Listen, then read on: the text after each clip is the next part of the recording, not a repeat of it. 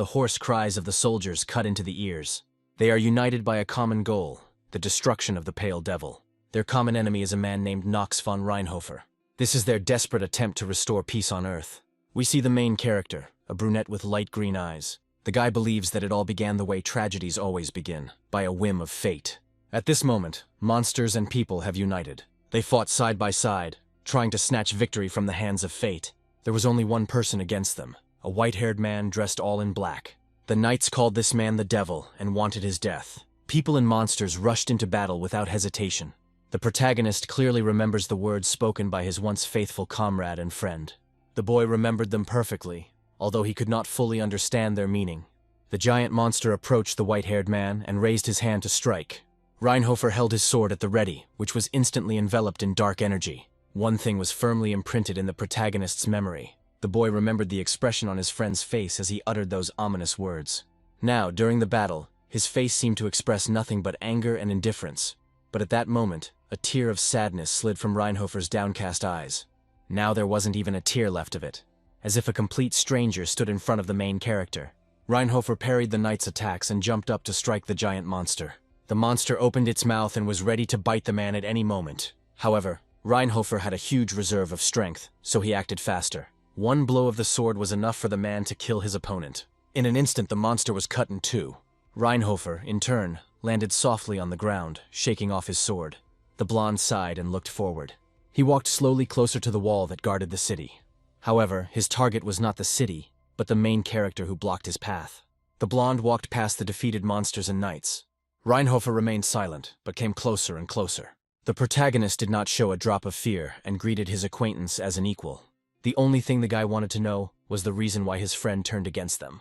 The white-haired man with purple eyes looked closely at his friend from the past. Reinhofer felt like he had heard these words before. A girl he knew also asked him this question. She was interested in why the guy made a deal with the devil. Reinhofer chuckled and said that the guy reminded him of someone, but decided that there was no point in answering the brunette's question. The protagonist replied that it might not matter to Reinhofer, but it was very important to him. The blonde said that if the guy wants to know the answer, then he has only one right path. To do this, the brunette only needs to take his life, and only after that will he be able to find out the truth. The protagonist said that if this was Reinhofer's true wish, he would fulfill it right now. After this, the guy opened his book and the defeated knights began to rise behind him. The protagonist's eyes lit up, indicating that he had used his powers. The guy pointed his left hand at his one-time friend and voiced an order. The undead, under the control of the necromancer, rushed into battle. However, these attacks did not pose a problem for Reinhofer. The guy dealt with the enemy in a few swings of his sword. It seemed that this would be enough to get rid of the undead. However, the next moment, under the influence of the necromancer's power, the undead rose to their feet again. The main character constantly supported the undead with his own powers. Thanks to this, the monsters remained immortal and continued their attack. Reinhofer continued to repel attacks one after another. His face reflected indifference, as if he didn't care that he was fighting with a person who was close to him. His eyes expressed indifference to what was happening. The more damage Reinhofer inflicted on the undead, the slower it recovered. Soon the undead's recovery potential ran out. When the monsters stopped rising, Reinhofer turned his gaze to the protagonist. The blonde walked slowly towards the enemy. A few moments later, he rushed into battle, saying that the guy had become much stronger. The main character turned the pages of the book.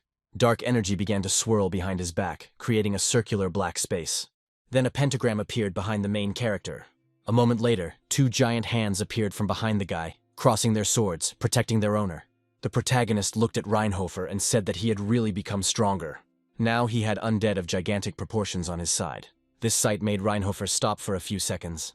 However, this did not cause him fear, so he called his assistant, with whom he made a contract. Reinhofer's expression finally changed from indifferent to extremely inspired. The young men's strength clashed, causing a shockwave that lifted sand into the air.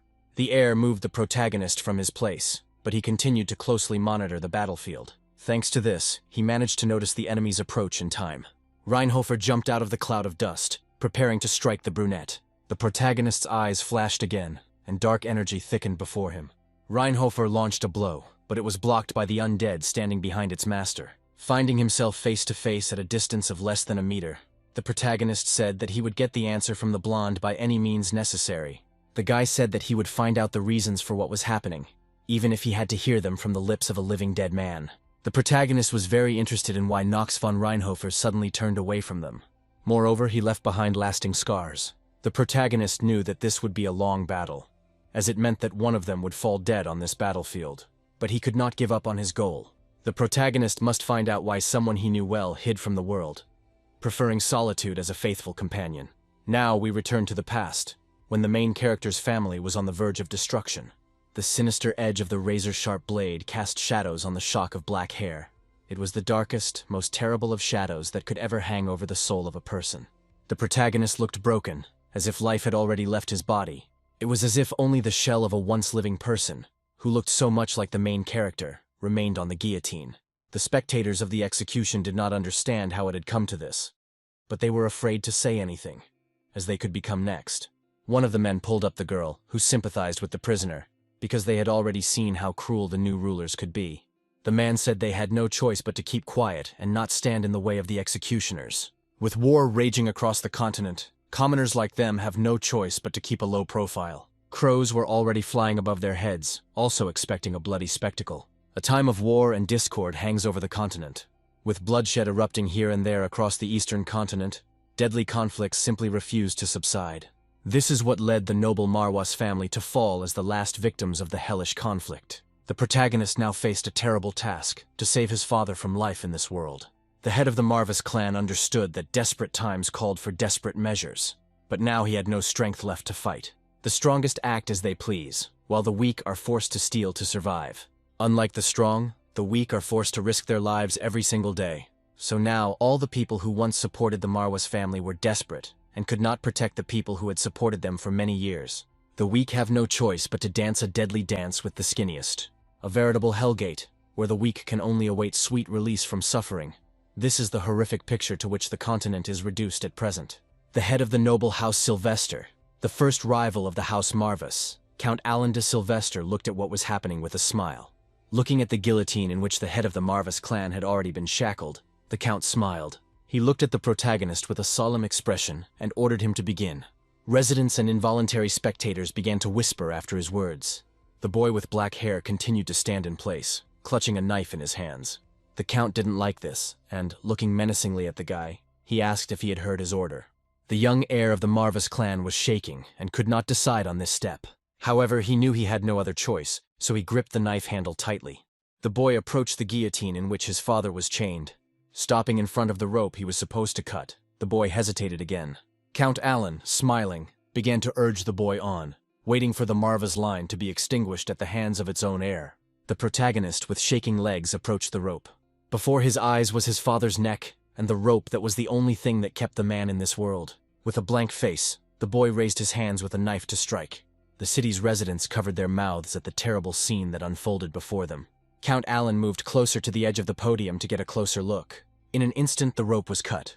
The protagonist thought that the dark truth was that the sound of human death was no different from the sound of a butcher's carcass being cut up. Drops of scarlet blood sprinkled the white cloth in the shape of the face of the last of the Marva's clan. His eyes at that moment looked lifeless, because his soul seemed to have faded away.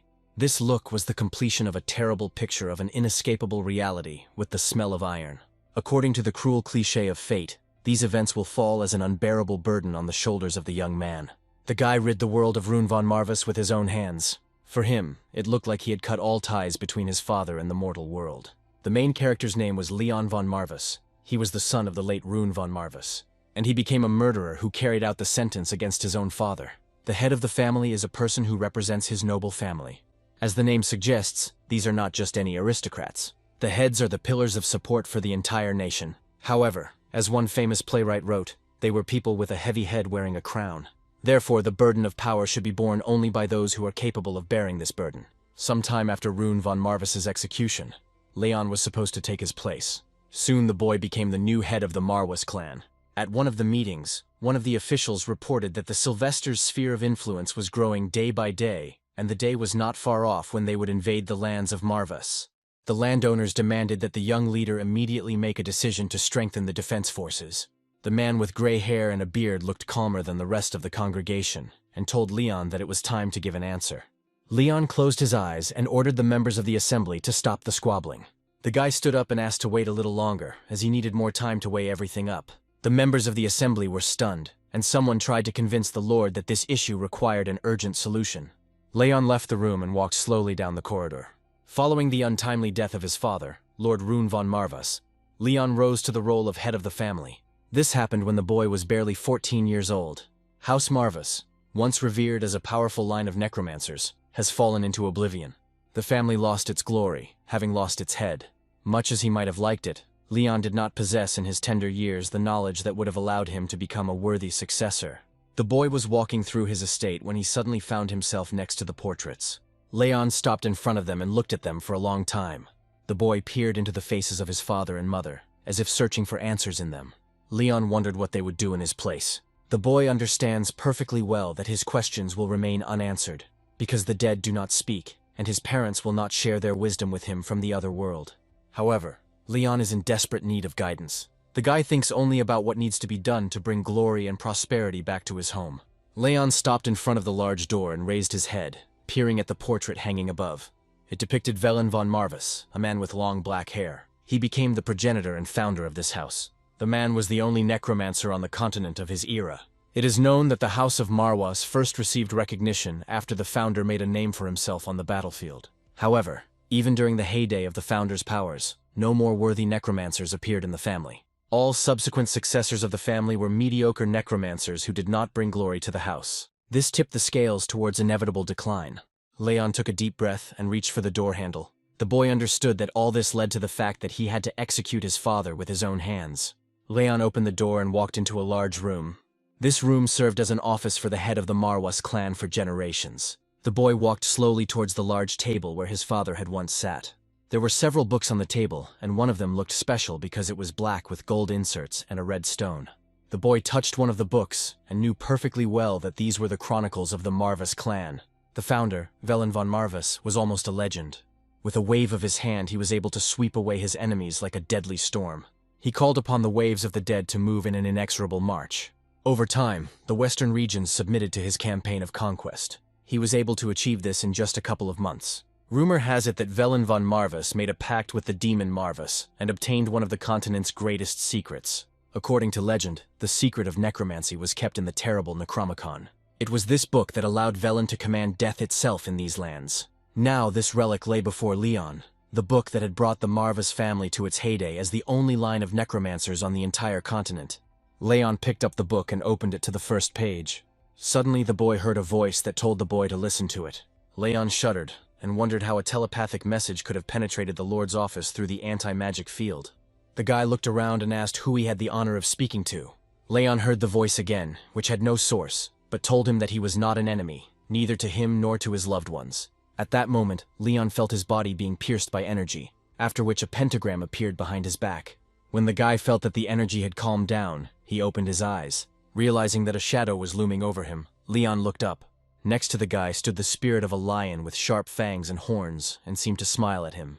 The guy looked around anxiously and realized that he had no support under his feet and seemed to be floating in the air. Without showing his surprise, Leon asked where they were now. The spirit looked at the boy in surprise and asked if the boy's predecessor had told him about his existence. Leon was a little confused, but then asked if they meant his father, Rune von Marvas. The lion pricked up his ears and said that this was exactly the name of the book's previous owner. The spirit said that he felt that the thread that connected them was broken. The next second, the lion became angry and said that it was not in vain that he was worried about the kindness that was excessive for the ruler of the dark race. The spirit said that he should have realized that Rune's death was approaching anyway. Lev looked at the boy and asked that the only thing that mattered now was who killed his father. Leon raised his head and said that if we talk about who exactly killed his father, then he did it personally. The guy confessed that he killed his own father with his own hands. The spirit became angry and a strong wind arose in space. Leon lost his balance and was carried away from the spirit in space. Lev asked the guy again who really killed Rune von Marvas. The spirit looked like it was ready to pounce and tear Leon apart at any moment. However, the guy didn't seem to be bothered by this at all. Feeling his balance, Leon raised his head and repeated his answer. The boy looked at the spirit with glowing eyes and said that he himself killed his father. Leon didn't feel even a shadow of fear before the demon. He stood in his place, awaiting reprisal from the angry lion. Leo was sure that everything was not so simple, so he used his abilities. The spirit's eyes lit up and he growled at Leon. Dark energy burst out and filled the space, saturating the guy. Memories began to flash before the spirit's eyes, and he learned the truth. He saw a man with a severed head, with whom he had already made a contract. Leo saw that Leon had done this against his will and that he was feeling pangs of conscience and shame for it. The magic retreated, and the spirit leaned towards the guy, saying that he was not telling the whole story. Leo said that even though the hand that cut the rope was Leon's, that didn't mean he was his father's killer. The boy bowed his head and said that the spirit knew for sure that this did not absolve him of guilt for what had happened. Leo sighed and looked at the boy, and decided that for now it was worth putting aside the despair that was beyond his comprehension. Leon looked back at the spirit and said nothing more. Lev felt an aura of darkness inside the boy, an all-consuming abyss lurking behind the outer shell.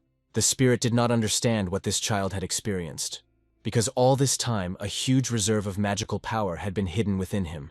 Leo saw more than people were given, so he felt the energy emanating from Leon. The guy was like a concentration of the dark forces of his kind. Beneath his feet were many dead people, ready to obey any of his orders. Leo couldn't believe what he saw because it was unthinkable. The spirit had dealt with the founder of the Marvis clan and was confident that Leon could surpass him. Leo looked thoughtful, as if deciding what to do next. After a few moments of thought, the spirit decided to introduce itself. He said that his name was Marwas, and he was one of the 72 demons of hell. Marvis turned away from the demonic world and preferred peaceful coexistence with people. He was a loyal friend of the founder of the Marvis family, Velen von Marvis, and became the source of the knowledge of necromancy that became the signature art of House Marvis. Leon looked up at the demon and said that there were legends about him. The guy said that according to legend, when their ancestor founded the family, it was a demon who taught the founder the forbidden art of necromancy. Marvis confirmed Leon's words and said that even though he was now bound to the Necronomicon, he was once a formidable demon. The boy remembered that he had been told a lot about the Black Lion Marvis. Our ancestors said that necromancy was in their blood. However, Leon did not look happy to meet a demon of his kind. The guy was more interested in the question of why Marvis ultimately left them without protection and help. The demon was a little confused by such accusations. He looked at Leon and asked why he had such an opinion. The guy replied that since the time of the forefather Velen, the House of Marvis had not produced any more necromancers of his level. Leon believes that this is a sign that the demon Marvis has turned away from them. The demon did not take the accusations too seriously, and said that he wanted to clarify one thing. He said that there was a reason why Leon and his family couldn't wield necromancy to its full potential. Leo said that it was because they were too weak to provide a suitable vessel. Leon was a little confused and asked what it meant. Marvis said that no one in Leon's family had abilities comparable to the shining talent that Velen possessed. The progenitor of the Marvis clan possessed truly impressive abilities that amazed even a demon. The fact that his children did not inherit this gift was the reason for the decline of the glory of the Marwas family. Leon placed his fingers on his chin and thought about the demon's words. After a while, the boy said that he believed Marvis, and the lion was a little surprised that Leon resigned himself so quickly. Leon said that this is the inevitable outcome for weaklings who suffer one defeat after another in war. Marvis asked if this was the reason why the boy also came to terms with the inevitable death of his father. Leon said that it didn't matter, because his father's death was nothing special. However, there was something else that Leon wanted to talk to Marvis about. The boy said that he would like to ask for one favor before the demon finally turns his back on their kind. Marvis grinned and said that he would prefer to refuse it. The demon said that a favor is an act of kindness, in which one of the parties is left with nothing, and any agreement with a demon should be treated as a deal. Leon said that it didn't matter, because the deal was about the necromancer's power. It was clear that Marvis was interested in the boy's words. Leon asked if the demon could grant him the power of a necromancer. Marvis sighed haughtily and turned away, asking what business his powers had with a guy like Leon. The demon asked if there was something special about the boy that would give him abilities. Marvis asked if Leon really believed he had the potential to develop these abilities. The guy replied that there was something in him, since the highest demon himself had honored him with a private conversation. Leon had heard that ordinary people would lose all their mana and begin to hallucinate just by talking to a demon. And when the demon has played enough, the person dies altogether. Leon decided that if he was still alive, it meant only one thing: he had at least some potential. Marvis looked at him doubtfully and thought that the guy was definitely not untalented and had an extraordinary mind. The demon turned to Leon and decided to remind him what a connection with a demon meant. The guy interrupted him and said that he already understood that he should regard this as a deal. Leon said he wasn't stupid enough to believe he had anything to offer in return. Marvis stood frozen in amazement for a few moments. After this, the demon burst into loud laughter. Marvis stood up and walked around Leon, saying that he agreed to make a deal with the young head of the glorious family of necromancers. Leon asked what the demon would demand from him in exchange for his abilities. Marvis bared his fangs, and the space began to fill with dark energy. The demon said that he would take every last piece of Leon's being. There was silence for a few moments, which was interrupted by the boys' light laughter. Leon smiled and said that he was very glad that his wretched nature was still worth something. The expression on the boy's face made even Marvis shudder. Meanwhile, there was silence in the assembly hall, which appeared after the young lord's departure. A gray-haired man named Kirchel, who was Leon's uncle, took the floor. The man said that there was something that united him and the young head of the Marwas clan. Kirchel believes that he, too, is endowed with a measure of power that allows him to make important decisions that affect the entire house. Looking around at everyone present, the man asked if there were any who disagreed with his statement. Receiving no objections, Kirchel said that, as the closest blood relative, he would take responsibility for making important decisions. The man looked around at the council members and said that he would let everyone present speak about his self-proclamation. One of those present, a man with short brown hair named Reuven, said there was no point in objecting, given the alternative of an immature youth. The man said that they could not leave their destinies in the hands of a naive child. The council member said that there was no more worthy candidate for the role of head of the family than Leon's uncle, Sir Kirchel. A short, plump man named Pullen expressed his doubts due to Leon being the only direct descendant of the previous head. The man said that there had never been a precedent in the family for an indirect descendant to be appointed head of the family. Reuven said that no one cares about precedents when every member of the family is under threat. The man reminded everyone that an army of bandits from the Sylvester clan was already marching on their doorstep. Reuven doesn't blame council members for doubting the proper succession. However, he is confident that if they choose an ignorant successor, the entire family will be condemned to death, and his priority is to stay alive. Pullen slammed his fist on the table and asked how they could say such a thing when each of them had been given a seat on the council by the previous ruler. The man said that in the name of this family they were obliged to fight to the last, and not bicker like a pack of jackals. Pullen thought that even if the current leader had not yet consolidated his power, he would not stand aside. A man cannot simply watch as his own uncle tries to usurp his rightful place as heir to the Marwas clan. Pullen bent under the pressure of Kirchel, and asked for the help of the late head of the family to descend upon him. The man hated that Rune had left them to be torn apart by the shameless vulture, who now looked very angry. Kirchel stood up from the table and said that although Leon was still young, he already had one faithful ally on his side. Pullen turned to the man and asked him to be frank about his intentions. Kirchel said that fiercely devoted people like Pullen often lack insight. This is precisely why men now do not fully understand that they have no right to choose. Pullen winced as Kirchel slowly walked towards him. The closer the man came, the lower Pullen sank into his chair. Kirchel placed his hand on the man's shoulder and asked him to accept his wise advice with all clarity. Dark energy began to surround the man, and it gradually spread into the space around Pullen. Kirchel asked if the man really thought he had gathered them all today because he cared so much about their opinions. Pullen closed his eyes and only now realized that all of this had been planned in advance. Kirchel warned the man that he must now think about every word he said. He asked Pullen to do this, not for himself, but for his family. Continuing to exert force on Pullen, Kirchel said that they were all gathered here for one purpose. The man said they all had to make a difficult choice about the lesser evil for this house. Kirchel warned Pullen not to stand in the way of their survival. He asked the man to allow them to use their wisdom to set the right course. Pullen tensed up and apologized to Mr. Rune for not being able to help his heir. Meanwhile, the demon Marvis was still in some confusion after Leon's words. The boy looked expectantly at the demon who had promised to make a contract with him. Marvis seemed to catch something strange and mysterious in Leon's gaze. After some time, the demon said that everything was fine except for one thing. Leon looked questioningly at Marvis, as if he was trying to deceive him. The demon said that with this change in their contract, the true extent of his powers would be curtailed. Marvis remembered Leon's father, Rune von Marvis, who was gentle and naive for a contractor. However, even so, Rune had a much larger reserve of mana than what Leon currently had. Leon remembered that any demon making a deal with a human must drink the contractor's magical powers to replenish its reserves. The guy asked the demon what he should do for this. Marvis said there was one wonderful thing, but they would spare Leon's mana for now.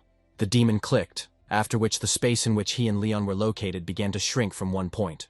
Soon the guy found himself back in the room, and there was an open book lying on the floor. When the magic stabilized, in Marvis's place sat a small animal, resembling a lion cub and a spitz. Leon looked appraisingly at the creature sitting in front of him. Marvis said it would be quite difficult to maintain this form for too long.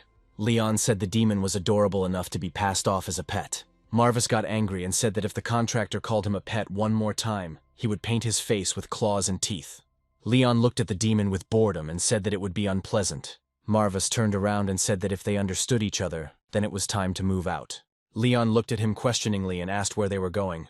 Marvus asked the boy if he wanted to gain power comparable to his ancestors, to which Leon answered positively. The demon said that in that case the guy needed to follow in the footsteps of his predecessor, so now Leon must literally follow his example. The guy rubbed his chin and said that it sounded quite logical. The full moon shone above Leon's head, distracting him from his conversation with the demon. Manhwa said that they would go to the hidden shrine of his ancestor. The demon warned that Leon would have to risk his life on this journey. Looking at the guy, Marvus asked if Leon was ready to follow him no matter what. The boy tilted his head and asked why he was even asking about determination. Marvus was sometimes amazed by Leon's straightforwardness, but it made him smile. The demon moved forward and said that he would show the way if the boy was able to keep up with him. Without further ado, Leon followed the demon. Soon the road led them into a dark forest, which was barely illuminated by the moon hanging high in the sky.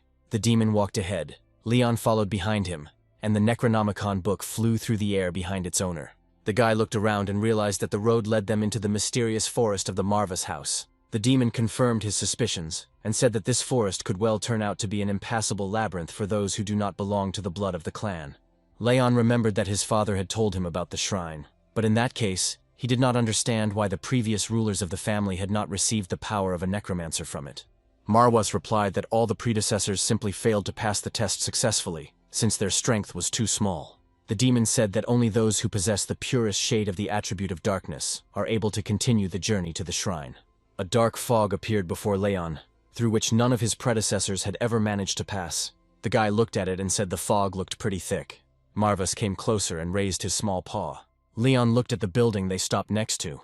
After this, Marwas said that it was time to begin the test. Leon walked through the archway and the demon followed him.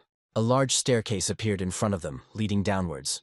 Leon heard a voice that called him a descendant and allowed him to enter, and only after that did the guy move forward. The lower they went, the darker it became, and the walls began to darken with vegetation. Marvus said that the boy should be careful, since from now on there would be no help from him. Leon recalled that the demon had already said that this was a test of his fortitude. Marvus replied that this was true, but still gave the guy one last piece of advice. The demon said that Leon must always follow the instructions given in the Necronomicon. The book flew closer to the guy and began to glow. Marvus grinned evilly and said that the book would lead him to the desired reward, the power of a necromancer. Without saying another word, Leon moved on. The Necronomicon flew ahead of the guy and illuminated the way. At some point, the guy's attention was drawn to a growl coming from one of the passages. Leon turned in that direction and began to listen. The guy decided that this was where he should go, and soon he found himself in a room illuminated by a green flame. Leon's first test awaited him in his room. The room was filled with ferocious orcs who were already prepared for battle. Leon's attention was drawn to the mooing sound coming from the side. The guy turned his head and saw a tied-up girl. The stranger was surrounded by armed orcs. The girl had bright blue eyes and long dark hair, and she looked at Leon with tears in her eyes. The orcs looked angry at being interrupted. Leon decided to turn to the Necronomicon for advice, so he picked up the book. The book opened and found the most suitable page with recommendations on its own. On this spread, Leon's predecessor wrote that he was leaving instructions on how to maximize the potential of the sacred relic. The first secret of the Necronomicon was the raising of the dead. Leon seemed to forget where he was at the moment and began to read. The tunnels of the dungeon were filled with the sounds made by the orcs. As soon as they saw the threat, they immediately took a defensive position. The rest of the monsters didn't wait and attacked themselves. Leon ignored them and continued studying the notes. The guy read in the Necronomicon that he would first need to take a life. Leon turned the page and realized that this step was inevitable. The boy closed the book and threw it into the air where it froze. After this, Leon's eyes lit up and he pulled a dagger from its sheath. He looked around appraisingly, searching for a suitable victim. The only person in front of him was a girl captured by the orcs. The orcs were not going to let their prey go, so they blocked Leon's passage to the girl. The guy understood that he had nothing to lose in any case, so there was no way back. The next moment, the orcs were the first to start the battle. The leader of the monsters was about to strike the first blow and rushed at Leon. The guy kept his voice cold and did not rush his actions. Leon dodged to the side to avoid the blow. The orc was about to kill the guy with one blow, but when his victim dodged, he found himself in a defenseless position.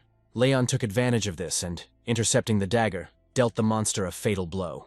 The next second, the orc's large body fell to the floor. Leon looked at the other orcs and said that this would be the first life sacrificed. The boy remembers the times when his father was still alive and they went with him to the cemetery. Rune brought little Leon to the graves and told him that he should listen to him carefully. The man asked what exactly the great house of Marwas attached the greatest importance to.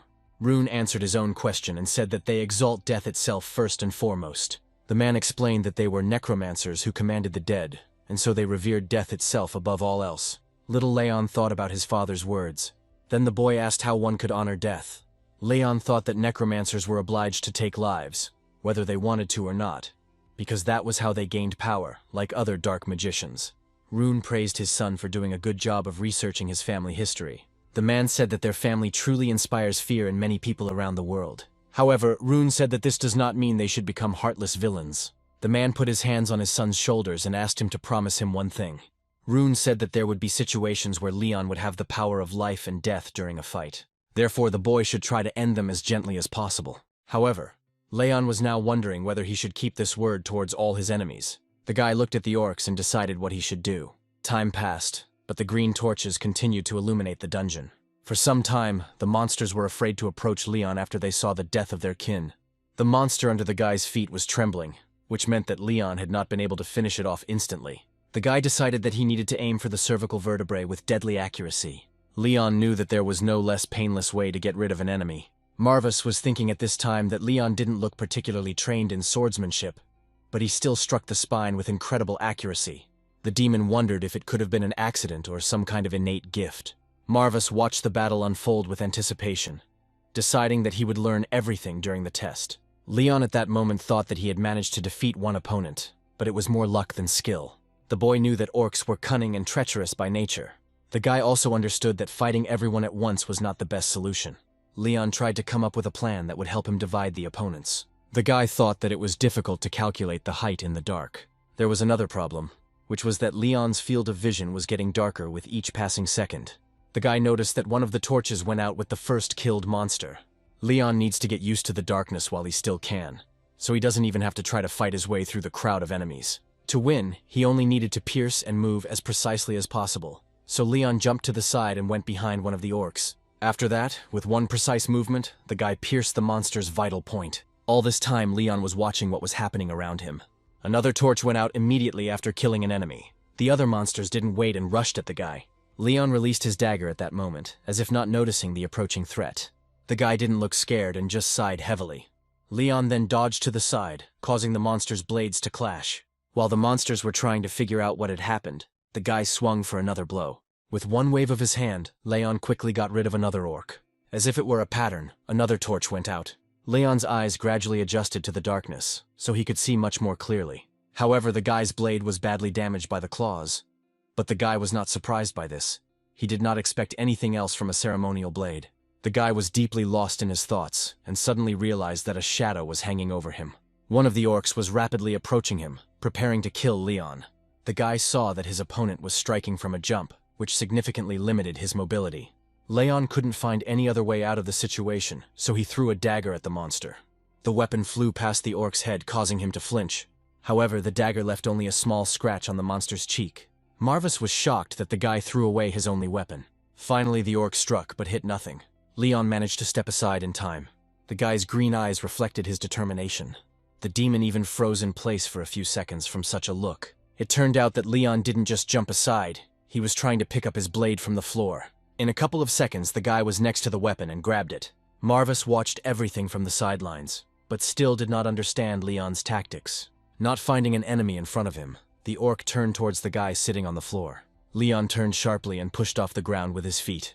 The guy got close to his opponent faster than he expected, so he was able to hit him with a dagger. Leon understood that this was not the most successful blow, which would not lead to a quick death. The next moment, the guy slashed with a dagger, finishing off his enemy. Another monster fell at his feet, defeated. Leon turned around and walked on.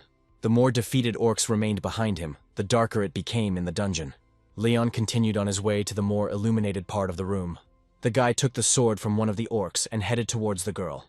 The girl trembled and looked at him with hope. Leon removed the rope that was preventing the girl from speaking, and she sighed with relief. The girl began to cry and thanked the guy for saving her. However, the next moment her eyes widened in horror. Leon did not help her. He released the ropes and then pierced her with his sword. The guy's eyes glowed in the darkness, making his gaze cold and frightening. Leon released the sword and said that he remembered another piece of wisdom his father had said. Rune told him about the monsters that could imitate human appearance, which he had encountered during his travels across the continent. The guy once again thrust the sword into the body of the girl, who continued to look like an ordinary person. However, this did not last long, as the stranger's face transformed as she howled in pain. The girl developed fangs, and long claws grew on her hands. Leon said his father taught him that those who deceive others by taking advantage of their trust do not deserve a quick death. Rune said that such monsters must experience the same despair and fear that their victims experienced. Leon smiled and said that in his opinion the girl deserved him to teach her a lesson in pain and despair. The next moment the dungeon was filled with the scream of Leon's victim. Soon, the last torch in the room went out, signaling that the last monster had fallen. Meanwhile, the new self-proclaimed head of the Manhwa's clan celebrated his rise. There were many guests and dancers in the club. Kirchel sat hugging two young girls, and was happy that the Manhwa's house would soon be in his hands. The fair-haired girl supported him, saying that no one would dare to oppose the decision of the honorable gentleman. The brunette sitting on the other side said she couldn't believe a man would use the Sylvesters to get what he wanted. The fair-haired girl admired the fact that the man made a deal with the enemy in order to rise to the top. Kirchel said that the girl flattered him, but for a while he would still have to bow before the Sylvester's house. However, the man believed that even this was much better than serving a youth who would inevitably drag Marvis down the path to extinction. Kirchel said that he did everything right, and winners are not judged. Reuven was also present at the celebration, and watched Kirchel's fun with a smile. When the topic turned to Leon, Reuven asked what the new head planned to do with the legal representative of the Marvis family. The man said that the people in the estate were still deeply loyal to the previous headman, Runu.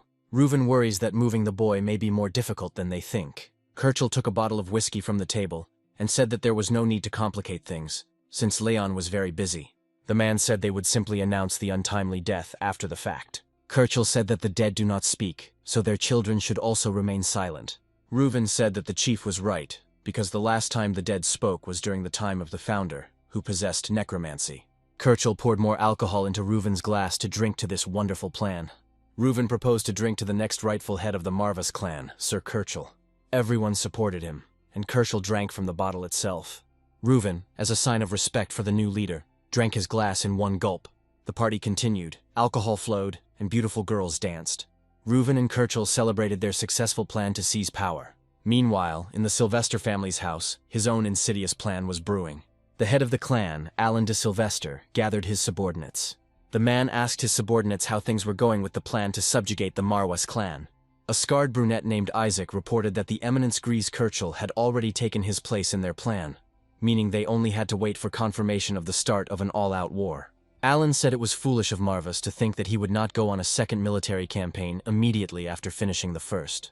The leader knocked down the opponent's king on the chessboard, and said that this made their task easier. Isaac said this would not have been possible without Alan's excellent strategic thinking. The leader looked at Kirchel's photograph and once again recalled his name, calling him a scoundrel. Alan said no one could have imagined that the centuries-old history of the House of Marvis would come to an end at the hands of a short-sighted traitor. The head of the family, Sylvester, was looking forward to this wonderful night that awaited them. Alan waved his hand and said that everything should be ready on time, to which his subordinates bowed their heads. The headman waited impatiently to hear the sweet sounds of despair, now from his son and not from his father. We return to the dungeon again, where Leon is tested by the demon Marvis. The guy was holding a sword in his hands, which was completely covered in blood. When the last enemy fell, the last torch went out, bringing with it complete darkness. Leon began to wonder if this was the last monster, or if there was a threat waiting for him in the darkness. A few moments later, the dungeon was illuminated by a bright light. The previously extinguished torches, which had previously burned with a green light, lit up again. However, this time the fire looked natural, which made the room brighter. The fire crackled slowly, as if to say that the test was over. Leon looked at the torch and sighed, pushing his hair back from his eyes. A few moments later, Marvis's joyful cries were heard. The demon jumped on Leon and said that he had never seen such crazy contractors in his memory. The guy turned towards Marvis in surprise, but did not have time to move away. The demon landed on Leon's face and caused him to fall into a pool of blood. Marvis said the boy had enough guts to survive a full orc camp, if only he could control himself. Leon silently endured the pause crushing his face and said nothing. Marvis was also surprised that the guy was able to easily understand that the girl was actually a monster. Leon sat up, removing the demon from his face, and said that if possible, he would like to avoid a camp full of demons. Marvis continued to look at the guy with a smile. Leon had heard that orcs despised humans more than any other species. The guy wanted to say something else, but the demon interrupted him. Marvis was more interested in how the boy was able to understand that the last monster was in cahoots with the others. Leon looked at the demon as if he was upset that he had not been heard out completely. However, the guy did not focus on this and said that it was all about the torch. Leon said that when he dealt with all the monsters, one of them was still burning while the others had died out. Marvis listened to the guy with impatience and asked him to continue. Leon said he immediately noticed that the torches were burning a slightly different color than before. This was the first thing that caught the guy's eye. As he walked through the tunnel, the color of the flame was normal. Meanwhile, in this room, the flame in the torches was greenish. At first glance, Leon recognized them as the shadows of the dead. There were many signs that his guesses were correct. The guy was finally convinced when, with each killed monster, these torches went out, one after another. When the boy killed all the goblins, the torches should have gone out. However, one torch still burned with a green flame. This gave Leon the idea that there was another monster hiding somewhere. Looking at the girl, the guy realized that as long as this monster was alive, he would not be able to go further. At this point, Leon's story ended, and he continued to look at Marvis, sitting in a pool of blood. The demon sat opposite the guy and didn't know what to tell him. The new contractor's cold-bloodedness seemed frightening even to Marvis. The demon didn't expect that a 14-year-old boy would be so smart in harsh conditions. Even Marvis understood that when someone's life is on the line, it's not so easy to read the situation. It would be even more difficult for an unaccustomed person to act without hesitating for a second. And yet Leon handled it flawlessly, dealing with all the enemies on his own. This outcome of the test made Marvis feel proud. The demon understood that there was something more hidden within the boy than a good supply of mana. Marvis believed that Leon might have something very special within him. A truly devilish smile appeared on Marvis's face, and he thought that this was very intriguing, and he was eager to see what would happen next. At the demon's command, the Necronomicon flew closer to Leon again. Marvis said that since the boy had passed Velen's first test, they could move on to the next one. The Necronomicon opened again to the page Leon had recently read. The boy saw the inscription again, which said that first he would have to take a life. Leon picked up the Necronomicon and continued reading. The book said that after this, the fallen must be raised. The guy didn't quite understand what this meant. Leon looked at the bodies of the defeated monsters and didn't know how to do it. However, the further he went, the more sinister his smile became. Leon clearly enjoyed everything that was happening. The guy realized that they were talking about the living dead. Marvis confirmed his words and told him to look at the monsters the boy had killed. Leon obeyed the demon's instructions and looked at his victims. Marvis told the boy to direct mana to his eyes to expand his field of vision, and the boy did so. After this, Leon was supposed to see that from each body, there was a thread leading in an unknown direction. However, the guy had a clear picture of how all the threads were leading to the Necronomicon. The lines were consistent and moved only in his direction. Marvis said that necromancers among themselves call this the death line. Leon said that these are lines that lead beyond the brink of death, which means that these threads connect the souls of this world with the other world. The demon confirmed the guy's suspicions and came closer to the threads. Pulling one of them, Marvis said that necromancers separate the lingering souls of the dead from their bodies in order to bring them back to life. Necromancers return souls back to bodies, mixing in a little of their own mana. This causes the bodies to rise as living dead. Several monsters rose from the ground and marks appeared on their foreheads. Marvis waved his hand and said that he would demonstrate the principle so that Leon could understand it through experience. One of the orcs rushed at the guy with a sword in his hand. Leon knew that Marvis would not harm him, so he remained in his place. The monster stopped a meter away from Leon, extending its sword in his direction, but did not move from the spot. Marvis said the process is often seen as a form of branding. The demon said that there were other ways to create undead puppets, but Marvis decided to save that for later. Leon closed the Necronomicon and rose to his feet, saying that he understood everything. Marvis stepped back a little and said that now the guy himself could try to create a living dead person. Leon asked if he could ask one question that had been on his mind before he began. Having received an affirmative answer, the guy said that his predecessor had said that turning a person into a living dead person is much more difficult than turning a monster into a monster. Leon asked if the demon thought the boy could reach the level that would allow him to convert people. Marvis said the guy said it as if he might need it soon. Leon said that perhaps this was so, to which the demon asked who this unfortunate man was. The guy's face reflected anger, and he said that it was Kirchel von Marvis. Leon said that this is his only uncle. Meanwhile, the celebration of the self-proclamation of the new head of the Marwas clan continued. Reuven and Kirchel had already drunk quite a lot and were tipsy. Two young girls continued to hang around Kirchel, pouring him alcohol. There was only one girl next to Reuven, who also showed him signs of attention. Kirchel said that the previous leader was a fool, and yet, the man's life is improving after Rune's death. The man said that this was a natural state of affairs for fate's favorite. Reuven agreed with him and said that all that remained was to take care of the last heir. The man said that the burden on the leader's shoulders would immediately become lighter once they got rid of Leon. Kirchel waved his hand and said that killing a boy was a simple matter. The head raised his glass and said another toast in honor of such a significant event, which was especially precious to him. The next moment the hall shook as if an earthquake had started. A few moments later, the rope that had previously held the chandelier snapped. A huge chandelier fell from the high ceiling onto the table that stood between Reuven and Kirchel, scaring the guests. Kirchel didn't understand what was happening, and the brown-haired woman next to him said that this institution was guarded by a powerful magical artifact. The girl said that it would take something more powerful than the wind to shake the entire building. Kirchel heard a strange noise coming from the front door and told the girl to shut up. The man asked who dared to disturb them, since no one dared to attempt his life on the territory of Marwas. On the other hand, Kirchel heard the voice of his nephew, who asked why his uncle was so confident in his words. Leon, who had managed to change into all black, appeared from behind the tool. Kirchel took this calmly, as if any threat to him had disappeared the moment he saw his nephew. The man called the mercenaries to him and called Leon the young head of the oppressed clan.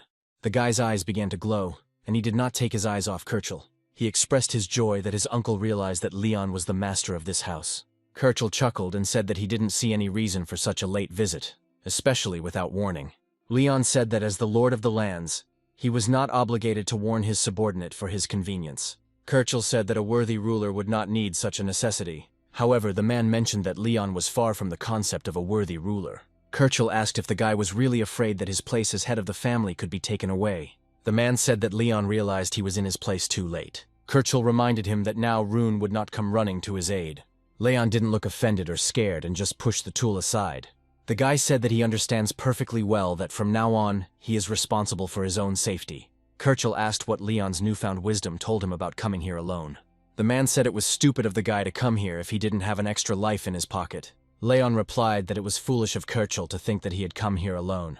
All of Kirchel's confidence evaporated, and he asked warily what they were talking about. The next moment the man felt a surge of dark energy. Kirchel felt that it was not just magic, but the magic of darkness that filled this place. The man remembers these sensations, feels an abyss far more vast than that familiar to a mere mortal. The next moment something happened that Kirchel could not have expected. The living dead began to rise from the darkness. Leon climbed down from the windowsill and confirmed his uncle's suspicions. With each passing moment, there were more and more monsters in the hall. They were all under Leon's control.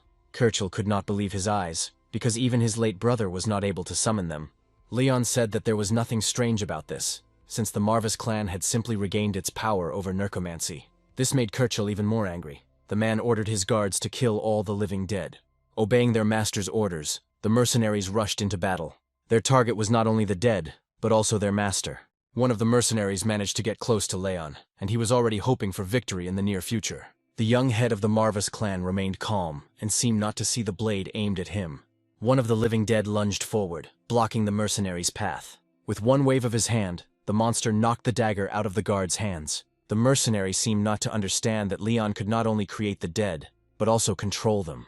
He was amazed that the monsters were putting up resistance. Meanwhile, the living dead wasted no time and struck the mercenary. In an instant, one of Kirchel's people was gone. The man looked confused as the defeated mercenary fell dead. An animal horror appeared in his eyes as he realized what was actually happening now. The monsters killed his people one after another, without a shred of hesitation or remorse. The living dead slowly but surely cut a path to Kirchel. At some point, the man began to back away, trying to get behind his guards. The battle continued, and Leon and his squad of the dead were winning. Kirchel watched this from the side and understood that something strange was happening. This was already far beyond the ordinary. However, Kirchel also possessed magic, although not suitable for necromancy. The man believed that if his eyes did not deceive him, Leon had mastered the art of necromancy. However, none of the predecessors, except the founder of the Marwas clan himself, succeeded in this. Kirchel formed a magical sphere in his hand. Magic began to thicken above him, indicating that he was preparing for battle. Kirchel asked what Leon had done that he could create this parody of the founder's power. The guy asked if it was really so strange that the head of the Marwas clan could control the dead. Kirchel shouted that this was pointless, because the art of necromancy had long been lost and sunk into oblivion. The man said that even Rune, Leon's father, had not been able to use it during his lifetime. Kirchel asked if the boy really thought he would believe that Rune's useless offspring was any different. The man said that he was not going to take part in Leon's performance. Leon said that his uncle's lack of faith left him with no choice but to prove the truth of his words. The guy warned that this was an extremely stupid choice on Kirkle's part. Leon directed his power at the living dead that were under his control. The monsters sensed their master's mood and began to rumble angrily. The next moment they rushed towards the enemy. Kirkle, with his magical sphere, looked incredibly pathetic against his nephew's reception. He himself understood that his strength would not help him cope with this misfortune. The man threw the sphere with all his might towards the living dead, ordering them to get away. Having reached the opponents, the sphere exploded, burning the monsters. The scorched dead stopped their advance. Kirkle thought his move had worked and he had gotten rid of the dead. One of the monsters staggered, its face scorched, revealing its skull. For a brief moment, the light in the dead man's eyes went out and he staggered. However, a second later, a flame appeared in his gaze. The monster became even more ferocious than before and immediately rushed into battle. Kirkle, who had previously looked pleased, panicked. The man ordered his guards to immediately help him and drive away all the monsters. However, when he turned back, his eyes were filled with despair. All the mercenaries had already been killed by the living dead. Kirkle cursed and pulled another cloud of magic from the large sphere. The man directed streams of magic towards the monsters. This slowed the dead for a moment, but as much as Kirkle didn't want to admit it, his skills in magic were only slightly superior to a beginner's. Kirkle's abilities were also dulled by the amount of alcohol he drank. The man looked towards Leon and warned that he would regret such treachery, because after something like that, there was no getting away with it. While Kirkle directed his indignation towards his nephew, one of the living dead crept too close. The monster thrust the sword into the man's right side. Kirkle's lungs immediately filled with blood, causing him to cough. The man lost his balance but continued walking towards Leon. With his last strength, Kirkle formed another magical sphere. However, it began to crumble in his hands before he could use it. Kirkle asked what right Leon had to go against his own flesh and blood, and said that the guy could not be forgiven. The boy said he remembered a treatise on the history of the continent that he had studied with his father. Leon said that there are winners and losers, and hindsight always calmly separates these two concepts with the passage of time. Kirkle got angry and asked what right the guy had to teach him. Leon said that a person as emotionless as I was had yet to grasp the true meaning of that treatise. However, the guy said that he still understood something from what he read. Leon said that forgiveness is the privilege of the winner. The guy recalled that Kirkle himself was once in the winner's place. Leon assumed the man had thought so when he stabbed his brother in the back and bargained for his life. But times were changing. Kirkle got angry and told the guy to shut up. Leon initially wanted to address the man as his uncle, but then corrected himself and addressed him by his first name, as if there was no family connection between them. The guy said that he would not wish Kirkle a happy journey, but on the contrary, he hoped that he would suffer at every step. Leon promised that he would cherish this day when he crushed Kirkle von Marvis. The guy said that as punishment he would take away Kirkle's hope for tomorrow. The next moment, the living dead rushed into battle. Leon pointed at the victim with his hand and remained calm, even though the target was his own uncle. The guy said that he would do this on behalf of the head of the Marvis clan in person. A second later, the sword of one of the monsters fell on Kirkle, ending his life. The monsters continued to abuse the man's body for some time. Leon watched what was happening calmly and had no intention of stopping his dead. Marvis came closer to the man's body and said that Leon was truly abnormal, as even Satan himself would shed tears at such a sight. The demon said that the guy had mastered the technique so well the first time that it felt like he had been commanding the dead for at least 10 years. Leon thought about his words and looked at his uncle's corpse. After a few moments, the guy just yelped. Leon smiled ominously and said that a funny idea had occurred to him. Even Marvis was scared and asked if the idea was so funny that it made you shudder. After some time, a meeting of representatives of the House of Marwas was convened. The men sat at the table and waited for the appearance of the new head of the Marvis Kirkle clan. One of the council members, named Louis, asked why they were holding another meeting at such a time.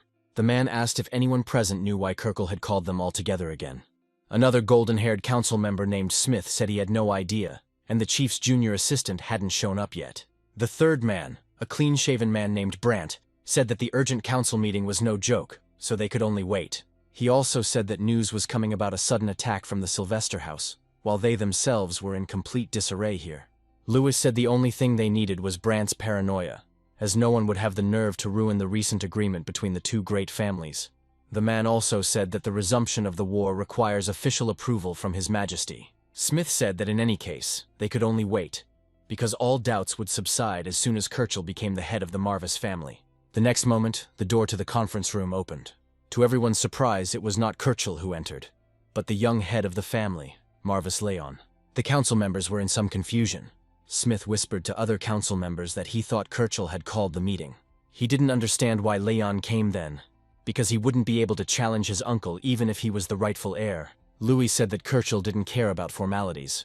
But then the purpose of Leon's visit remained a question. The young leader interrupted all the whispers of his subordinates with one glance. Leon approached the head seat and asked if the council members expected to see Kirchel in his place. The guy pushed back his chair and said that his uncle, unfortunately, would not be able to attend this meeting. Sitting down in his rightful place, Leon clarified that Kirchel was not able to do this. Louis did not understand what was being said, and asked the young leader what his words meant. Leon leaned back in his chair and announced that Kirchel was dead. The council members were shocked by this statement. Leon decided to bring some clarity to the situation and declared that his uncle had fallen by his hand. The guy folded his arms and said that he had answered all the questions from the council members. But were there any questions left unanswered? The council members looked at Leon in shock. They couldn't believe what they had just heard. Smith was the first to come to his senses and slammed his fist on the table. The man said that if everything Leon said was true, then they should be given a more detailed explanation of what actually happened. Smith asked how the boy could justify killing the most senior member of the Marwas clan council when they had just finished the funeral service for the previous head. Louis joined the conversation and reminded them that even if Leon was the head of the clan, he still had to report to them. Leon's gaze turned cold and he looked at the men with anger. The guy decided to voice what everyone already knew, but was afraid to say. Leon reported that Kirchel von Marwas was a traitor. The boy said that Kirchel had turned away from his brother and given important information to their enemy, House Sylvester. Leon reminded the council members that they had witnessed a man attempting to usurp his rightful place as heir to the family line. The young head of the family recalled another important detail in everything that was happening. He said he could not understand the reason why everyone present, despite the reasons for the immediate execution of the traitor, defended his honor. Smith began to understand that the fact that Kirchel had still not shown up for the meeting he had personally called confirmed Leon's words about his death. However, there was only one question running through everyone's minds. How could a man die at the hands of a 14-year-old boy? Despite Kirchel's death, the only thing the council members could think about now was that they had to worry about their own lives. The men understood that Leon was able to defeat Kirchel without giving orders to a single living soul, which is why he possessed phenomenal abilities. A man with brown hair named Harris rose from his seat and began to praise Leon, trying to cover up his discontent with flattery. Harris said that Kirchel got what he deserved for his terrible crimes. The man suspected that Leon had dealt with his uncle using some powerful magic. Smith immediately realized what Harris was trying to do, so he decided not to miss the opportunity and start justifying himself. Smith stood up from his seat and said that they had nothing to do with Kirchel's actions, and insisted that they did not even know what was going on. Leon quickly put an end to all conversations by tapping his finger on the table. When the council members turned their attention to him, the young head of the clan told them to remain silent. Leon said that all their statements did not absolve them of responsibility for the crime of negligence in relation to the conspiracy under the roof of the Marwas house. Harris began to understand that all their words to Anna had no meaning for the guy. Brandt said that words prove nothing, and asked if there was any real evidence that Kirchel was a traitor. The man expressed his concerns that Leon, due to his inexperience and haste, could have killed an innocent person. Leon said the council members responded exactly as someone far more insightful than himself had predicted. The conversation was about Marwas, who at that moment was sitting on the guy's shoulder, but remained invisible to the others. The demon had told Leon exactly how the council members would act, and now he was laughing. The young leader understood that it would be impossible to uncover the crimes of the council members until they were intimidated. Leon took out the Necronomicon and asked again if the men really needed proof of Kirchel's crime. Without waiting for an answer, the boy said that he would demonstrate the betrayal of Kirchel von Marwas. The next moment, the room began to fill with dark energy, causing the council members to jump from their seats.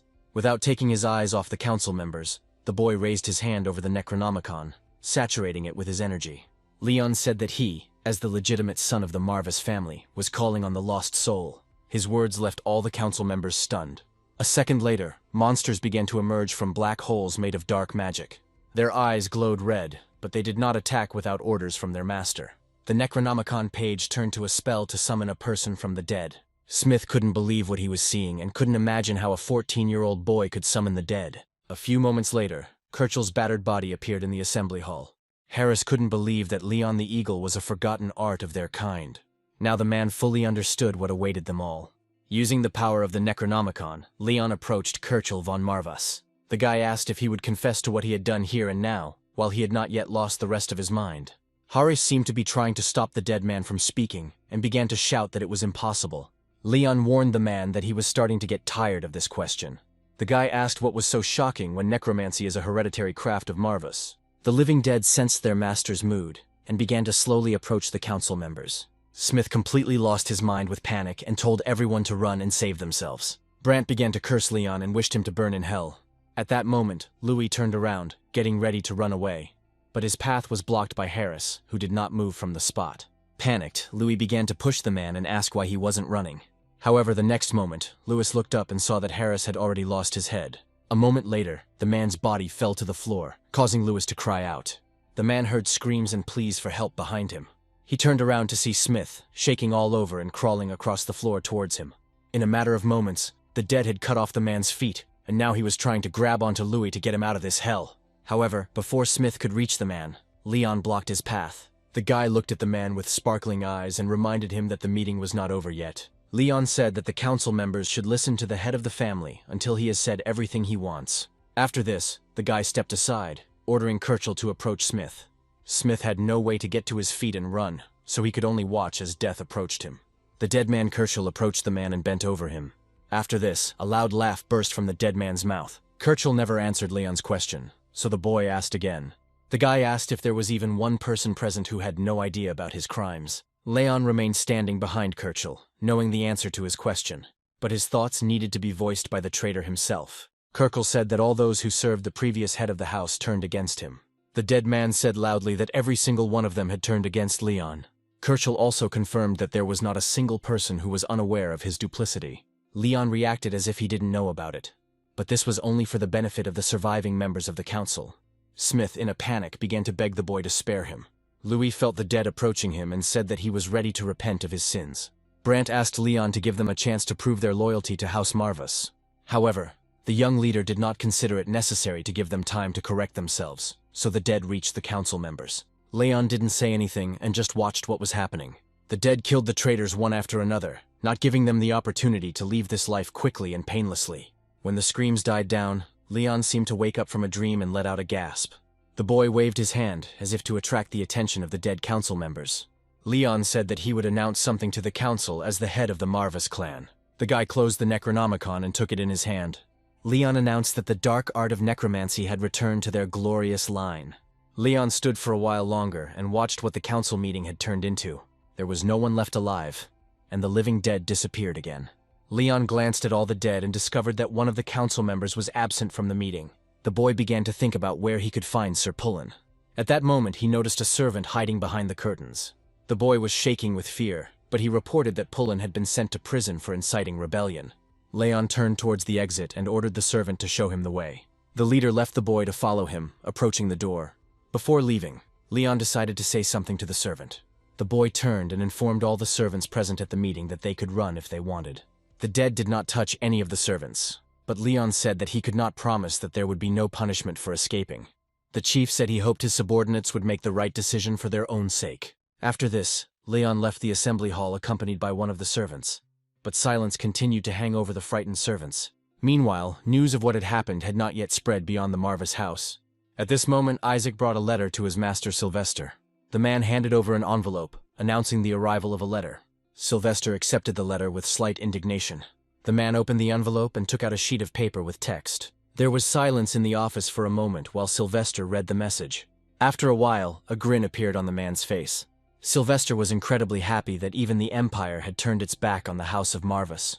Isaac said that there was nothing surprising in this, since they had nothing to boast about other than the deeds of their ancestor. The man said that the Marwas family's capital and labor force were simply ridiculous. Sylvester agreed with him and said that Marvus had even less capital than labor force. Putting aside His Majesty's permission to start the war, the leader said that they would proceed as planned. Alan said they would finally bring House Marwas to its knees next month when the Noble War broke out. Sylvester asked how things were going with his latest order, and Isaac replied that everything was going as planned. Alan smiled and said that they had no options left for defeat. Isaac said that Marvus would only be saved by a full-fledged necromancer, who would illuminate the Marvus line with his presence after a century of mediocrity. The man joked that they would only lose if the great Velen von Marvus rose from the dead. In other words, Isaac claimed that the Marwas family had no chance of salvation. Alan liked this attitude of his subordinate, the head of the house Sylvester, said that in that case, the war was entirely theirs. Meanwhile, Leon went down to the dungeon where Sir Pullen was imprisoned. As soon as the man saw his young master, he immediately threw himself at his feet, begging for forgiveness. Pullen blamed himself for allowing Kirchell's dark ambitions to corrupt his soul, thereby putting Leon in mortal danger. The man did not yet know what had happened to Kirchell and all the members of the council. He did not dare look up at Leon and said that he deserved nothing but death. Leon didn't look angry, but was just thinking about what he should do. The boy knew that Pullen was one of the few loyal vassals remaining in the house of Marvis, and the only one who openly spoke out against Kirchell. Leon decided that he had to recruit him at any cost, so he helped the man to his feet. The guy said he had too much to do and would need Pullen's help. The man continued to cry and asked what use he could be. Pullen was pretty battered after his time in the dungeon, and it was only after the man stood up that Leon noticed it.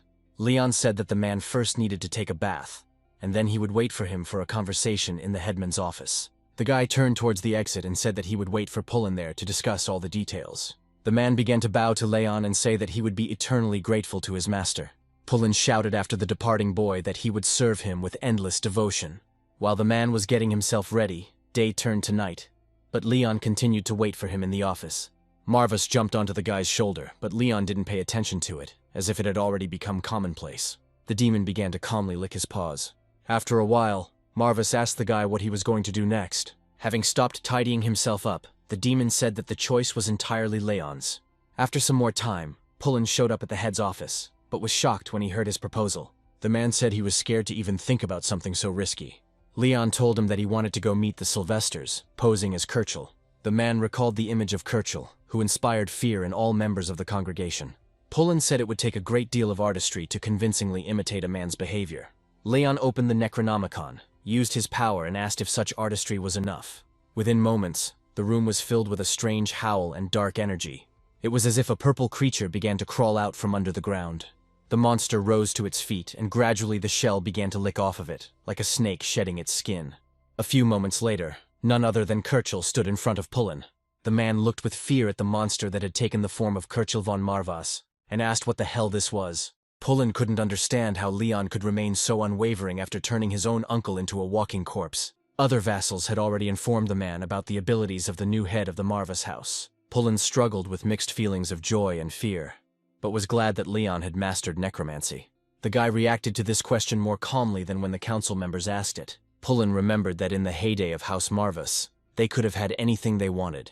The man wondered why the heavens had been cruel to them for so long. Pullen said that controlling the dead Kirchell would allow them to lead the Sylvester household by the nose for a while, but they would uncover the deception sooner or later. The created Kirchell said that the dead person is unable to reliably recreate the manner of speech, handwriting, and behavior of the individual. Leon said that this would have been the case if it had been Kirchell's own corpse. The monster raised his hand, ready to demonstrate his skills. The guy said that in front of Pullen now was a doppelganger, whom Leon was lucky enough to meet.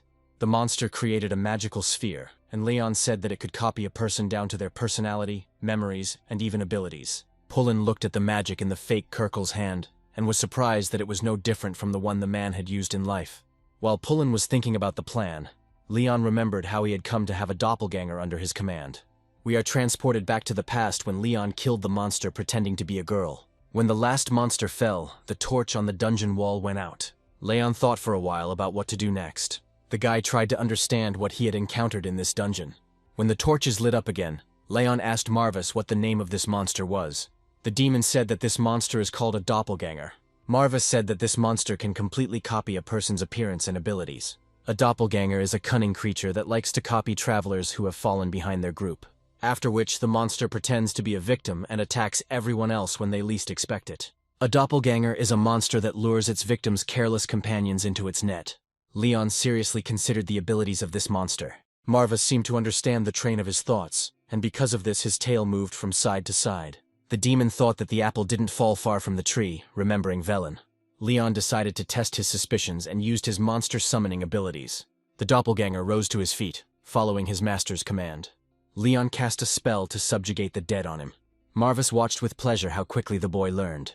Watching Leon's actions, Marvis thought that it was the right move on Velen's part to leave him for his precious descendant. The doppelganger stood before his new master. Leon looked at the monster that was emitting dark energy for a while. Marvis stood next to the guy, but said nothing. Leon turned to the demon and asked if he could do whatever he wanted. Marvis agreed. but warned that the doppelganger could only copy those whom the necromancer had encountered personally. The demon also said that the monster cannot copy a magically stronger target. Marvis turned to Leon and asked if he understood these things. The demon praised the guy for his talent, but still thinks that he is still just a beginner in this business. Marvis said that even if the boy sealed his uncle's soul, its loyalty would remain in question, and the soul could soon turn to dust. The demon said that Leon should leave the Marvis house only if he found a clear way out of the difficult situation.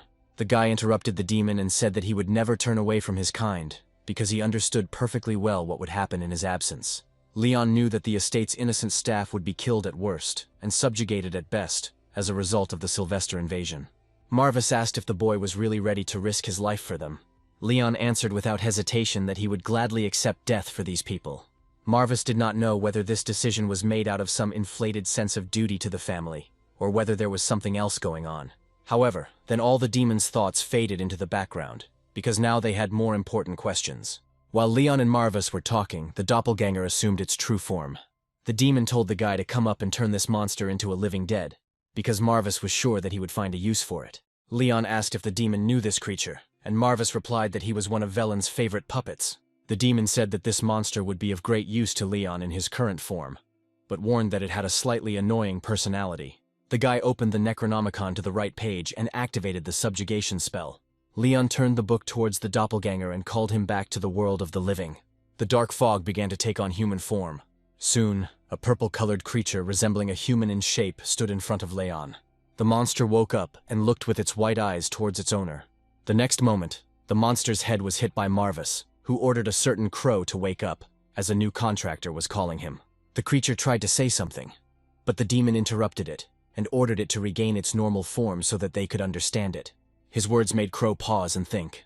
After a couple of seconds, he raised his finger up, as if to say that he had an idea. The monster folded his hands together, preparing to transform. Gradually, its shell began to dissipate, and the color of human skin appeared from underneath. Crow took on Leon's appearance and spoke unflatteringly towards Marvis, calling him an ordinary pompous cat. Marvis became angry and began to threaten the monster with death. Crow pointed his finger at the demon from his height and reminded him that he was already dead. Marvis became even more angry and looked like he was ready to scratch Crow's face. The monster came closer to Leon, and now they looked like mirror images of each other. Only one was cheerful, and the other's face was expressionless. We returned to the moment when Leon was talking to Pullen, and after an explanation, the man agreed that this plan was quite reasonable. Pullen admitted it was a working ploy, and he would like to see it with his own eyes, no matter what the cost. Leon admitted that this is exactly what he would like to hear from a man. Pullen asked if he could ask one last question. The man understood that the Sylvesters would soon set out on another campaign against the Marvis family, but he did not understand why. Even despite this threat, Leon wanted to stay. Leon remembered that Marvis had already touched on this issue in the dungeon. The boy said that it was his duty, as the head of the Marvis clan, to protect the estate. Pullen said that in that case, he would follow Leon's will with all diligence, but still inquired about the reason behind this decision. The guy admitted that he himself had thought about this decision for a long time. Leon came to the conclusion that he wanted to become a worthy head of the family, and above all, understand what it meant to be worthy. The guy said that he himself did not know the answer, so he decided to at least buy himself enough time to find it. For a moment the office was plunged into silence, which was interrupted by Leon's slight grin. The guy said that his decision meant that he would stop any attempts to take anything away from them. Leon said he is not repeating his father's past mistakes yet, and is protecting what he has again and again. The guy is confident that one day he will find the answer to the question of why he is fighting. Leon was worried that these were all the thoughts he had on the matter. However, contrary to his words, for the first time in a long time a smile appeared on his face. After some time, Leon was getting ready for bed, but decided to talk to Marvis and Crow in his room. Crow addressed Leon rather frivolously, but Marvis did not like it and ordered the monster to call the guy master. Leon turned to the demon and said that he was not particularly concerned with formalities. Marvis turned to the boy and said that he was completely incapable of picking up on social cues. Leon said that this was true, and asked how the demon knew about it. Marvis jumped out of bed and said that he sensed it, and also said that Crow was once Velen's familiar. The demon simplified his words and said that Crow was passed down to Leon as an inheritance. Marvis said that Crow was a devoted servant and assassin in the service of his ancestor. The monster fought side by side with Velen von Marvis for a long time. Leon said that the ability to transform is quite useful for the tasks of an assassin. Crow chuckled and said that he was indeed more useful than some cat with an inflated ego. Leon watched as Marvis grabbed onto Crow and said that he really needed the monster's abilities. Leon asked if Crow could pretend to be Kirchel, and he, trying to tear the demon off his head, replied that it would be like farting. Marvis let go of Crow and said that it was correct to say he spat. The familiar asked why spit when it was easier to just let out what was already coming out. Leon suggested that it depended on who had what extra, and Marvis replied that humor doesn't work with fools. Their conversation was interrupted by a knock on the door. Leon immediately became a little gloomy and told the uninvited guest to come in. Having received permission, Pullen ran into the room, clearly worried about something. The man said that a letter had arrived from the Sylvesters, and he decided to hurry and deliver it personally to the head. Marvis came closer with interest. Leon opened the envelope and began to read the news. The letter stated that House Marvis had been neglecting its ducal duty for ages. The family is accused of feasting idly, reaping the fruits of the sweat, blood, and tears of their loyal subjects. House Sylvester, under the proper leadership of Count Alan de Sylvester, challenges House Marvis to a fair fight among noble houses. The letter stated that if the Duchy of Manhwa surrendered in a timely manner, there would be no full-scale war, and its people would be welcomed with open arms. Otherwise, the army of House Sylvester will arrive to the Duke with a claim within a month, and will destroy everything in its path.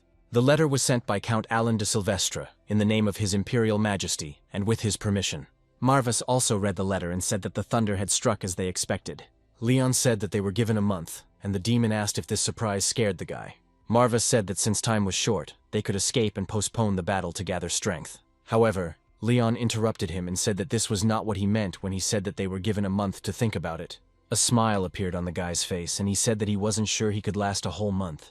The next moment, the letter burst into flames and fell to the floor. Marvis was angry that his unstable contractor did not understand the full scale of the threat, and was rushing into battle without thinking.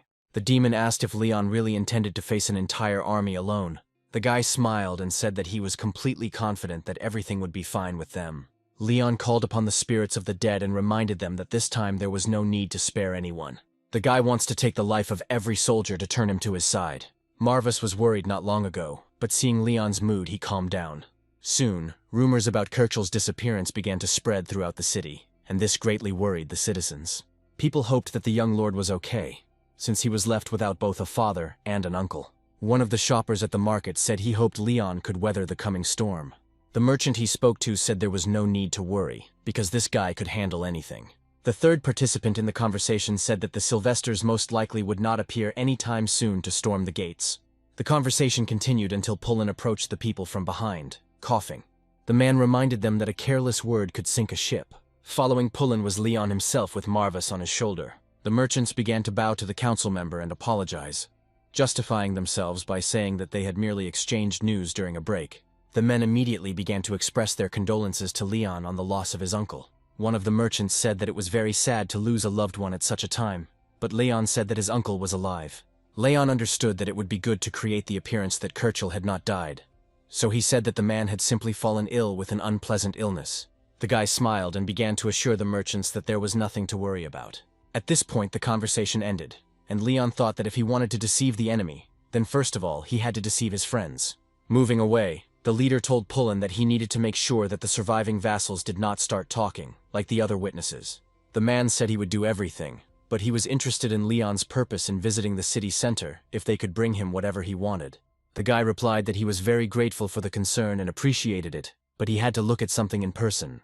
After some time, Marvis said that they had arrived at the place. They stopped next to an inconspicuous building, and the demon said that he felt a powerful surge of magic in this building. Looking closely at one of the windows, Leon felt this dark energy. The boy headed into the building and told Pullen that it would be better for the man to wait for him here. The man doubted the wisdom of this decision, but Leon said that he was confident in his actions and ordered the door to be sealed behind him. Leon glanced at Pullen and ordered that not a single living soul was to be allowed to enter or leave the building. Seeing the guy's gaze, the man did not dare to object and only watched as Leon entered the building.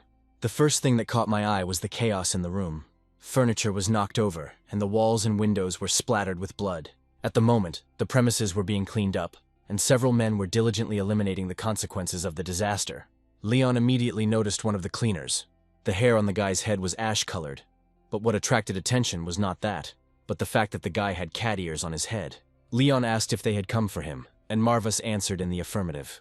The ash-haired boy's neck was bandaged. Multiple scars were visible on his bare torso, indicating that the boy had suffered serious injuries.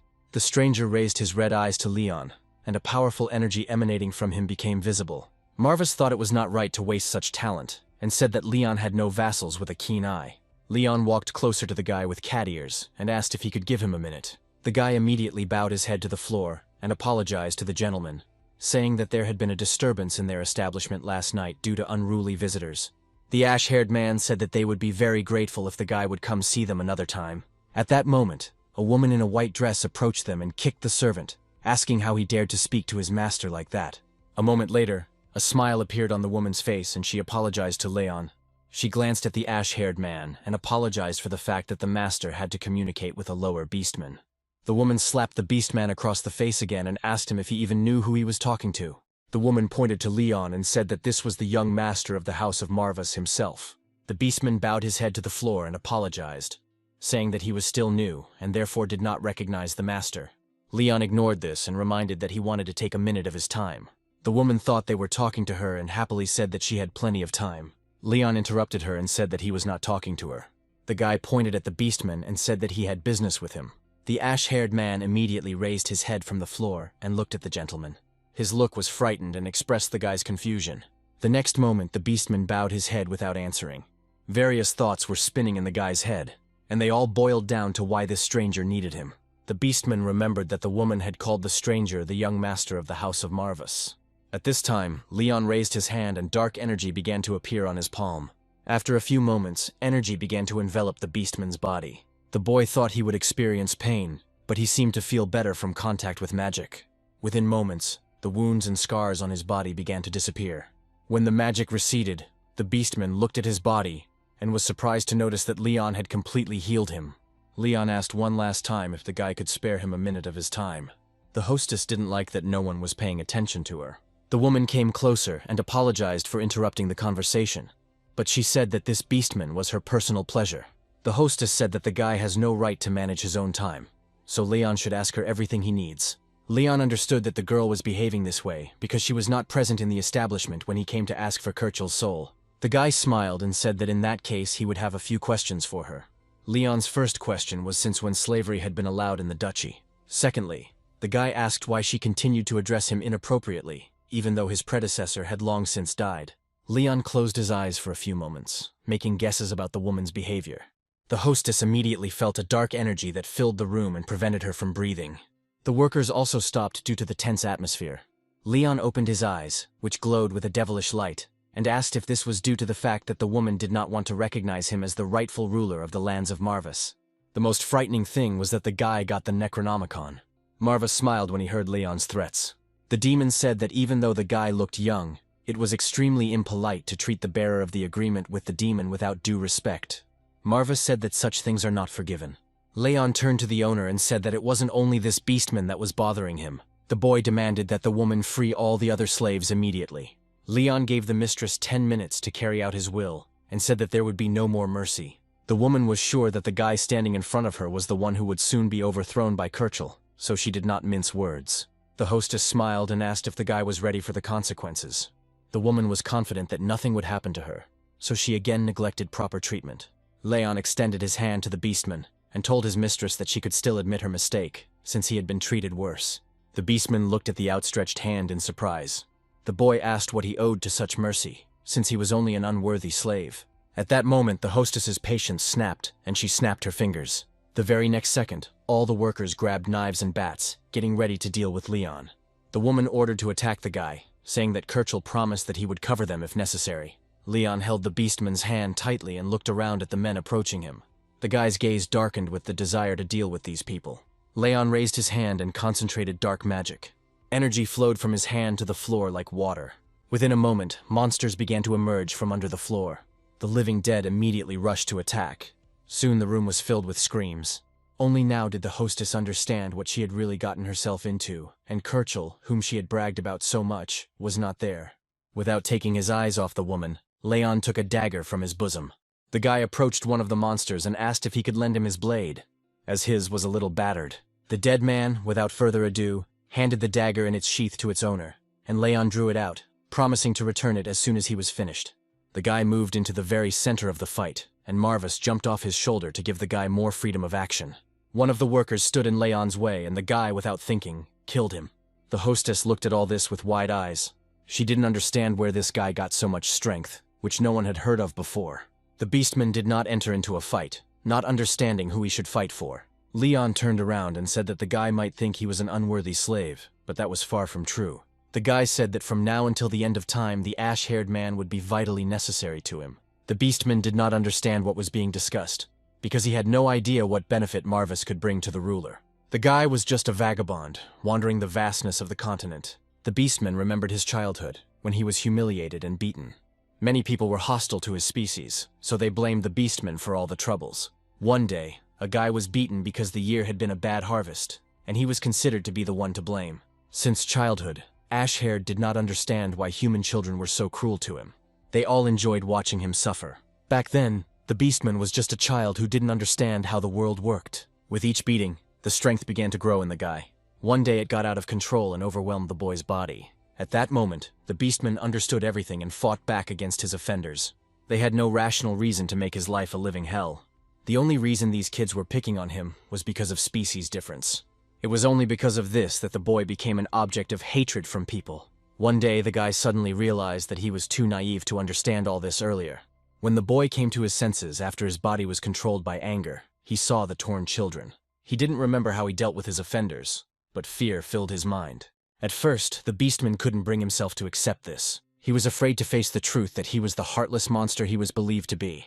Now we return to the moment when Leon gave the dagger to the monsters, approaching the owner of the establishment. The woman screamed that his teenage rebellion would not force Kirchhoff to give up his title. The mistress said that the useless offspring of Lord Rune would not be able to bother anyone. Leon said that the woman's words were even truer than she thought. However, the boy said that he did not intend to remain a useless brat who did not even try to object in the face of injustice. Leon said that he would soon become the head of the family, worthy of the proud house of Marvis. The guy pointed his hand towards the woman, and the monsters immediately turned their attention to her. Leon said that there was no place for people like her on his land. The girl was horrified by his words, but she could no longer change anything. After a while, the room fell silent. Once he had finished with the owner of the establishment, Leon turned to the person he had originally come to talk to. The beastman stood before the head of the Marvis clan without a shadow of fear. The ash-haired man understood that Leon was a man whose hands were covered in blood up to the elbows. However, the guy did not feel a shadow of fear next to him, but he did not understand what this was connected with. Leon learned that the guy's name was Walter and asked with a smile if the guy would like to join him. The head of the Marvis clan said that the ash-haired man's skills would be very useful to him. Walter asked not to be judged for his insolence, but he wanted to ask something before pledging allegiance. The next moment, the beastman's body was engulfed in blue flames. The boy's eyes turned black and red marks appeared on his cheeks. Walter said that he was a descendant of demonic wolves, which is the most reviled species even by the standards of beastmen. The boy asked how long he and his people would be treated with contempt and like wild animals. Leon promised that from that moment on, this would never happen again. Walter looked at the guy doubtfully, as if expecting it to be a joke.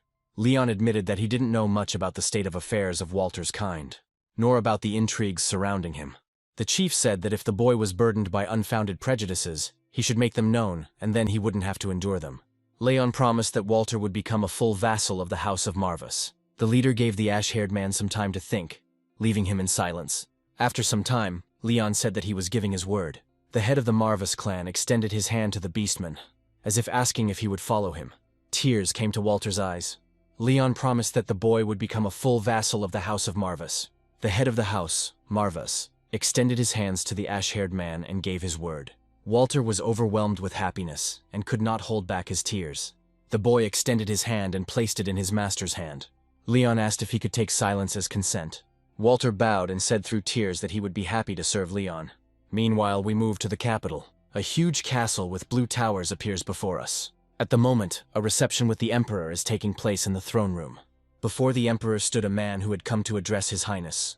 On the throne sat Esteban von Archheim, a middle-aged man with golden hair and beard and equally light eyes.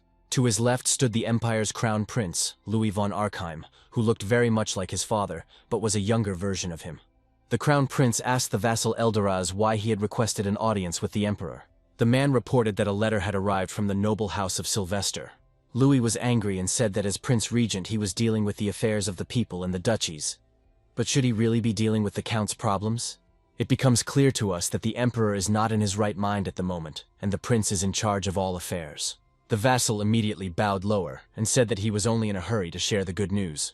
Louis softened a little after his words and asked what the good news was. The vassal at that moment was thinking that he could not fall into disfavor with the Crown Prince, in whose hands all power lay. When the man announced that the Sylvesters had declared war on the Marva's clan, Louis looked pleased. The vassal's spirits were lifted, for the prince had looked down on the house of Marwas all these years. The man offered Louis to help the Sylvester family so that they could get rid of their common enemy once and for all. The Crown Prince thought about it and admitted that it was a very interesting proposal. However, Louis reminded them that the Marva's clan possessed the power of necromancy, so open war against them could backfire. The vassal said that the Crown Prince was insightful, but that there was no worthy successor to that power left in the Marva's family. In response to this, the man said that the Sylvester clan's strength had increased to such an extent that they could compete with the Marvas. For Louis, this became a decisive factor, and he ordered his vassal to carry out this plan in order to get rid of the grave robbers. Eldoraz said that he would carry out this mission successfully, in the name of the great empire, and then left the hall. Louis turned to his father and thanked him for the generous decree that would help him get rid of this relic of a bygone era. The Crown Prince told his father that his legacy was in good hands. The Emperor could not answer anything because he was in a daze. Louis leaned on the throne and said that very soon everything would pass into his hands, and he would dispose of it at his own discretion. The Emperor became a puppet in his hands, but soon the Crown Prince planned to get rid of him. Meanwhile, Leon returned to the estate, and the servants helped bring Walter into proper appearance. Pullen hung the artifact around the ash-haired man's neck, saying that the common people still didn't really trust the beastman. The man said that he and Leon valued him highly as a loyal vassal, but for now they could not disregard public opinion. As soon as the artifact was on Walter's neck, the signs that identified him as a beastman disappeared. Pullen said that they shouldn't create problems for Leon now, and Walter, feeling his head, agreed with him. Pullen nodded his head and said that Walter was a very smart young man. Leon interrupted them and said that he would like to talk to them about a couple of important things. First of all, the guy would like them all to swear allegiance to him, not just in words. Leon asked if they were willing to dedicate their endless devotion to him and him alone. Pullen even burst into tears and said that he absolutely agreed. The man grabbed Leon by the hand and said that he swears to dedicate his whole life to him, and to serve him faithfully and truly all his life. Pullen begged for a chance to do his duty, but Leon looked at him as if the man was overdoing it. Crow, whom Pullen couldn't see, said he was impressed by how much Leon had managed to win the old man over to his side. Marwa said that indeed, submission and dominance are the key principles of the Marwa's house. Walter came closer and said that he shared Pullen's feelings. The ash-haired man waited for an answer from his master. However, Leon seemed to be talking to someone else, so the boy asked what was going on. Leon turned his attention to Pullen and Walter, and proposed a contract sealed with mana. The guy warned that if he refused the agreement, he would consider it a lack of sincere desire to join him. Walter didn't quite understand what contract they were talking about. A contract sealed with mana transforms the mana of each party into a pattern that binds and intertwines the destinies of both with an unbreakable bond. This allows connected people to share secrets that can only be taken to the grave. Leon got up from the table and walked to the center of the room. Now he stood opposite Pullen and Walter, with Crow and Marvis on either side of him, invisible to anyone but himself. Leon said that if there were no objections, then they could begin. The guy pointed his hand at the floor, and magic began to spread throughout the office. A black hole formed in the floor. A few moments later, hands holding parchment appeared from the hole. The unknown creature unfolded the parchment in front of Pullen and Walter. Now the time has come for Marwas to reveal his true form to the people who are about to take the oath. The demon activated his powers and emerged from his small body, becoming a large lion again. The only thing that distinguished him from the appearance of a lion were his horns.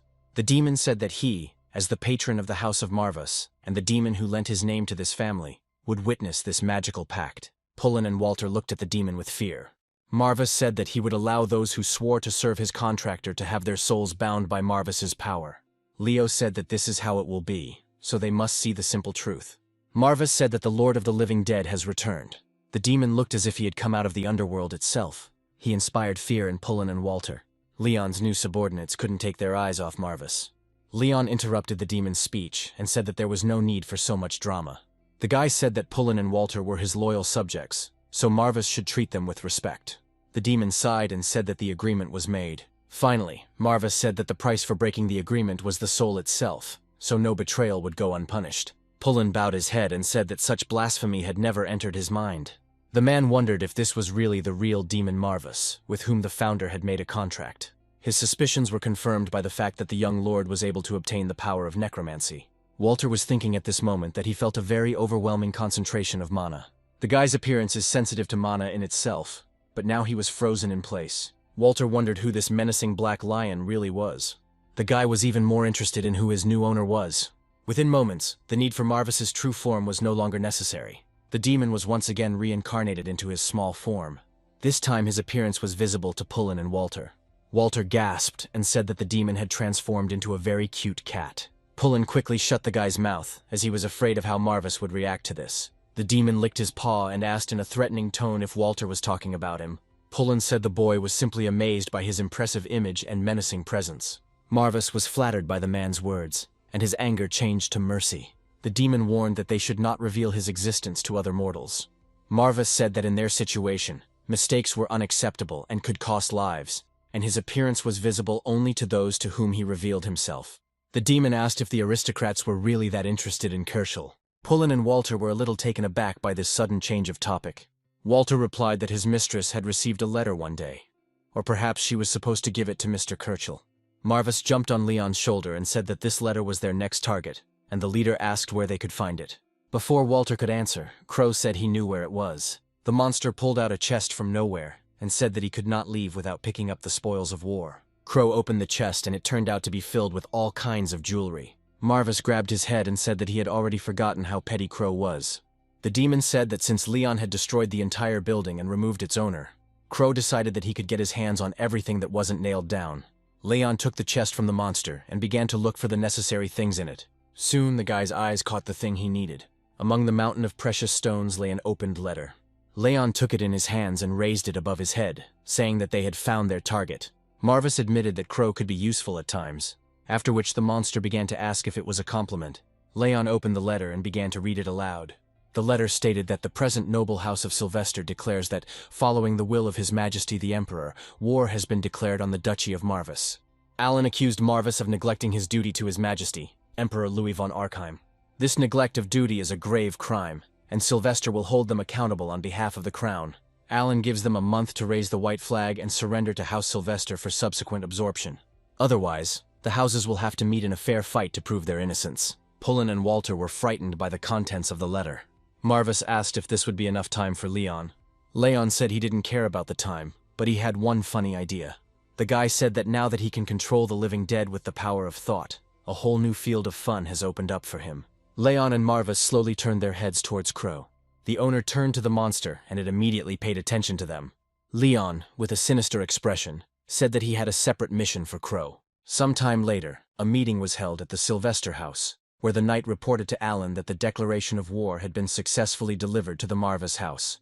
The man said that Kerschel's face was so frightened that he literally hung on the knight with a pitiful look. This made Sylvester laugh, and he said that this traitor Kerschel was probably hysterical. Alan calmed down a little and said regretfully that they needed to keep Kerschel alive for now. Sylvester said that it would be beneficial for them to have the Marvus family's power temporarily in the hands of an incompetent man. Alan remembered Leon and asked if there was any news about the boy. The knight said that there was no significant news about Leon, and most likely Kerschel had already buried him somewhere. Sylvester said that was good. The knight asked permission to ask why bother with a 14-year-old boy at all. The man smiled and asked what kind of threat Leon could pose to them. Alan asked with a serious expression what the knight thought was the most unfair thing that could happen to a person. The man lost his ardor and said that he was not a scientist to draw such wise conclusions. Alan was silent for a few moments, giving the knight time to think about his words. After this, Sylvester said that the worst thing is to meet an overwhelmingly strong enemy against whom there is not a single chance. Resistance in this case is useless, because you can only watch as your world mercilessly collapses. Alan repeated that there was no suffering more terrible than this. Sylvester asked the knight what could be the reason for such injustice. Alan answered his own question by saying that the only reason could be innate talent. This talent can be so incredible that it makes you tremble just by looking at it. The knight assumed that Alan was worried that the boy might have this talent. Sylvester said that the knight was too naive, and given Marvus's pedigree, nothing could be certain. Alan said they always have to consider the odds. Meanwhile, Leon and Crow were trying to bring their plan to life, and now the monster had once again taken on the appearance of its master.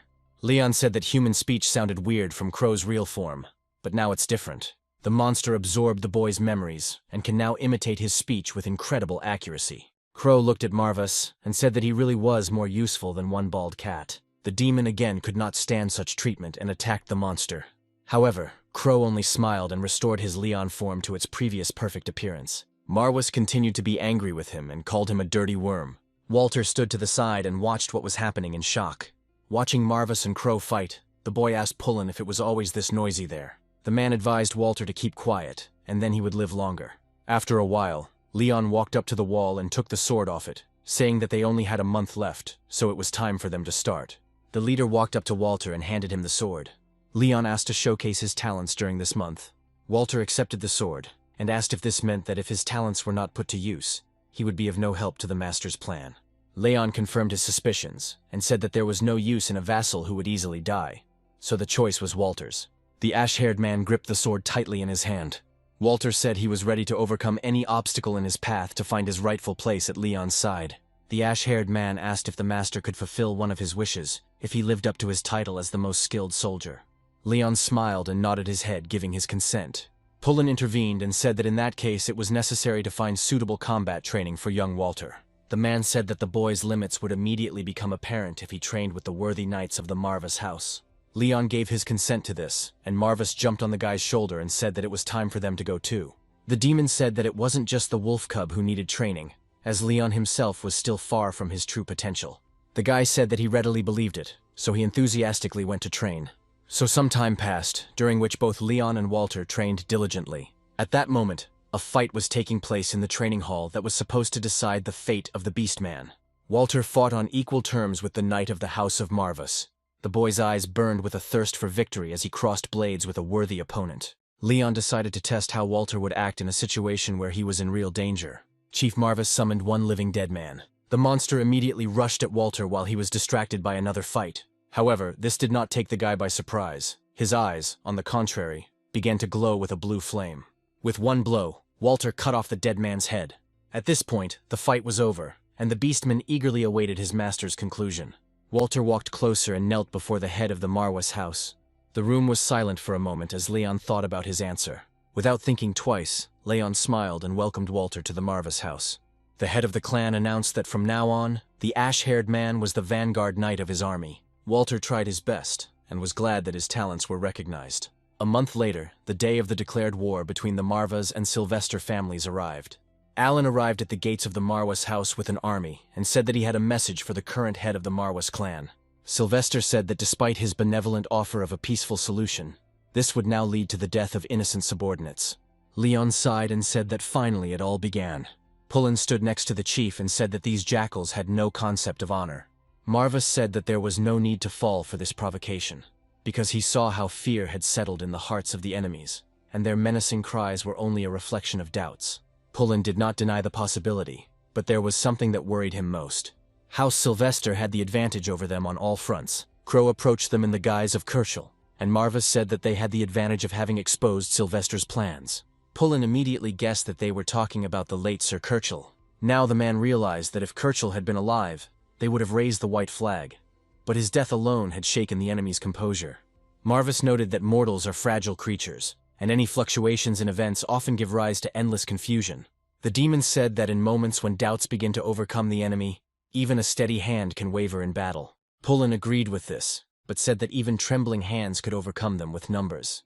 Marvus grinned and said that his honored contractor would overcome the full force of this army. The demon asked his subordinates not to worry, because he knew that Leon was stronger than he might seem. Pullen looked at his boss and saw a smile on his face. The extent to which Leon was confident made the man calm down.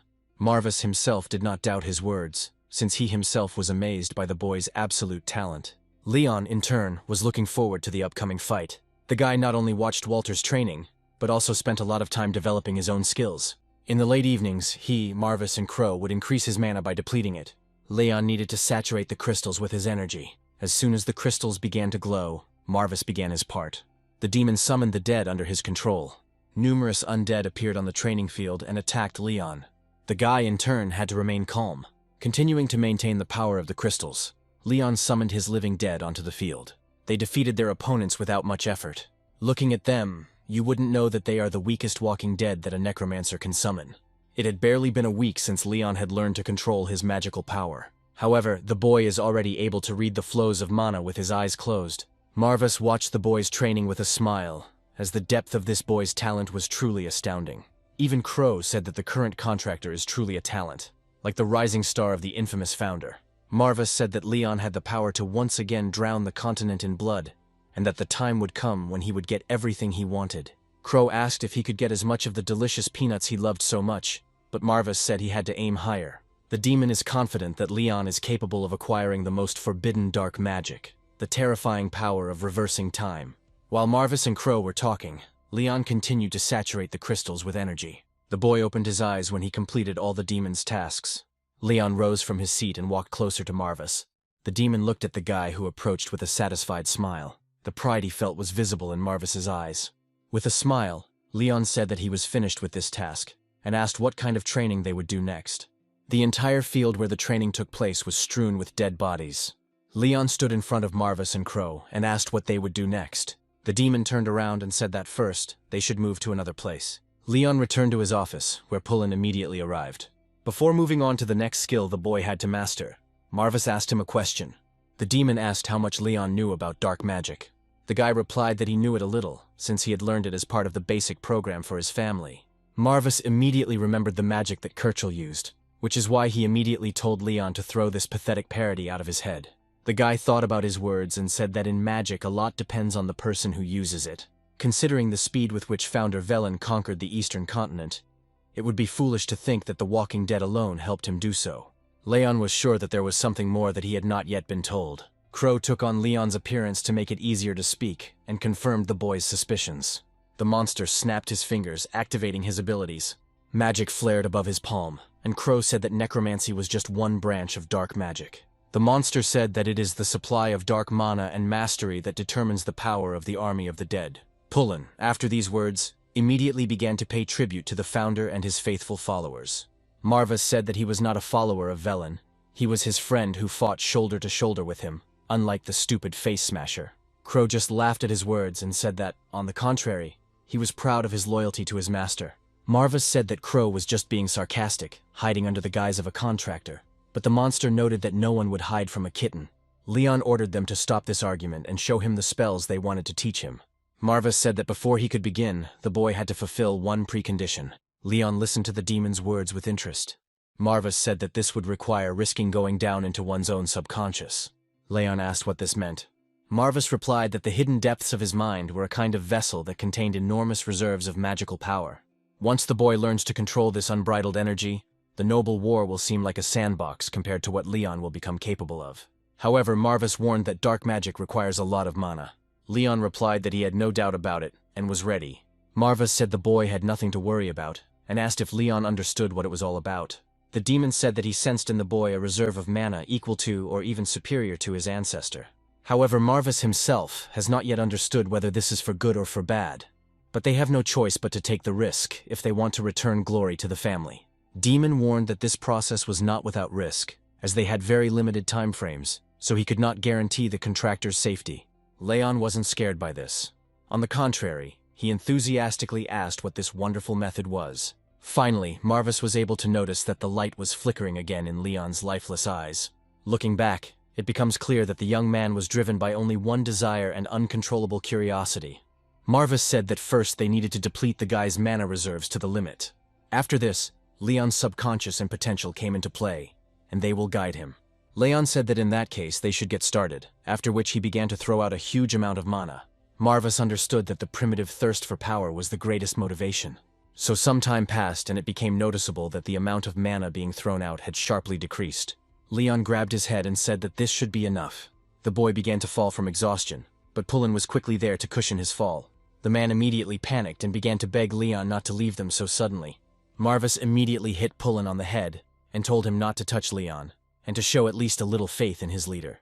The man still couldn't calm down, because despite the fact that Leon was their leader, he was still a 14-year-old boy. Crow asked if Pullen had heard them say that their contractor might be the most gifted of their predecessors.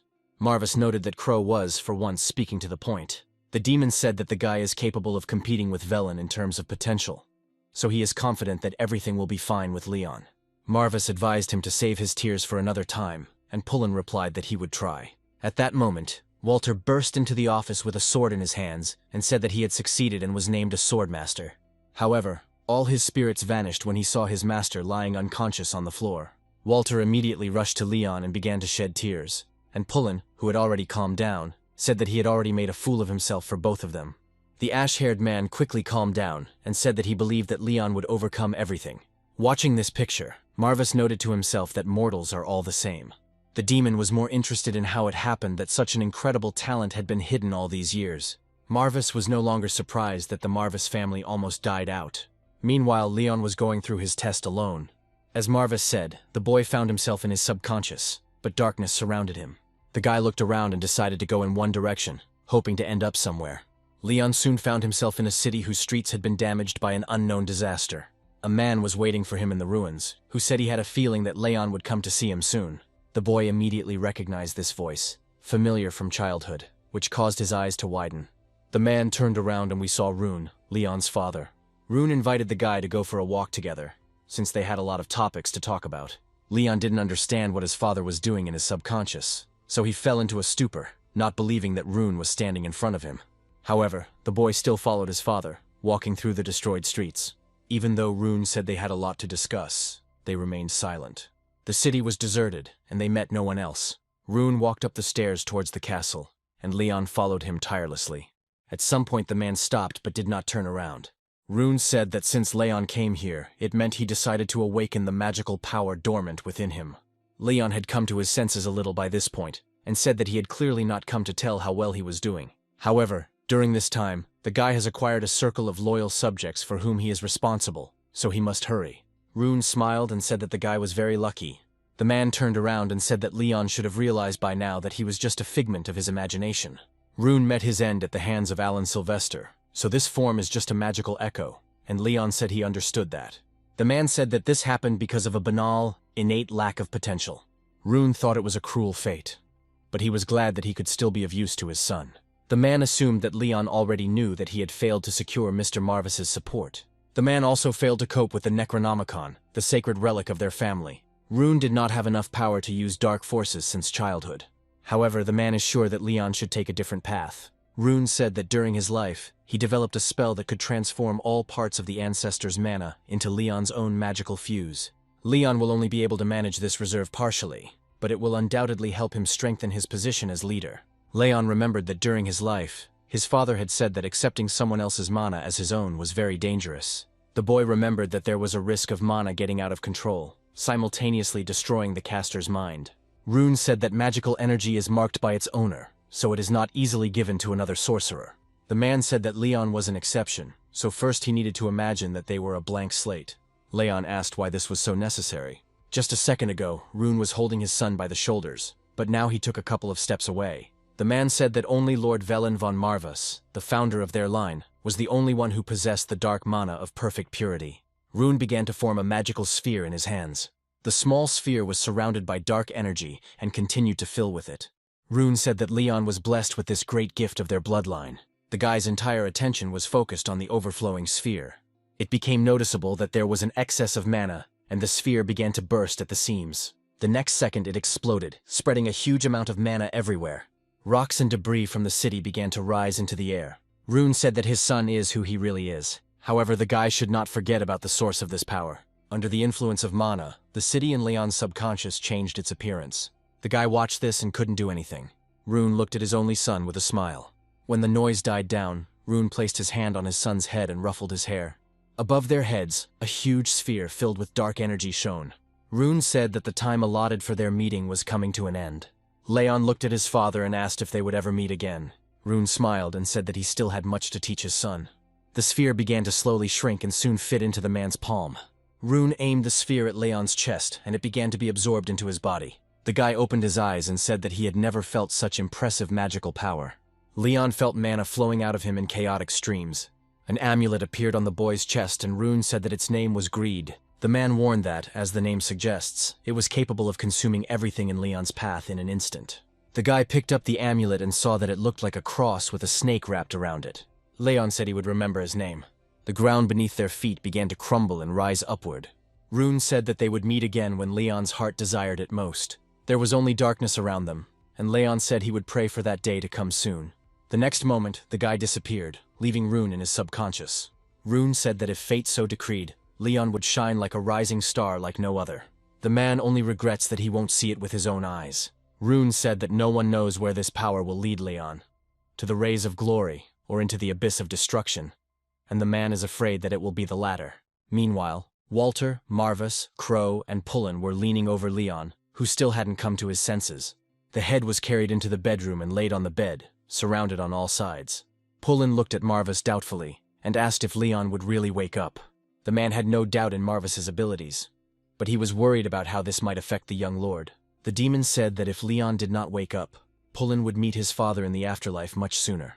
Walter took the man's hand and said that the young lord would be fine, so there was no need to worry. Crow agreed with this and said that the old servant was being too pushy. They were distracted from their conversation by a stream of mana that began to flow out of the sleeping Leon's body. Marvis looked at this with a smile and said that he now understood why Leon was so late. Walter came closer and asked what kind of power it was, because he felt dense clouds of mana that were not there before. Marvis jumped on Leon's chest and said that the guy was already on his way to them. The demon said that they should greet the Lord properly. Marvis warned that Leon would not return as the young boy they remembered him as. At that moment, the mana flows subsided, and Leon's eyes suddenly opened. Everyone froze in anticipation, afraid to say a word. Leon looked down and noticed Marvis sitting on his chest. The boy said he couldn't understand where the weight was coming from, and asked if Marvis would move, but he said no. The next day, training continued. Walter and Leon now trained together, learning their strengths and limitations. Leon also trained the Knights of House Marvas, as they were all expected to fight soon. Meanwhile, we moved to the Sylvester house, 4 days before the war between the noble houses. The Knights of House Sylvester were already in full combat readiness. Alan watched the formation from his position, bored. When the lineup was over, the man stood up from his chair and said that the time had come. Alan spoke to his subjects, calling on them to hear his words. The man said that very soon the centuries-old history of the once proud Marwas family will disappear forever. However, Alan promised that they would soon write a new story themselves. Sylvester called on them to follow him, and the warriors immediately raised a battle cry. Kirchel was watching all this, but only a few knew that it was actually Crow. We returned to the moment of the beginning of the noble war between the two great houses of Marvis and Sylvester. Alan's squad advanced through the cemetery to catch the enemy off guard, but the man did not notice the red-eyed raven watching them. Sylvester considered the proposal to find weaknesses in the formation of Marvis's handful of soldiers. Alan turned to Kirchel and said that the man's insight deserved praise. Kirchel replied that this was the least he could offer in exchange for the generosity of the head of the Sylvester clan. However, Alan was tormented by the fact that the sentimental Marvises did not guard the graves of their ancestors. Kirchel replied that they had contacted a family of necromancers, not strategists, and that the enemy might be cautious about destroying the burial sites of their ancestors. Alan said that the greatness of House Marvas has long been trampled into the mud, and they are still desperately fighting for their former reputation. Kirchel pretended to be a little hurt by these words, but agreed with Sylvester. Alan noticed that the man hesitated and asked if he had anything to say. Kirchel smiled and answered negatively. The man suggested that they continue on their way without being distracted by conversation. Sylvester's squad moved through the cemetery for some time, until something made Alan stop. The fog obscured the view, but it was clear that a small detachment was approaching them. Soon, Leon and Walter became visible, leading the detachment on horseback. Leon moved closer to Sylvester. The guy smiled and said that he was very glad that the man kept his word. Sylvester said he had come to see the weaknesses of the fallen house, and he was met by 100 heavily armed soldiers. Alan immediately realized that a traitor had infiltrated his ranks, as they had to enter the territory undetected. Sylvester took out his sword and cut off Kirchel's head, saying that it was just a performance in his honor. The first thing that caught my eye was that dark energy was emanating from the place where the severed head had been. Kirchel's head fell as if it had been cut off from a lifeless doll rather than from a living person. Kirchel glanced at Alan and said that only his master had the right to poke him with a sword. Energy flowed in dark streams from the head towards the body. In the neck area, the streams thickened, becoming almost black. Soon Kirchel's head rose from the ground and joined his body. The man smiled and said that it was still quite an original experience. Sylvester looked at Kirchel with fear, saying that he had definitely cut his throat. Meanwhile, Kirchel slowly approached Leon. Alan came to his senses and said that the head of the Marvis house would pay in full for his insolence. Sylvester was confident that the small detachment of Marwas would not be able to defeat his army, and said that this was an insult to the greatness of his family. Leon pressed his fingers to his chin and said that wasn't quite true. The guy said that in order to deserve insults, Alan first had to be a threat. His words threw Sylvester off balance and he clenched his teeth. Leon said that if he had known he would lose, he would not have agreed to the fight. The guy raised his hand and mana began to flow from it like water. Leon said he only came here to put Sylvester in his place. Mana flowed onto the ground and spread into puddles. As the field was littered with pools of mana, small ripples began to form across them. The next moment, walking dead began to quickly emerge from these puddles. The monsters glared at their enemy, but did not approach him, waiting for their master's order. Alan froze in place, realizing that he was faced with necromancy. Leon said that Lord Sylvester gets to the root of the matter. The guy said Alan sounded like he was surprised to encounter necromancy while fighting a necromancer. Sylvester still couldn't come to his senses. The moment when he asked his knight what, in his opinion, was the most unfair thing that could happen to a person, was spinning in his mind. Then Alan said that the worst thing is to meet an overwhelmingly strong enemy against whom there is no chance of victory. It is useless to fight against such an enemy, and all that remains is to watch your world collapse. Then Sylvester said that the reason could only be a talent so incredible that it would make you tremble at just one glance. The man said that one should always consider probability, but this time he was wrong in his conclusions. At the moment, Leon's monsters were attacking Sylvester's squad, killing everyone in their path. Isaac was one of the first to enter the battle, getting rid of the living dead. The man looked at Leon, who commanded the monsters, and could not understand how it had come to this. In his understanding, they were fighting an ordinary boy, and no matter how much talent the boy had, he was still not ready for a brutal fight to the death. Isaac decided that in order to stop the battle, it was necessary to eliminate Leon himself, after which he rushed towards the guy. Walter blocked the man's path, deflecting his sword. Their jugs clashed in battle and both were confident of their victory, but one was driven by despair, and the other by duty and desire. Isaac delivered a blow that pushed them a couple of meters apart. In anger, the man asked who dared to stand in his way. Walter apologized and said that he would not let the knight approach his master, because that was his duty, and he would not back down from it. Walter smiled, looking forward to the fight in which he would be able to demonstrate what he had been studying all month. Meanwhile, the fierce battle between Sylvester's squad and the living dead continued. Alan ordered a squad of mages to join the battle. Several people in cloaks stepped forward and began to cast spells. Streams of bright blue energy struck the enemy squad. Under this power, Leon lost control over the living dead. Alan drew his sword and called the vanguard knights to action. Sylvester rushed into battle and ordered the knights to attack the enemy altogether. The soldiers of House Sylvester began to break through the defenses of Marvas, moving deeper into the detachment. Leon watched this, but remained calm, as if he already had a plan. Following his warriors, Sylvester moved forward, trying to reach Leon. The man said that he is a ruthless person by nature. Alan said that whether it was an older brother or sister, the man never thought of them as soulmates. Leon looked at the man and asked if he really thought he was interested in hearing about the Sylvester family drama. Mana began to thicken around the boy, as if he was preparing to attack or defend himself. Alan said that their family matters were not so important, but the only scion of the House of Marvas, to whom everything was handed on a silver platter, would not be able to compete with him in courage. Sylvester raised his sword and asked if the young head of the Marvas family wanted revenge. Alan's sword was already stained with the enemy's blood. Sylvester pointed his sword at Leon and said that the boy would die here in vain, filled only with regrets. The next moment, Chief Marvas took out the Necronomicon and said that he had some corrections, and even two. Leon noted that Alan was wrong about two things. The boy reached out to the Necronomicon and said that he would explain everything to the man. The book began to feed on the guy's mana, gaining strength. The Necronomicon shone so brightly that Sylvester could not help but notice it. Leon's eyes were filled with determination, and he looked at the enemy without a shadow of fear. Alan, in turn, understood what kind of book was in front of him, so shadows of fear appeared in his eyes. Leon said the first mistake was that he was not tempted by revenge. Alan's second mistake was that Sylvester simply didn't have the strength to take Leon's life.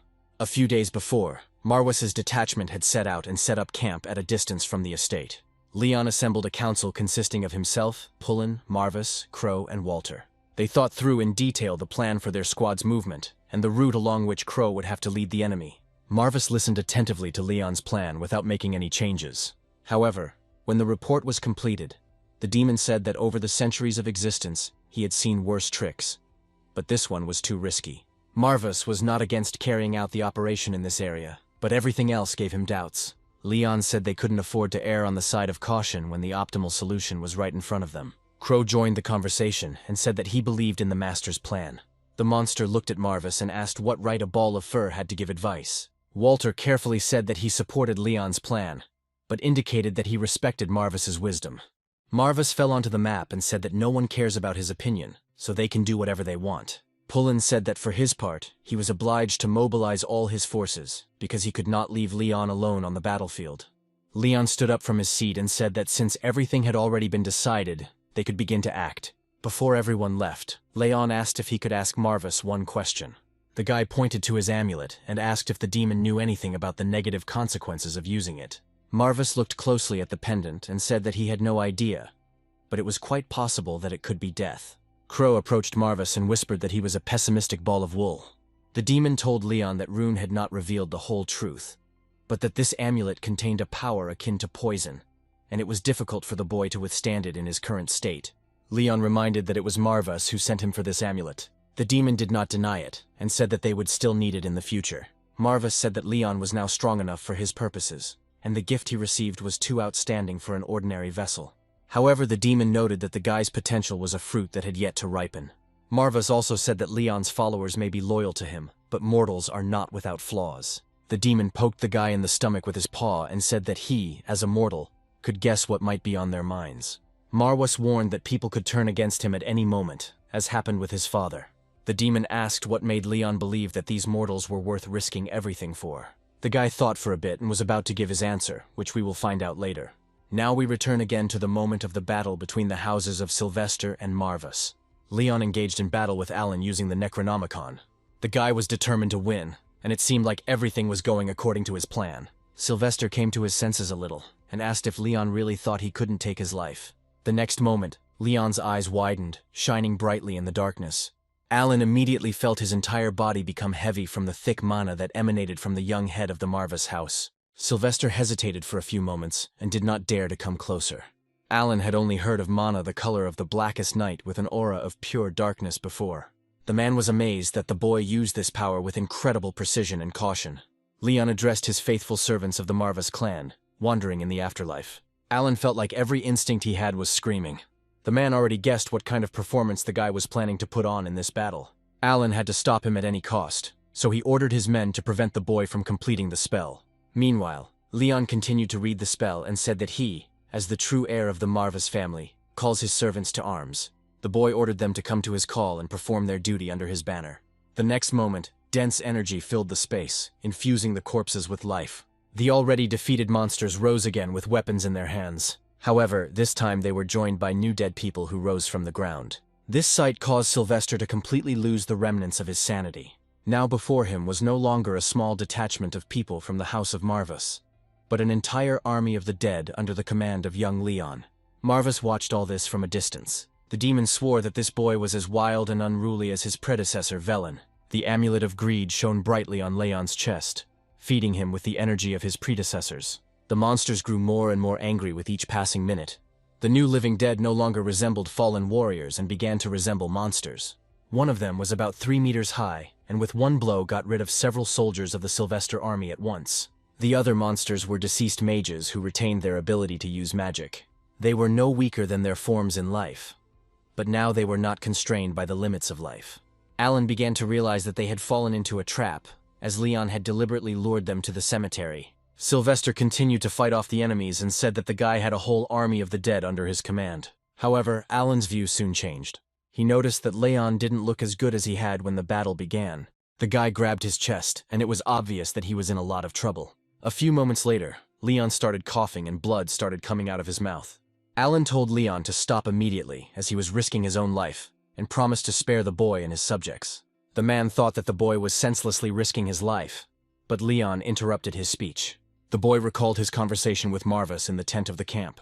The demon then asked what made Leon believe in people who had already betrayed his house. Marvis would like the boy to refrain from taking risks until he reaches his full potential. The demon was confident that the boy would gain such power that would allow him to pity others and save their lives. Before Marvis left the tent, Leon stopped him. The demon turned to the guy, waiting for his answer. Leon asked why one had to wait for the fruit to ripen before picking it, when one could pick it first and then let it ripen. Leon acted according to this principle, and according to this same principle, he is not going to give up. Soon Sylvester's army was defeated, and only Alan remained alive. Sylvester breathed deeply, exhausted from the battle. Leon walked closer to the man, passing by his opponent's sword, which was now lying on the ground. The man was kneeling, his head bowed, and was afraid to even breathe. Leon towered over him, and now he was deciding the fate of the Sylvester house. Alan was facing defeat for the first time, but the new head of the Marvis house had a talent that brought him to his knees. Now his life was in the hands of a 14-year-old boy whom he considered an unworthy enemy. The clouds were gathering over their heads. Soon the ground was sprinkled with rain. The living dead stood behind Leon, who stood over Sylvester. Alan had already lost hope of winning, and remembered that the guy had said that his goal was not revenge at all. Leon looked at the dejected man and replied that everything was so. Sylvester reached out and grabbed the boy by the hem of his clothes. Alan bowed his head and asked for mercy, although he knew perfectly well that he did not deserve it. The man promised that he would never again stand in the way of the House of Marwas, and would not spread a word about its power throughout the Empire. Alan continued to beg the head of House Marvas for forgiveness. Leon asked when they had become such close friends that Sylvester would ask for such a favor. Alan raised his head and said that revenge only creates a vicious circle of hatred. However, as soon as the man met Leon's eyes, he realized that there would be no mercy for him. Sylvester froze in place, seeing the mood of the head of Marvis. The man began to shout that he was forced to do this and asked to understand him, because Leon himself was the ruler of the same noble house. Sylvester said that it was their duty to do everything necessary for the prosperity of their kind. Leon said that there was some truth in the man's words. The burden of responsibility of the head of the family is very heavy. Alan thought he had a chance, and said that under the monstrous pressure of duty, he did not dare to rush about, and was forced to commit all these atrocities.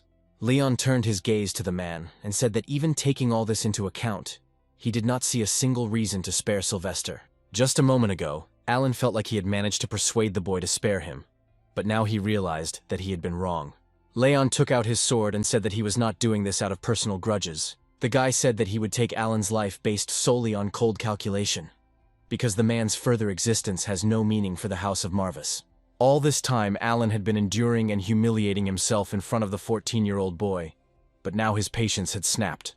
The man called Leon an arrogant fool and promised that the boy would regret it, but it would be too late. Alan was about to say that the power the guy was using so carelessly was not child's play, but Leon interrupted him by cutting off his head. There was no shadow of doubt, fear, or joy on Leon's face. He looked tired and detached. For a while, the cemetery was filled only with the sound of rain. After a few moments, the living dead began to disappear from the battlefield. As soon as all the dead were gone, the mask of indifference fell from Leon's face, and a new wave of pain pierced his body. The last thing the guy said was that even without Sylvester, he knows the value of the power he uses. After this, Leon began to fall forward, losing consciousness. Walter rushed forward to catch his master. Marvis warned the boy not to worry about Leon, as he was suffering from a simple case of mana depletion. The demon was pleased, because the talent of young Leon was certainly not inferior to that of his ancestor. Marvis had only one question left. Could the boy cope with such enormous potential? A monster was brewing inside Leon, and even Marvis himself was unable to calm it. However, the demon believed that it was a risky deal in exchange for every bit of the boy's being. Marvis turned towards Sylvester's corpse and said that it was time for them to return to their daily business. Something flashed on Alan's back, on his clothes. Marvis said that demons began to actively interfere in the human world. Sylvester had a demonic symbol on his back, which the demon considered a bad sign. At that moment, Pullen and Crow, in the guise of Kirchel, were approaching Walter, who was holding Leon in his arms. The subjects brought the head of the Marwas clan to the estate, where he gradually began to come to his senses. The closest subjects, as usual, surrounded the bed of their young master, and Pullen was glad that the boy had come to his senses. The man began to say that he had failed in his duties and should be thrown into prison for it, and Marvis only said that he would like to see it. Crow said the stupid furball was completely devoid of empathy, and the demon warned that it would not tolerate his insults forever. Leon sat up in bed and told Pullen that there was no need for him to be in prison, as the man had done his job perfectly. Walter said that after the leader's death, the Sylvesters would be on the verge of collapse, so there was no need to worry about another invasion anytime soon. Pullen echoed his words and said that under Leon's wise leadership, House Marvis would be back on its feet. However, the man added that, unfortunately, a new problem was coming. Leon turned his gaze to the man and asked what happened. Pullen bowed his head and said that he was very ashamed to talk about such a thing. However, the man still reported that Marwas's house was almost completely destroyed. Pullen said that they had a significant debt in their name, and these words made Leon amazed. Marvis asked what the problem was, since it was possible to send a demand to House Sylvester to pay reparations. Pullen said that this was the case before, but the ruling family had issued a royal decree prohibiting any demands for reparations from the House of Marwas. The demon came closer and asked why their house was being harassed. Pullen recalled that the noble houses of Rheinhofer, Sadr, and Marwas belonged to the Dark Forces. Because of this, the imperial family tries to keep them in check. Pullen suggests that the imperial family will simply refuse any request for compensation to prevent the House of Marwas from rising again. Marwas complained about the chaos that was going on in the country, and Leon asked how much the debt was currently. Pullen hesitated to reveal the amount, so he held out his hand, showing 5 fingers. Leon perked up a little and asked if they were talking about 5,000 gold pieces. However, Pullen looked away in response, which made it clear that the debt was greater. The smile gradually faded from Leon's face, and he asked if the debt was 50,000. Pullen, however, was still afraid to look up. Leon realized that they were talking about 500,000 gold coins, and said that this amount was almost impossible to pay. Pullen folded his arms and said the guy was unfortunately right. Leon asked what exactly he was right about, causing the man to sigh sadly. Pullen confirmed that the debt was 500,000 gold, and Leon immediately had a picture in his head of him and Marwas as poor wanderers. The guy was shocked by this news and even went into a stupor. Meanwhile, an unexpected guest arrived in the lands of Marwas. It was Richard Flamel, the senior apprentice of the prestigious Magic Tower of Mages, the founder of the School of Aramith. The guy was met by a girl in a suit with long dark hair, and she said that she was glad to see him. Her name was Carlin. She was the head of the southern branch of the prestigious Sleepers organization, a ruthless moneylender. Richard tensed and said that he was sure that his school's debt to the Sleepers had long been repaid. Carlin said she wouldn't have come all this way for such a small debt, and she said her debtor wasn't Richard. The guy apologized and said that he had not yet fully recovered from the consequences of interacting with those who collect debts. Carlin winked and said that's why they strongly encourage customers to read the fine print. Richard turned his horse and said he had had enough of empty talk. The guy assumed that they were both eager to meet the same person. We returned to the room where the conversation about the Marwas family's debt took place. Pullen was upset that Leon learned about this dark side of his family. The head of the house was confused and could not find words. At that moment they were distracted by a knock on the door. Everyone in the room turned towards the door, but Leon still didn't say anything. Pullen walked towards the exit and said that he would go and see who had come to see them. Suddenly, Leon had a strange premonition that made him shudder. Marwas asked the guy what was wrong, but he said that nothing had happened. Pullen ran into the room and reported that guests had arrived at the estate. Leon still looked exhausted, but asked the man how many people had come. Pullen said 2 people came, a man and a woman. Leon thought it was not a good sign, but he had no choice. Meanwhile, the guests were shown into the waiting room and served tea. Leon tidied himself up and joined them. Richard thanked them for the hospitality and introduced himself as the head of the Aramith school, and Carlin said that she was the head of the southern branch of the Sleeping. Behind Leon stood Pullen, Walter, Marwas, and Crow. Leon sat opposite the guests and greeted them on behalf of the head of the Marwas house. Richard took a couple of sips of tea and smiled back at the guy. Carlin never touched her tea and continued to smile. Walter turned to Marwas and said that each of them posed a threat, and whether the demon was sure it was safe. Crow said that their master was stronger, so there was nothing to fear. Carlin joined the conversation and said that she had heard news that the Marwas had won the territorial battle. The girl congratulated Leon on his victory, and asked if the spoils of war would be enough to pay off the debt to the Sleepers. Leon asked about the amount owed, and Pullen whispered that at the time of the loan, the Marwas family was in an outrageously low account with their creditors. The man said that most of their debt would have to be paid to Lady Carlin. Leon knew that Carlin, the head of the southern branch of the Sleepers organization, was probably one of the largest criminal groups on the continent. The guy said that if a borrower doesn't make his payments, he's sold to black magicians for experiments. Carlin was amused by the fact that Leon already knew the intricacies of her work, and suggested that they get straight to the point. The guy agreed with this, and asked again about the size of the current payment. Carlin's view changed, and she said that they were forced to insist on an immediate payment of 10%. The girl said that after this, the Marwas house can pay the remaining 90% as they wish. Carlin also reminded about the 30% per annum of the principal amount. The girl handed Leon an envelope and advised him to pay as soon as possible. Leon was thinking about where they could get 400,000 gold at once. The guy understood that even with 30% per annum, this money would not be enough, because every year the debt amount increases by 120,000. Leon asked who could sign such an absurd contract. Pullen lowered his head and said that the contract was signed by Rune von Marwas himself. Leon sighed and thought about how his father managed to get into this debt hole. Richard intervened in the conversation and asked Carlin not to put pressure on the young lord and to give him the opportunity to enjoy his victory. The guy seriously doubted that Leon had such an overwhelming sum of money on hand right now. Carlin looked at Richard angrily and asked why he was interfering in business negotiations. The girl said that what she hates most is when she is interrupted in the middle of a conversation with clients. Carlin said that no one knows what price they will have to pay for careless words, and whether it will result in death. Richard started and rose from his seat, saying that he heard the girl. The guy headed towards the exit and said that he would return when they were finished, and Carlin picked up a cup of tea and said that it was a waste of good tea. When Richard left the hall, Leon was about to try to negotiate with the girl. Before he could say anything, Carlin warned him to think twice if he wanted to ask for an extension or say he didn't have the money at the moment. The girl smiled again and said that she had heard that from his father too many times already. Leon quietly asked if he should kill her quietly, but Marvis told the guy not to dare do that.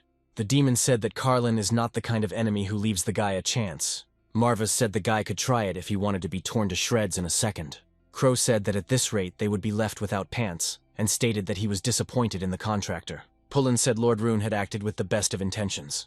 Walter supported Leon and told him not to lose heart, because their master was very smart. However, Leon himself was not so confident that they would be able to get out of this situation dry. The guy thought for a while, and then asked permission to contact Carlin. The girl agreed, and then Leon asked her to have mercy on them. These words left even Carlin herself at a loss, and she lost her confidence and spirit. Pullen froze in bewilderment, because he had never heard such a tone from the young lord. Marvis was shocked by what was happening and didn't even try to say anything. Crow seemed to doubt his contractor's sanity even more. Even Walter, who had praised his master so much, was in confusion. Meanwhile, Richard was walking through the corridors of the Marvis estate. The boy thought about Leon von Marvis with a smile. Now Richard stopped in front of the portrait of Wellen von Marvis. Having arrived at this place, the boy was confident that the journey he had made was worth meeting the young lord. When he first met Leon, something made Richard flinch. As a magician, he saw what was beyond the reach of ordinary people. Richard sensed the vast reserves of mana circulating deep within Leon. The guy thought that it would be a great success if he could suddenly persuade Leon to join the Aramet magic school. Richard paused and thought that there was surely some way to gain the favor of the young lord of House Marvis. The magician raised his hand and blue particles of magic began to rise from his palm. Soon a sphere formed around the guy. Gradually it became less transparent and decreased in size. Within moments, she fit into Richard's palm. An old magician looked at the guy from the sphere and asked the head of the tower not to disappear so suddenly again. The old man reported that the entire academy was in an uproar over his absence. But Richard said he would explain everything another time. The guy said that he had something more important at the moment, which aroused the man's interest. Richard smiled and asked how many gold coins they had in their bins. The old man rubbed his head, foreshadowing that this question did not bode well. Meanwhile, Carlin came to her senses after Leon's request and admitted that the guy puzzled her. A fiery glow appeared on the girl's fingertip, and she asked if Leon thought the sleepers were some kind of gang of thugs. A small fireball shot from the girl's finger and smashed the cup standing in front of the head of Marvis. Carlin looked at the guy with burning eyes and said that they were more calculating than one might suppose. The tea slowly spread across the table and dripped onto the floor. Walter drew his sword and asked what right Carlin had to threaten his master.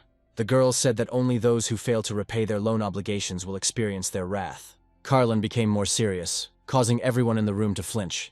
Leon said again that they had no gold. The smile disappeared from the girl's face, and she asked what it meant. The head of Marvas openly said that they do not have a penny, and the treasury is completely empty. Carlin didn't expect such directness from Leon. However, a moment later she stood up and said that she now understood why the boy was shaking like a frightened puppy. Flames appeared around the girl, and she said that she would personally demonstrate what happens to defaulters. Leon was stunned and didn't know what to do next. At that moment, Richard burst into the room and shouted at Carlin to stop. The magician burst in just as the girl was about to get down to business, but the intrusion interrupted her. Richard had run into the hall so fast that he was now trying to catch his breath. Carlin was preparing to tear Leon apart. The girl's eyes glowed brightly with a yellow light, and the fire around her blazed ever stronger. Leon could have answered the girl, but Marvis warned him that it was useless. Richard realized that the matter could not be resolved without intervention. The guy blocked Carlin's way and told her not to dare bury the future young talents of Aramet. Leon was even more confused than before. Walter's expression immediately changed, thinking that the problem was solved. The ash-haired man approached the owner and said that he expected that the young master did have a plan. Leon, in turn, looked at Richard and roughly understood what he had in mind. The fire in Carlin's eyes began to fade gradually. Seeing that the girl was calming down, Richard turned his attention to Leon. After a few moments, the fire died down and the girl sighed. Leon was a little surprised that Carlin calmed down so quickly, even though Richard had interrupted her. After a few moments, Chief Marwas asked his subjects to leave. The guy said that they needed to settle things privately, but Marwas stayed with him. After some time, the guy realized that the essence of Richard's offer was that he would pay 10% of Marvas's debt if Leon officially joined Aramit. Leon repeated this again and asked if he understood it correctly. Richard smiled and drank tea, saying that the guy understood him correctly. The magician said that there was something curious about the recent territorial war with the Sylvesters. Richard was sure that Leon used necromancy. Chief Marwas asked why he thought so, and the magician replied that otherwise they would have lost. Richard was sure that Carlin had come here because she thought so too. The girl took a sip of tea and said that magicians were too sneaky. Carlin gave in and said that they believed that the head of the Marwas clan had regained the former power of that clan, so she went hunting. Leon asked if the girl really thought they were already able to pay off the debt. Carlin admitted that she had had such thoughts. However, the girl did not really believe that Marwas would be able to pay immediately, so she suggested postponing this conversation. Marwas began to understand that the girl had come with a specific purpose and was ready to let go of her debts for a while. Leon concluded that Richard wanted to hire him and Carlin wanted to pay off his debts. The guy said that he still doesn't understand the reasons for their confidence that the power of the great necromancer has returned. Leon said they could win with the help of mercenaries or other aristocrats, but Carlin noted that all of that costs a lot of money. Richard said that he would never believe that this war could be won with money. That is why the magician first thought about necromancy, the unique power of the Marwas family. Richard considers this a great opportunity to bring necromancy back into the kingdom. Carlin said that if Leon had even a drop of Velen von Marwas's power, then bringing them closer together would be a good investment in the future. Leon noted that even if they became close, the Marwas family's debt would not go away. The smile disappeared from Carlin's face and her gaze became serious. The girl confirmed that the debt will not go away, because loan sharks are no joke. Carlin took a pistol out of her jacket. The girl pointed it at Leon, intending to explain what she meant. Richard rose from his seat and tried to calm the girl, worrying about the safety of the young necromancer. Carlin put the gun away and reiterated that debt collection remained her priority. At this point, the girl finished and left the room. Richard looked after her and sighed with relief, telling Leon that Carlin was a very powerful woman. Leon admitted that he didn't really trust the magician. Chief Marwas immediately noticed that Richard was emitting energy that was different from that of a human. Until this moment, Richard's face had always expressed fear and excitement, but now it was transformed. The magician raised his hand and said that the same applied to the head of Marwas himself. Richard pointed to Marwas and said that Leon had become entangled with one of the 72 demons. Marwas grinned, realizing that the magician could see him without any contract. The demon jumped off the table and assumed his true form. Marwas stood behind Leon and asked who Richard really was. At that very moment, horns began to appear on the magician's head. A long black tail appeared from under the hem of his clothes. Richard finally stopped hiding behind the guise of a frightened man and accepted his true form. Marwas immediately realized that it was a dragon in front of him, but he thought that they all died in the anti-magic war. Leon asked how the demon understood that Richard was a dragon, and the lion immediately pointed to the tail and horns, which were the distinctive features of this species. Richard said that he, too, was curious as to why one of the 72 demons had suddenly joined the people. The reasons were unknown to the dragon, but it was definitely somehow connected to the first chapter of Marwas. Leon told Richard not to worry, because Lord Marwas is on the side of humanity and is different from other demons. The demon confirmed his words and said that even though he was a demon, he did not share their views. Richard said that in that case, Marwas had no reason to interfere in human squabbles. Leon interrupted the conversation between the demon and the dragon and asked what was required of him, besides joining Aramit. The guy said he should know what he signed up for. Richard explained that the Aramit school is essentially for hermits. Leon will be paid for membership, and he, in turn, will have to strive to rise as a mage. Marwas and Leon didn't believe that was all, so the demon told Richard to lay it out as it was. The dragon said that they were too sensitive, but he would have told everything, even without unnecessary pressure. Richard said that Leon had no right to enroll in other schools, no matter the amount of money. The dragon said that these were all his conditions. Marwas asked if this was because they wanted to suppress their competitors. Richard said that this is one of the reasons, but the main one is something else. The dragon placed on the table a badge with the image of a demon, which Marwas had previously seen on Sylvester's clothes. Richard said that besides Aramith, there are 2 other prestigious magical schools. The dragon reported that one of them worshipped demons entirely. Marwas already guessed that the demons were up to something bad, and now he regretted that he had not woken up at least a little earlier. The demon asked Richard what they were trying to achieve. For a moment, the room fell silent, as if even Richard himself was afraid to say it. The dragon revealed that this school seeks to revive the demon king, Baal. We are transported to the times of the Great War against the demons. This was the first full-scale battle between humanity and demons. It was a tragic event in which King Esteban found eternal peace. The king continued to fight the enemy until his very last breath. In the last minutes of his life, he released enormous energy. Magical energy turned into strong chains and entangled the demons. The enemy didn't even have a chance to move. Following the bonds cast by King Esteban came dark magic. Mana blacker than the darkest night enveloped the demons and pulled them along with it. Soon, the demons were securely locked away in the Necronomicon. During the time of this battle, lived Velen von Marvas, the first necromancer and founder of the Marvas family. As soon as the Necronomicon absorbed the monsters and demons, the man slammed the book shut. Velen had the typical Marvas appearance inherited from his ancestors: black hair and green eyes. Once the Demon King Baal was sealed, the war ended. We return to the hall where Leon is talking to Richard. The dragon reported that during this brutal battle, King Esteban managed to seal Baal. However, over time, the seal has weakened to such an extent that the demon's awakening could happen at any moment. Leon said that according to his information, His Majesty Esteban had lost his mind. Head Marvas remembered the current king, who couldn't even move on his own, and asked if they were talking about him. Richard confirmed his suspicions and said that demons would always find loopholes. The dragon said that Leon himself should have already realized this, considering that Marvas was next to the guy.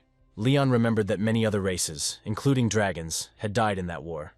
So now the guy understands that Richard is not lying. Headmaster Marwas asked whether his reluctance to join other schools was due to the fact that demons lurked in one of them. Richard responded positively and said that Leon should join Eremit, because he was sure that with them he would discover many new things. Marvas said that it would require a lot of money, and Richard replied that they could not solve the financial problems of the Marvas house forever. Leon asked if there was any way for him to earn money regularly, since a debt of 500,000 gold pieces was quite a burden. Richard understood the boy's concerns, so he thought about the issue. Soon an idea came into the dragon's head. Richard said that it was possible to join the Adventurers Guild. Plus, Carlin was just a close person of the leader of this guild. The dragon said that if the guy copes with orders and reaches the gold badge, he will be able to earn 1,000 gold coins per order. Leon immediately imagined how much money he could earn in addition to paying off his debt. The boy immediately bowed and asked her to put in a good word for him with Miss Carlin, and Marvas called him pathetic because of this. Crow appeared nearby and told the demon to stop insulting the master, as he did it on the spur of the moment. Marvas asked why he decided so, and the monster replied that the old man told them so. The demon immediately realized that their conversation was being eavesdropped on and slapped himself on the forehead. Richard turned towards the door, addressing Carlin, who was surely eavesdropping on them. The dragon asked if the girl would help them with this matter. Carlin opened the door and said that Richard was very insightful. Leon looked at the girl pitifully, and looked as if his life depended on her. But what attracted Carlin most was the demon sitting on the table. Richard immediately got up from the table and introduced Marvas to the girl. The dragon said that Marvas is a demon on the young lord's side. Carlin pressed her hand to her forehead, as if she had a headache, and said that they were always nothing but trouble. Richard had already assumed his human form and was smiling at the girl. After some time, they set out to talk to the Adventurers Guild. Leon was accompanied by Marvas, Carlin, Richard, Walter, and Crow, who had taken the guise of an ordinary man. Carlin asked if she really had to accompany them, but Richard replied that for money she could at least do something. Leon asked Marvas what an Adventurers Guild was, but the demon himself didn't know, as there had never been one in the past. Carlin heard them and said that the guild is a place where people go with various assignments. The girl said that it was possible to take group orders and split the profits among the group members. You can also work for yourself and take all the rewards for yourself, and talented people earn a lot. However, an ordinary person without abilities will simply rot without a trace on the first mission. Marvas concluded that it was just a large lamp for moths to burn in. Richard said that things weren't as bad as they might seem, because the Adventurers Guild was neither a good nor a bad place. With their recommendation, you can easily get a job as a knight or magician even in another country. And this is the most profitable job for those who are skilled in something. Leon asked to tell him more about the gold badge and ranks. Richard happily agreed, but entrusted it to Carlin, which began to anger the girl. However, the girl quickly moved away and said that there are 5 ranks in the guild. They are awarded badges of different power categories in order of increasing skills: copper, silver, gold, platinum, and titanium. By achieving a rank, an explorer gains access to missions that pay accordingly. Leon suggested that the best earning option was for those with a titanium badge. Richard said that it was certainly true, but it was unlikely, so he didn't even mention it to the guy. The dragon said that there were hardly a dozen holders of the titanium badge on the entire continent, and the tasks they were assigned were valued at tens of thousands of gold coins. Richard said that there are not many orders of such rich quality in the world. Soon the detachment arrived at a city surrounded by walls. Right at the gate, Carlin stepped forward to negotiate with the guards. The girl handed the pass to the guard, and told Leon that first he needed to at least get a copper badge. Carlin said that the Empire's laws make it somewhat difficult for newcomers to advance. Richard asked the girl not to push things too hard, after which he turned towards the tavern. Once inside, the dragon said that they should start with a small test, after which he announced that they had arrived at their destination. Leon examined the premises, which was originally supposed to be an inn. Seeing a hall with many mercenaries relaxing at tables, the guy realized that they had arrived at the Adventurers Guild. Leon walked forward and looked around, not focusing on the people. A girl with short white hair watched him from the corner of the room. The girl held a cup in her hand and said that some problematic clients had wandered in. The stranger seemed to be talking to herself, without attracting the attention of the visitors. She watched them from the side, studying them. At first, no one noticed the appearance of guests in the guild. The members of the Adventurers Guild continued to chat cheerfully. Carlin led all her companions forward. As soon as the girl appeared in the center of the hall, the cheerful conversations immediately died down. All the guild members immediately recognized the girl. Rumors began to spread throughout the room that the girl had such a greedy look that no one would want to borrow money from her. Everyone wondered what she was doing in the guild building, and everyone also recognized her companion as the head of the Aramet school, Richard. Even the men remarked on how handsome and young the guy was, and how he was already the head of a magic school. One of the guild members indignantly said that even the beer had spoiled as a result of their visit. Richard followed behind Carlin with a smile on his face and looked around, catching unflattering conversations about himself. The guy quietly said that apparently everyone here hated him. Carlin told him to stop talking and move forward, because they shouldn't care about people like these mercenaries. Leon came a little closer to the girl and asked where the man they were looking for was. The guy said that he did not feel the presence of any incredibly strong people in this place at all. Marvus, sitting on Leon's shoulder, asked if the boy really couldn't feel the mana aimed at them.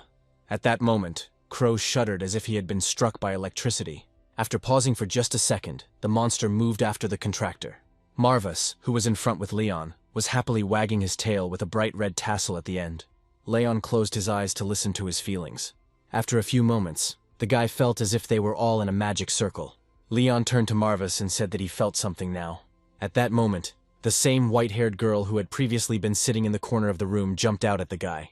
The girl looked at Leon predatorily and pulled her sword from its sheath. Carlin reacted instantly and pulled out her pistol. Feeling the barrel at the back of her head, the blonde stopped, holding the sword next to Leon's neck in the place where Marvus had been sitting just a second ago.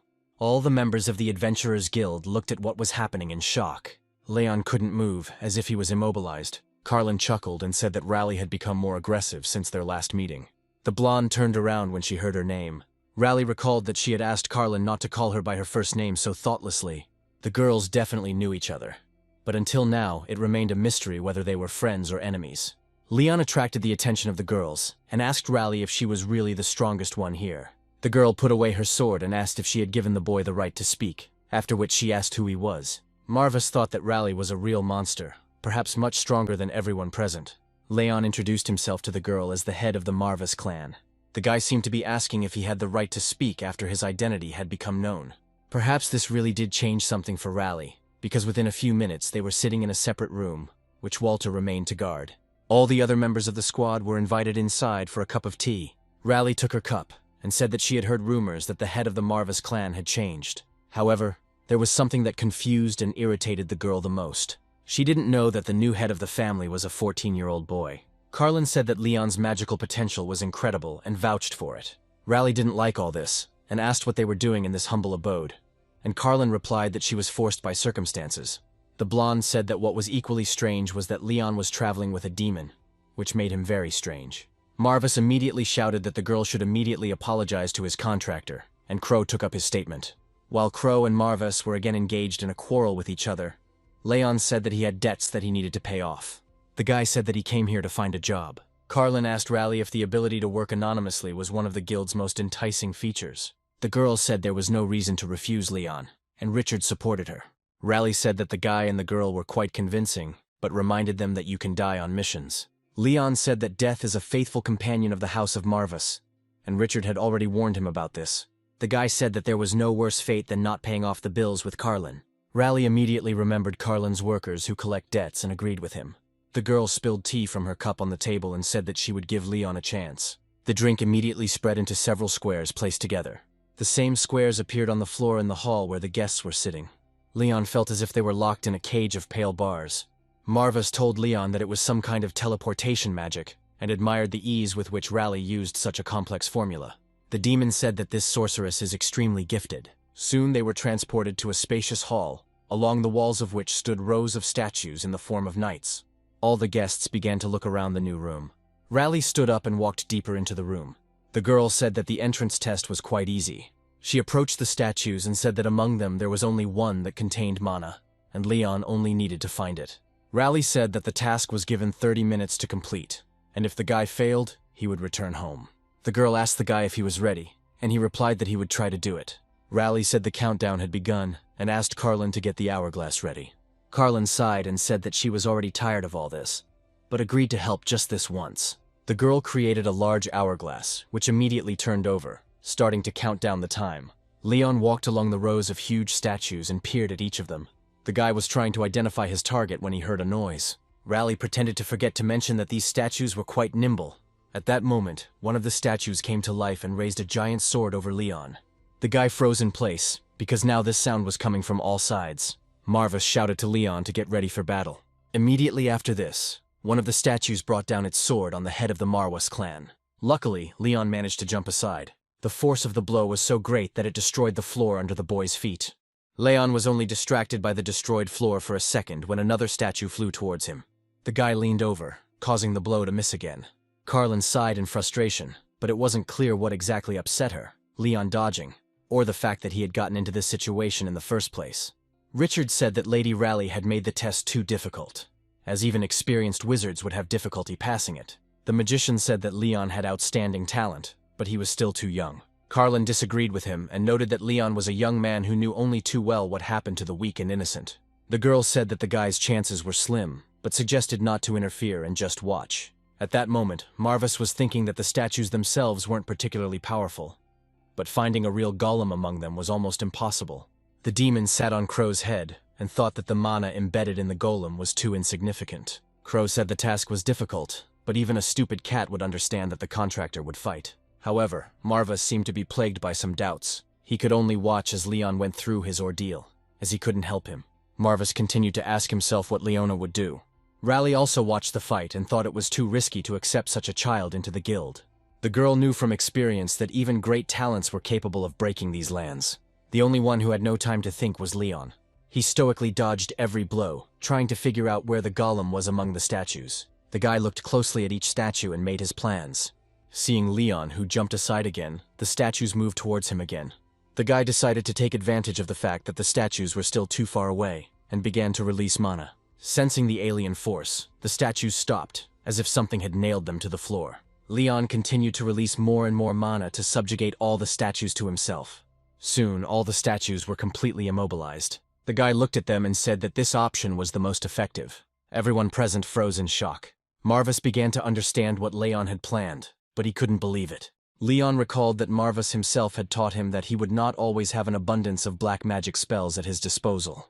The guy realized that he needed to be able to cope with what he always had. Leon activated dark magic and summoned spears of darkness. Marvus and Crow couldn't believe what their new contractor had done.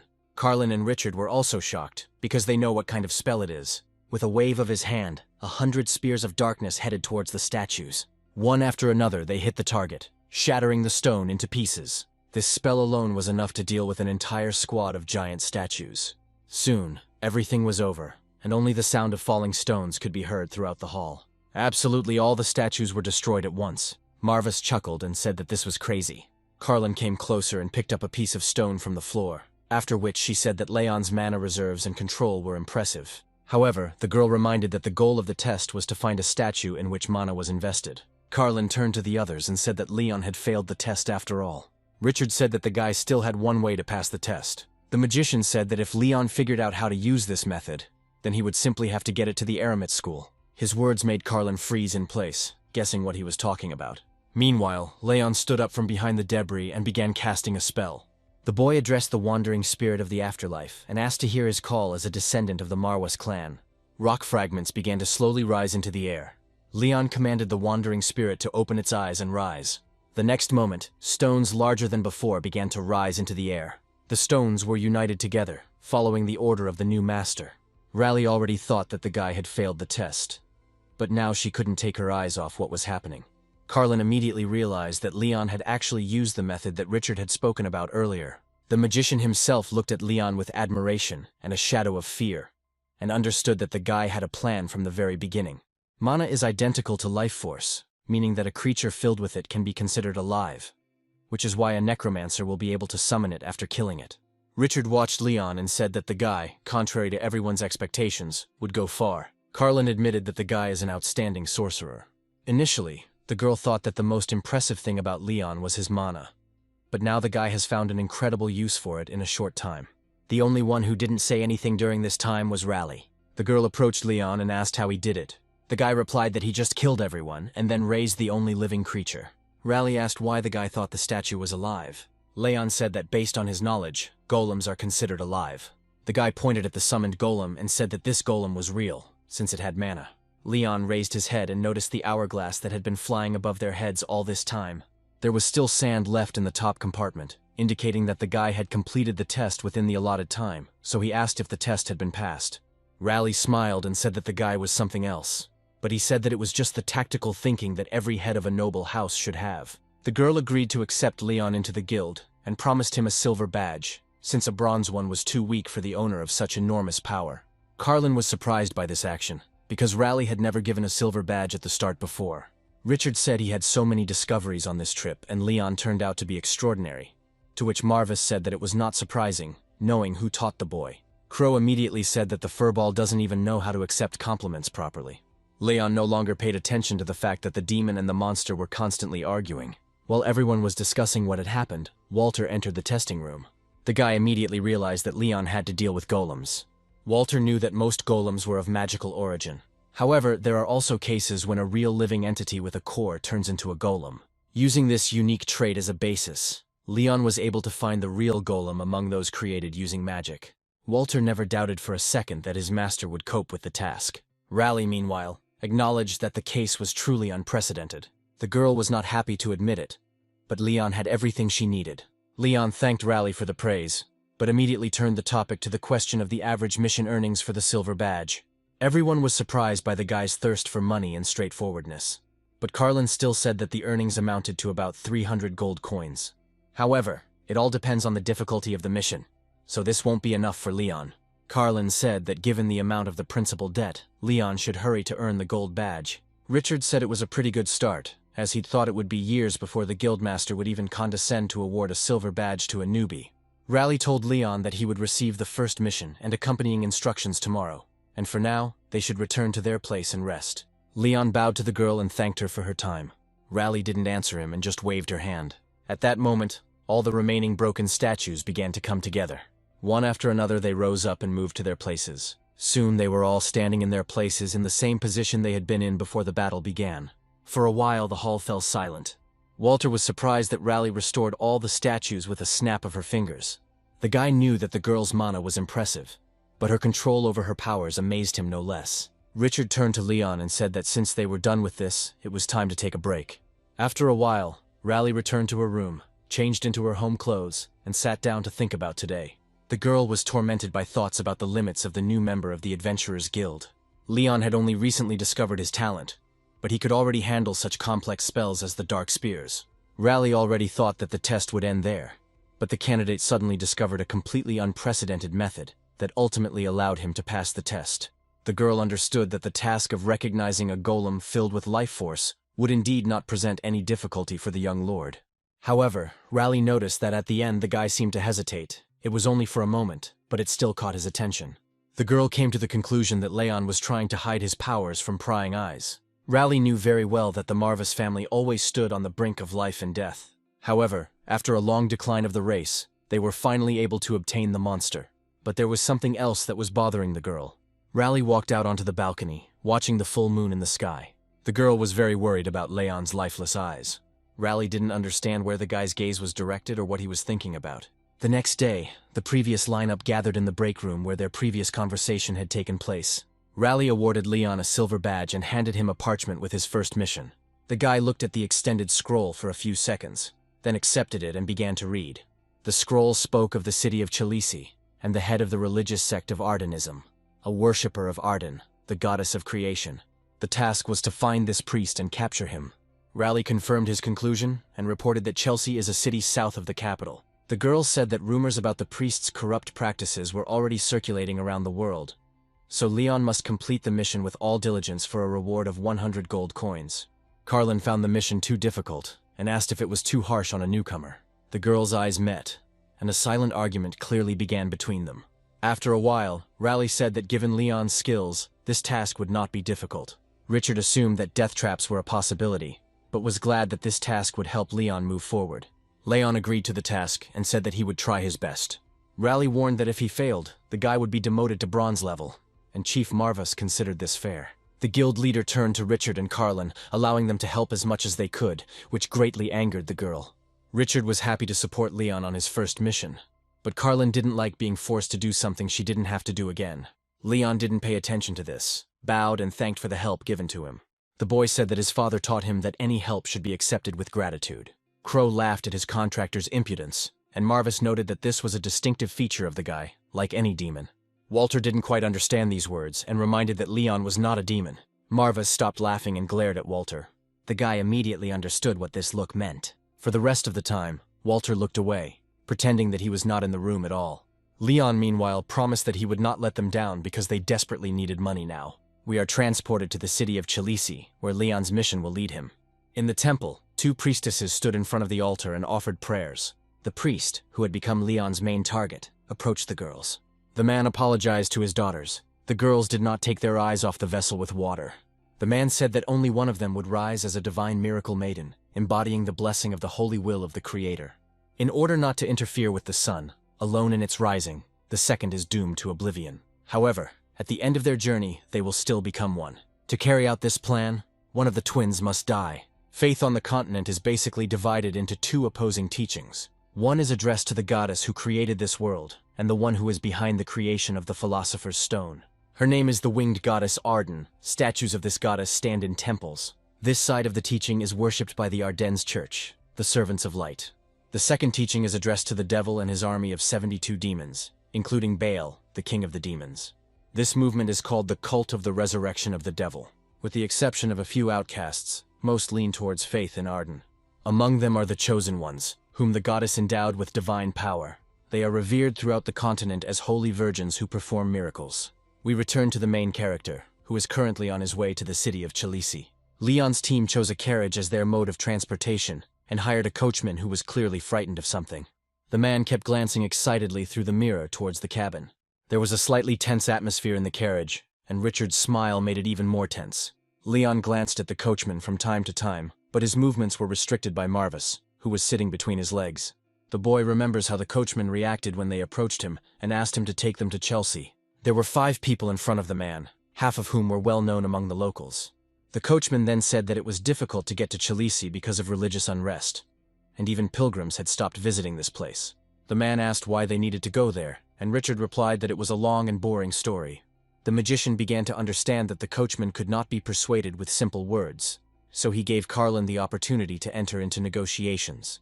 The girl no longer spoke with words, but in the usual way, with the help of the jingle of gold coins. Carlin threw the bag of money on the table in front of the coachman, and it opened, revealing a huge sum of money. The girl said that this gold would clearly explain to the man everything he needed to know. Carlin also mentioned that otherwise, they would be happy to look for someone else, because there are always unpretentious cabbies. After these words, the coachman immediately grabbed the bag of money and said that if his safety was guaranteed, he would be happy to take them.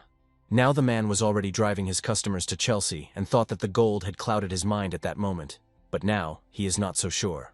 The town of Chalice is an unfortunate victim of the religious strife that swept through this land. The newly appointed cardinal vowed to protect the archbishop, but ultimately succumbed to the pressure that fell upon him. Rumor has it that all this happened because of holy power. The long absence of a new miracle-working saint was a death sentence for the shaken faith in Arden.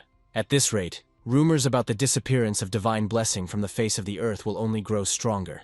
Thinking about this, the coachman already regretted that he had agreed to go to this damned city.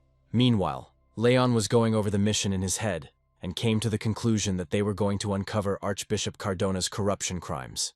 Walter said that sounded problematic enough, but Marva said he didn't care much about that holy rabble. The demon said that Leon should not worry about this, because with his current power, all these good manners would not be comparable. Richard stopped smiling and said that he would hope that everything would be just like that, because during the time that Marvis was gone, the human species had become much stronger. The dragon is sure that people are not strong enough to defeat them, but still, they should not be underestimated. Carlin also said that the mission involves a clergyman.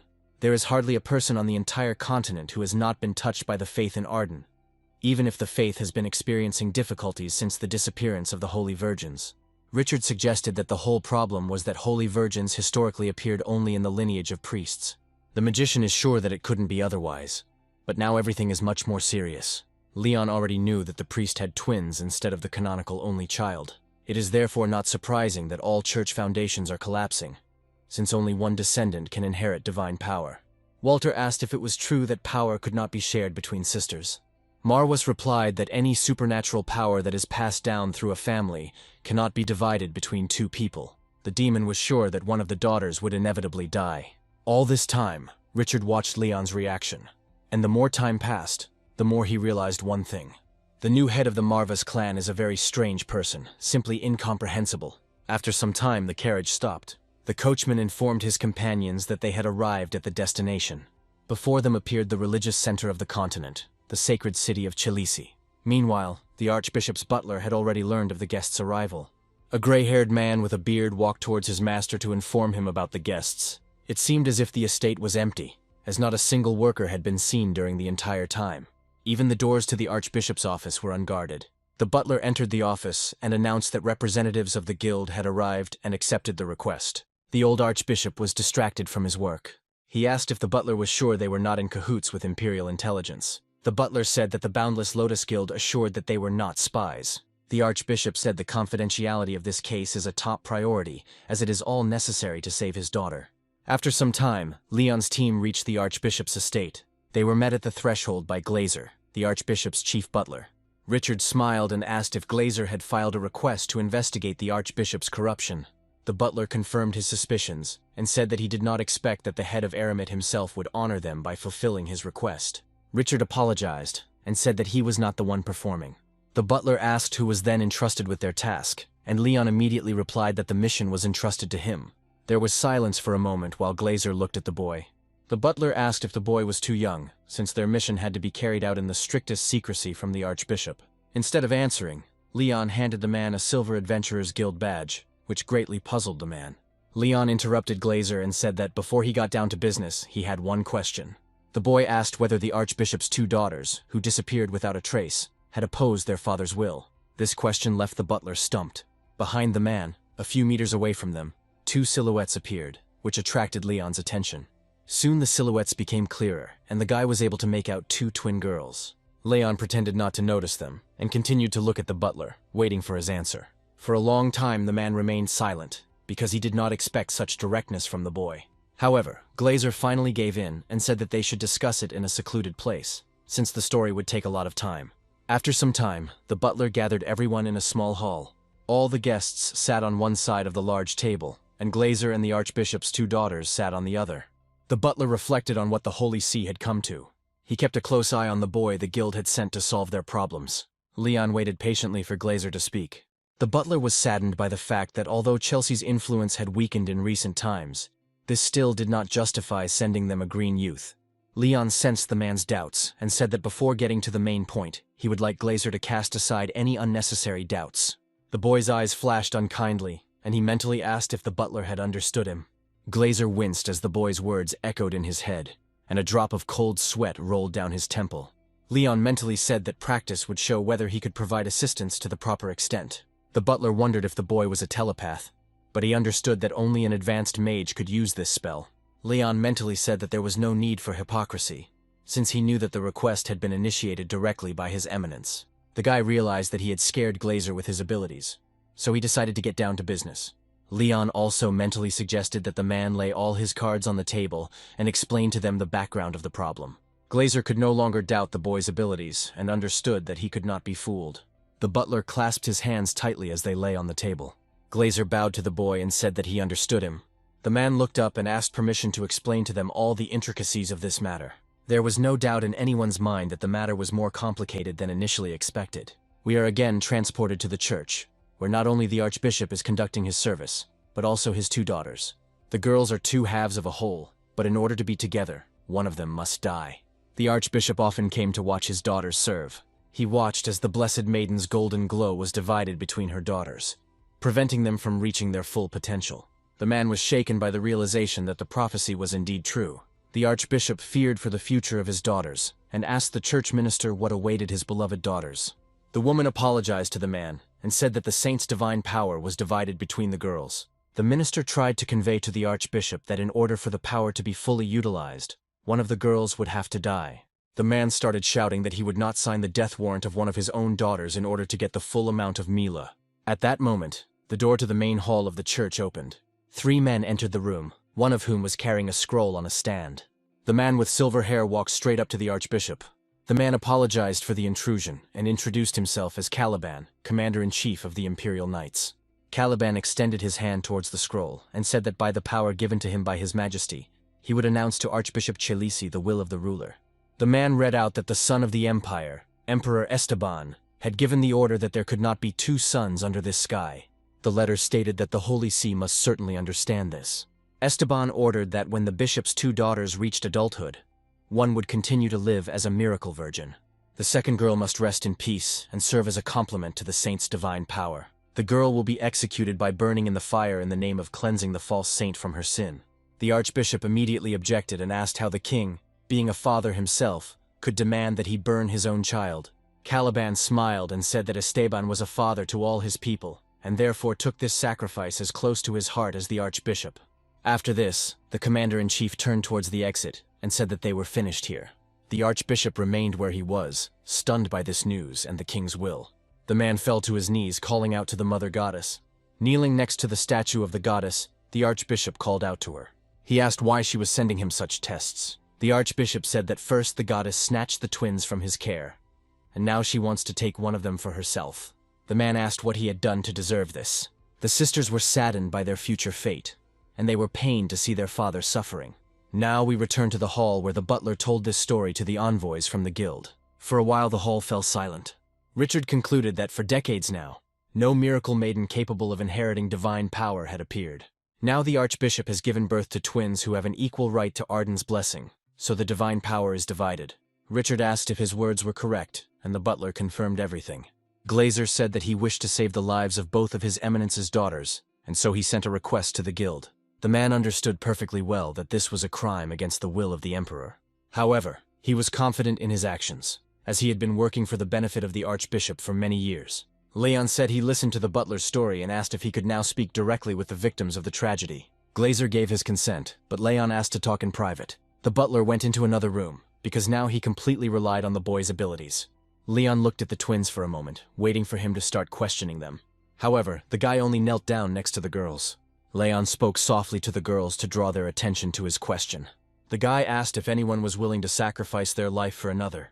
Marvis perked up and asked where the boy's politeness had gone, but Leon said that it often came at the expense of efficiency.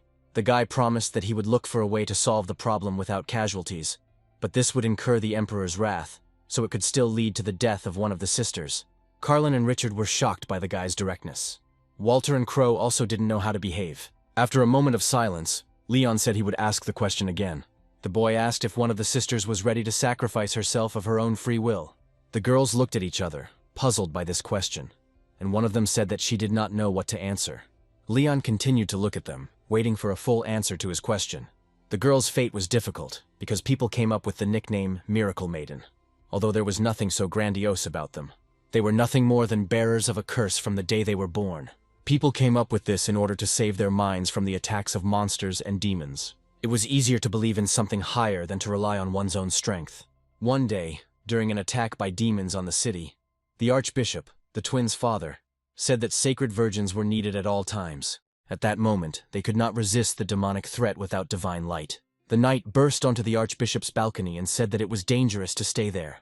The man said that they had better go somewhere else. However, the archbishop remained on the balcony, as if he had lost his mind. The man screamed that the demons did not deserve his forgiveness in this life or the next. He believed that those who turn their backs on divine power will get what they deserve. After some time, the archbishop learned that his wife Leah was pregnant. The woman was grateful to the goddess and prayed for her day and night. She considered it a great honor that their child would become the next sacred virgin.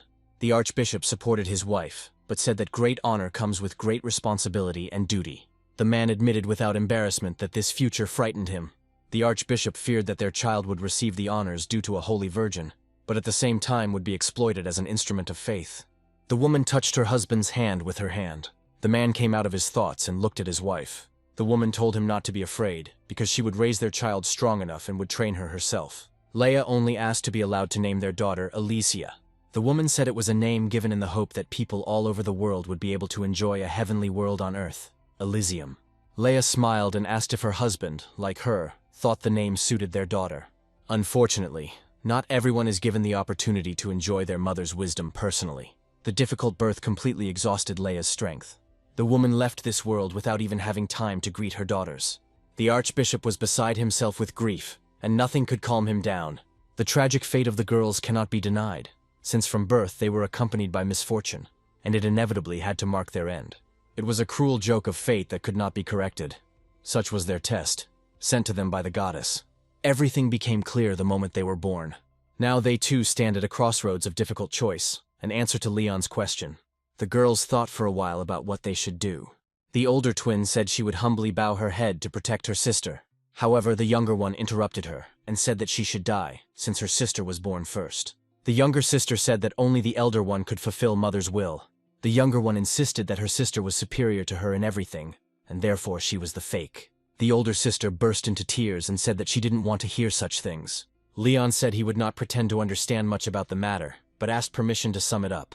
The guy came to the conclusion that both girls were ready to sacrifice their lives, so he didn't understand what the problem was. Marvis reminded Leon that they had to save both lives and not leave them to fate, because if even one died, they would receive no reward at all. Leon struck his fist into his palm and said that the Lord was as insightful as ever, and his wisdom could not be denied. The guy said that in that case, the only option that would suit them would be if they all stayed alive, for which the older sister thanked him. The girls asked that their father not be harmed, since he was not guilty of anything, and had tried his best in his post all his life. Leon agreed with them, and asked them to tell him a little more about the trials that befell them. The boy remembered that one of them was going to be burned at the stake, and his older sister said that this would happen in 2 days. The girl said that as long as they had no other plan, she would take on this sacrifice. The younger sister objected, but was unable to dissuade her twin. Leon knew they were running out of time, so he said he intended to find out if there was any reasonable way out of the situation. Richard suggested that they first make sure that there were marks that would distinguish the saints. Leon asked the girl to show him the marks, but they became embarrassed and said that their position was somewhat embarrassing. The younger sister agreed to show the marks only if everyone except Leon and Lady Carlin left the room. Carlin said that wherever the sisters' marks were, she would insist that the vile magician be thrown out of the hall. Richard resisted and said that he must stay, because he was the only archmage among them. Carlin convinced everyone that she could clearly distinguish the distinctive marks, but she would not allow them to look at the girls, so she personally led everyone out the door. The girl closed the door behind the male half of the team and dusted off her hands. The sisters looked at each other, still embarrassed, but ready to demonstrate what was required of them. The girls lowered the tops of their dresses, exposing their shoulders. After that, they turned to Leon and Carlin, allowing them to examine the marks. On the chest of each of the girls there was half a golden cup. Leon said that it was impossible to transfer sacred power through magic, and Carlin said that she now understood why it was difficult for girls to show marks. Marvis said he saw only one solution to this problem, and it would take time for all of them, as mortals, to accept it. Leon understood what was going on, and said that one of the girls would still have to die. It was the terrifying power of the prophet, and a fate that could not be avoided. Unfortunately, this could destroy both innocent souls. Marvis caught Leon's mood and said that it was the first time he had seen the guy look like that. The demon assumed it was anger coming from the depths of Leon's heart. 2 days later, the crown prince appeared in Chalice for the burning of the young maiden, to witness the execution of the imperial order. Louis waited for the execution with a smile on his face, as if he were in for an entertaining performance.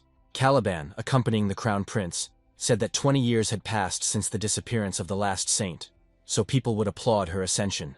The man said the day was slightly marred by the preliminary burning of a witch for that purpose. Lewis said that this only happened because the previous sacred virgin had decided to give birth to twins. At that moment, Leon, dressed in the robes of a priest, approached them from behind, keeping a respectable distance. Leon asked Marvis whether virtue really consists in giving life to those who want to live, and death to those who want to die. The demon didn't understand what exactly the guy was saying. Leon said that he was absolutely certain that one of the girls was lying to them. Marvis thought about his words. Leon supposed that only he could see it, given how deeply connected he was to death. The boy feels that one of the sisters desperately wants to live, while the other is determined to die for a good cause. Leon clenched his fist and said he couldn't stop thinking about it. The guy didn't understand who would ultimately be left to live, but he also couldn't decide the question from the perspective of who should die. Marvis asked if Leon was thinking about this question too late. The guy replied that perhaps it was too late to resolve these doubts. However, he knows for sure that no one ever taught him how to behave in such situations. After some time, everything was prepared for the public burning. People began to gather in front of the fire. Louis stood in front of the crowd, eagerly awaiting the start. He was tasked with leading the event, so when the time came, he stepped forward. Louis stepped forward, greeted the people, and introduced himself. The Crown Prince said that by the power given to him by His Majesty the Emperor, he was going to witness the appearance of the new Holy Virgin. The people rejoiced, as they had been expecting this event for a long time. Louis raised his hand, calling for people to be quiet. For a while the people became quiet, because they sensed something was wrong. The Crown Prince announced that today, they would be enveloped by a night that would be the darkest and most impenetrable they had ever seen. However, Louis promised that the darkness would give way to light, and the world would receive its miracle girl. The Crown Prince said that for this they must burn the nameless witch. Louis nodded to Caliban to continue speaking. The Commander-in-Chief said that there could not be two suns in the sky, just as there could not be two holy maidens chosen by the goddess Arden. Caliban said that the Holy Father had two daughters in order to sow discord on the continent, and that this was obviously the work of the devil. The Commander-in-Chief said that in the name of His Majesty, the dubious witch must restore justice in front of everyone. The man looked around the crowd and asked if anyone had any objections. People were no longer so happy about this meeting and remained silent, fearing to incur the wrath of the crown. The Holy Sisters also could not say anything against it, so they simply stood with their heads bowed. Having finished his speech, Louis headed towards the girls. The Archbishop stood behind his daughters and could not help them in any way.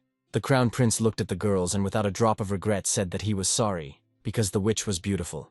Louis said that if she weren't a witch, he would have taken her as a concubine just for her pretty face. The Archbishop was angered by these words addressed to his daughters. He clenched his fists tightly, losing his composure. Louis walked past the girls and firmly squeezed the Archbishop's shoulder.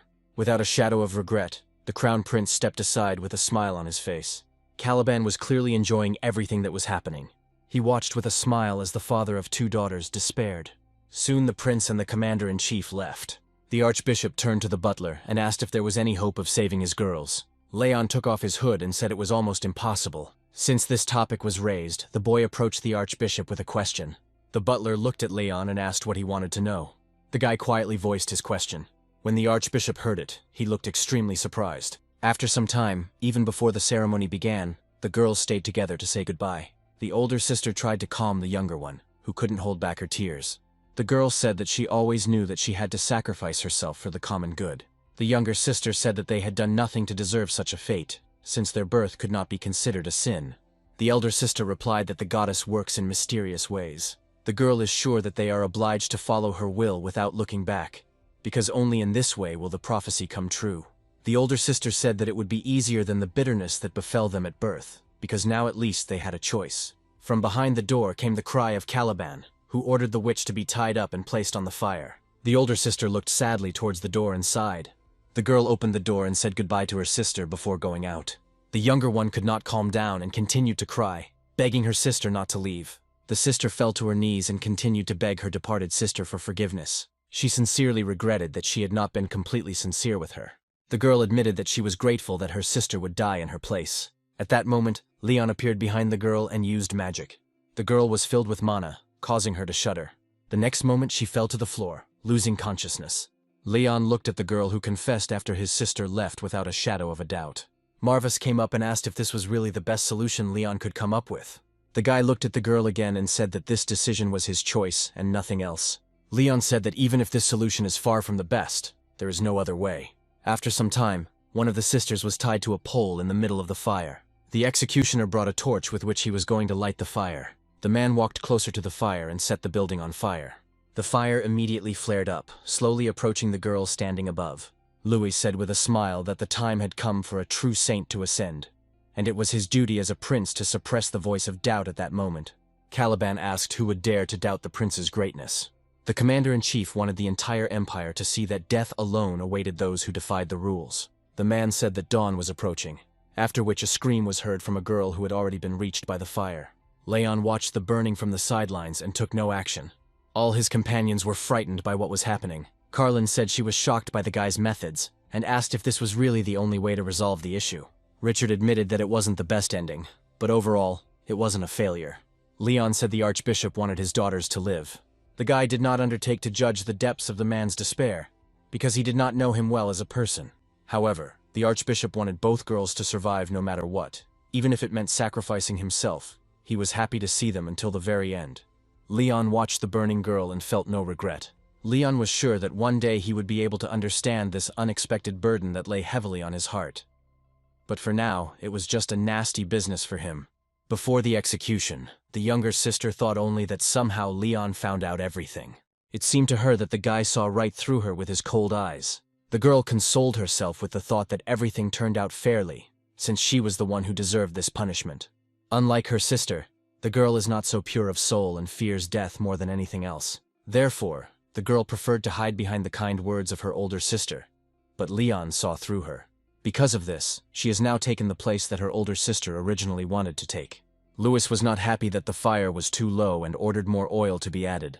The servants immediately carried out the crown prince's order, pouring a whole bucket of oil into the fire. The fire rose even higher, completely engulfing the girl. Through the pain, she begged her sister for forgiveness for her weakness. However, soon her mind was clouded only by pain. 2 days before, after talking with the butler and the twins, Leon came to the archbishop's office to talk with him. The boy wanted to discuss their next steps with the Holy Father. Leon asked whom the archbishop would spare, the one who desperately wanted to live, or the one who was ready to sacrifice himself for a greater cause. The man asked how the boy understood this from one glance. Leon said it was difficult for him to explain it in simple words, but he was confident in his guess. The archbishop thought about his question, but he had to decide not as a father, but as a holy father. After a while, the man said that Leon really had the insight to discern such things. The archbishop replied that he would spare his daughter, who would find peace after death. That's exactly what Leon did. He switched the girls just before the execution, so that the one who was able to sacrifice herself would remain alive. Now the eldest daughter stood next to her father and could not hold back her tears as she watched the burning of her younger sister. Meanwhile, Leon decided that their work was over and was about to leave the city of Chilisi with his companions. Carlin and Richard acted as coachmen, watching the execution until the very end. Leon was sitting in the carriage and asked what the point of all this was. For a moment there was a tense silence in the carriage. Marvis asked what exactly the guy was talking about. Leon asked why the archbishop wanted to save the daughter who had decided to die. Marvis jumped on the guy's shoulder and asked if he really didn't understand why he made this particular decision. The demon said that the Holy Father wanted to teach her the greatest lesson of all, the true value of life. Marvis explained that nothing changes the fact that the survivor will have to live in the name of the deceased, as well as for herself. However, if the girls themselves can decide which of them will die, then the girl who decides to die will understand well the difficulty of such a choice. This girl, better than anyone else, understands what her sacrifice for another person means. Leon realized that the second girl who chose life would learn no lesson from it. The boy remembered that one of their vassals had once said that gratitude was a feeling that faded with time. So Leon understood that if he gave everything away for free, the act of kindness would quickly turn into a loop of exploitation. Marvis said that this was the end of their mission. Walter did not understand how long this impunity and cruelty would continue, because these young girls did not deserve such cruelty. Richard overheard their conversation and said that nothing could be done about it, because the continent desperately needed the miracle girl. The mage understood that no matter how capable sorcerers they were not free from the Empire's tenacious grip. Now the eyes of the world are on Lady Chilisi, the new saint. The elder sister stood before the people and awaited her ascension, clutching the hem of her dress in her hands. Carlin said that their work here was finished and they could leave. The girl was confident that the saint's power had become complete. However, the next moment, Carlin felt something strange. Everyone sitting in the cart also realized that their plan was going completely wrong. Richard voiced what was already clear to everyone. The holy power was still divided. The elder sister stood before the people and felt that her mark was still not whole. The girl turned to her father, but he was as confused as she was. Louis approached the archbishop and accused the man of enjoying second-rate tricks. The crown prince was very angry that the saint's enthronement ceremony was disrupted. Caliban said that the witch had been executed, but the holy power was still fragmented. So he ordered the arrest of the archbishop and his minions. The Holy Father tried to convey to the prince that this was beyond his comprehension, since he had personally chosen one of his daughters to give her to the fire. Louis did not listen to him and said that the man was too insolent since he did not accept the favorable attitude towards himself, and decided to deceive the emperor. The crown prince, without regret, ordered the archbishop to be executed on the spot. Upon hearing the order, even Caliban began to doubt, as he had no idea what the execution of the empire's spiritual leader could lead to. Louis said the man pulled these stunts in a time of desperation, so he probably hid his second daughter where she could no longer be found. The crown prince said that they had long suffered the turmoil caused by the saint's absence, but their faith would no longer blind them. Louis repeated again that he was ordering the death of the archbishop. For a moment Caliban struggled with doubt, but he could not disobey the prince's order.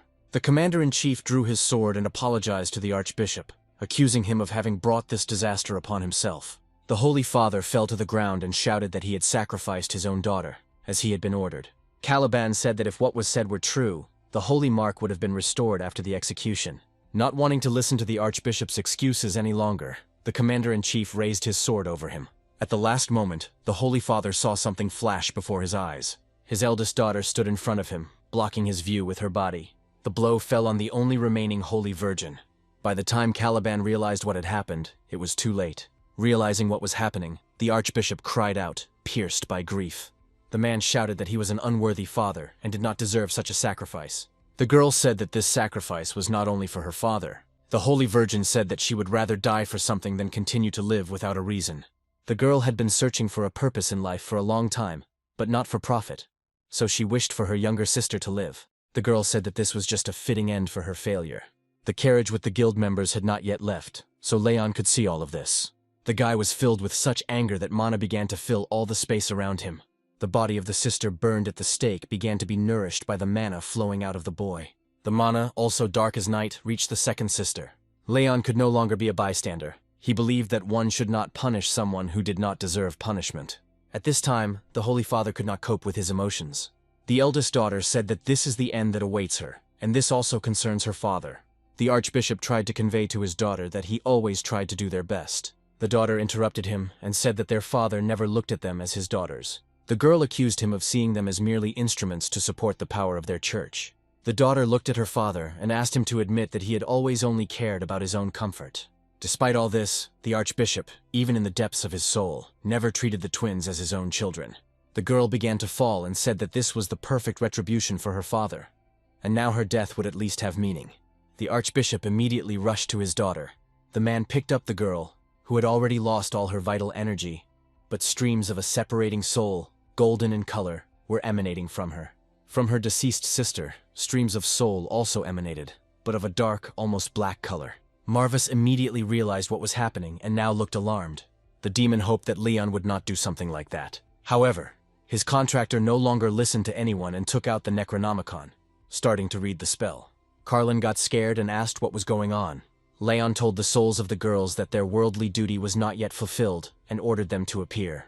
The precious eye on the Necronomicon glowed brightly. Thick black mana flowed out from Leon, filling everything in its path. Now Carlin saw with her own eyes the great power of the necromancer. The twins' souls formed and flew towards each other. They were formless and circled above the necromancer's head, awaiting his command. Leon looked up at them and asked if the girls would respond to his call. The summoned souls began to take on features, and Leon asked if they wished to continue existing in the world of the living, but in the form of undead. Finally, the souls regained their form, and the older sister asked if the boy could bring them back to life. Leon said he could resurrect them, if existence as a living dead could be called life. The boy said that it was up to them to decide whether to gain form at the cost of losing body heat and beating hearts, but he would follow their every will. Leon raised his hand and bound the girls' souls with his mana. The older sister understood that things were not so simple, so she asked what the guy would demand in return. Leon said that no matter how rude it might sound, he would ask them to become his loyal subjects. The girl replied that it sounded fair, since it would have been much more suspicious if he hadn't asked for anything at all in return. Leon closed his eyes and said he would take that as consent. The necromancer turned his gaze to the Necronomicon and called upon the souls of girls lost in the world of the dead, serving him, the true heir of the House of Marvis. Leon asked the sisters if they were ready to swear allegiance to him for the rest of their existence. Smiles appeared on the girls' faces, and they looked at each other. After a couple of seconds, the girls gave Leon their consent. The Necronomicon's precious eye shone again. The book turned its pages towards the girl, and Leon announced that the contract had been signed. The souls entered the Necronomicon, and Leon said that he hoped that their agreement would grant them the solace they so desperately sought. The guy said that he really wants them to get what they want when their service ends. All this happened at a distance, so no one except Leon's entourage saw it. Now the Holy Father looked at Caliban and Louis with lifeless eyes. The commander-in-chief felt the sudden appearance of a powerful magical emission somewhere nearby. Caliban wondered if there was another powerful magician among the city's inhabitants besides Louis standing next to him. Meanwhile, Leon finished signing the contract and got into the carriage. The guy looked at the Necronomicon as if it could give answers to all his questions. Marvis hit Leon on the head and asked what right he had to take subordinates without consulting him, and promised to punish him upon his return home. The guy replied that he had saved the girls' lives, if you could call it life, and so he deserved his reward for the task. Walter said it was a masterful approach to solving the problem, and Carlin supported him in it. Leon remembered how Marvis taught him to raise mindless creatures as living dead. The demon said that they needed to be branded first, because they were too unpredictable, so branding would be more effective than conquering.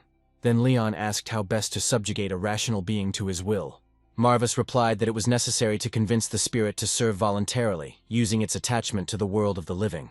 The demon said that attachment and resentment usually prevent them from crossing the line of the afterlife. A necromancer can help souls resolve grievances they had while alive, and in return, lend them the power they possess. This is precisely the meaning of conquest. Leon suggested that in the future, he would be able to decide for himself whether to honor their request or not. Marvis confirmed his suspicions, and also added that the stronger the grievances of the souls, the more powerful they themselves are. The demon asked to remember that necromancers are not just vultures who only want to exploit the powers of the living dead. Leon said he had never thought of it that way. We returned to the carriage, where at this moment the guy decided to address his new subordinates. The guy opened the Necronomicon and asked Elysia and Helen to come to his call. Souls of different colors burst out of the book. They whirled in the air, intertwining with each other. A moment later, a girl, similar to twins, in a black robe, appeared in the middle of the carriage. Leon looked at her for a while, waiting for the second girl to appear, but when she didn't, he asked Marvis why only one had appeared. The demon said that the girls were originally supposed to be born as one person, and after death their souls merged and became one. Richard and Carlin had already returned to the carriage by this time, and were interested in this phenomenon. Walter looked out from behind the girl, and said that something seemed to have changed in the girl's behavior. Leon decided to approach the girl and asked which of the two of them he was currently talking to. The girl closed her eyes for a moment and a smile appeared on her face. The girl opened her eyes and said that Elysia was currently talking to the gentleman. Leon suggested that the girls could switch places whenever they wanted, and Elysia said that was true. Then the girl became a little embarrassed and said that there was one problem. The next moment, the girl began to be filled with dark energy, similar in color to Helen's soul. The girl did not change her appearance, but her behavior changed dramatically. Suddenly, the girl said that her sister had forced her to serve a pompous rich man, and she would prefer to return to a charred body. Richard thought that they were currently experiencing a soul swap, and suggested that Helen had been hiding her true identity while she was alive. Helen called Richard handsome and told him to be quiet, because she was talking to her master now. Leon said they should get down to business, and asked what skills the girls could offer him. The guy threatened that if the girls were useless, he would return them to the afterlife. Helen chuckled and said that Leon, as usual, was saying scary things.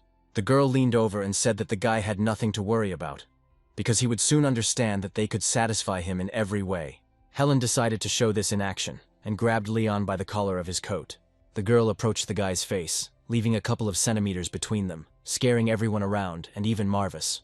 However, Leon remained cold to her attacks, which made her stop.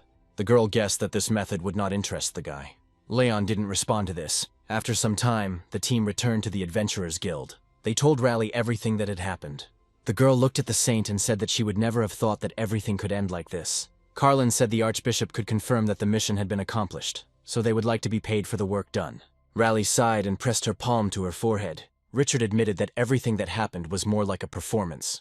The magician looked at the saint and said that it took a lot of courage to raise his daughter as a living dead right in front of her father. Helen asked what Richard was looking at so intently, and reminded her that she belonged only to Lord Leon. Richard was a little upset and moved away towards Carlin.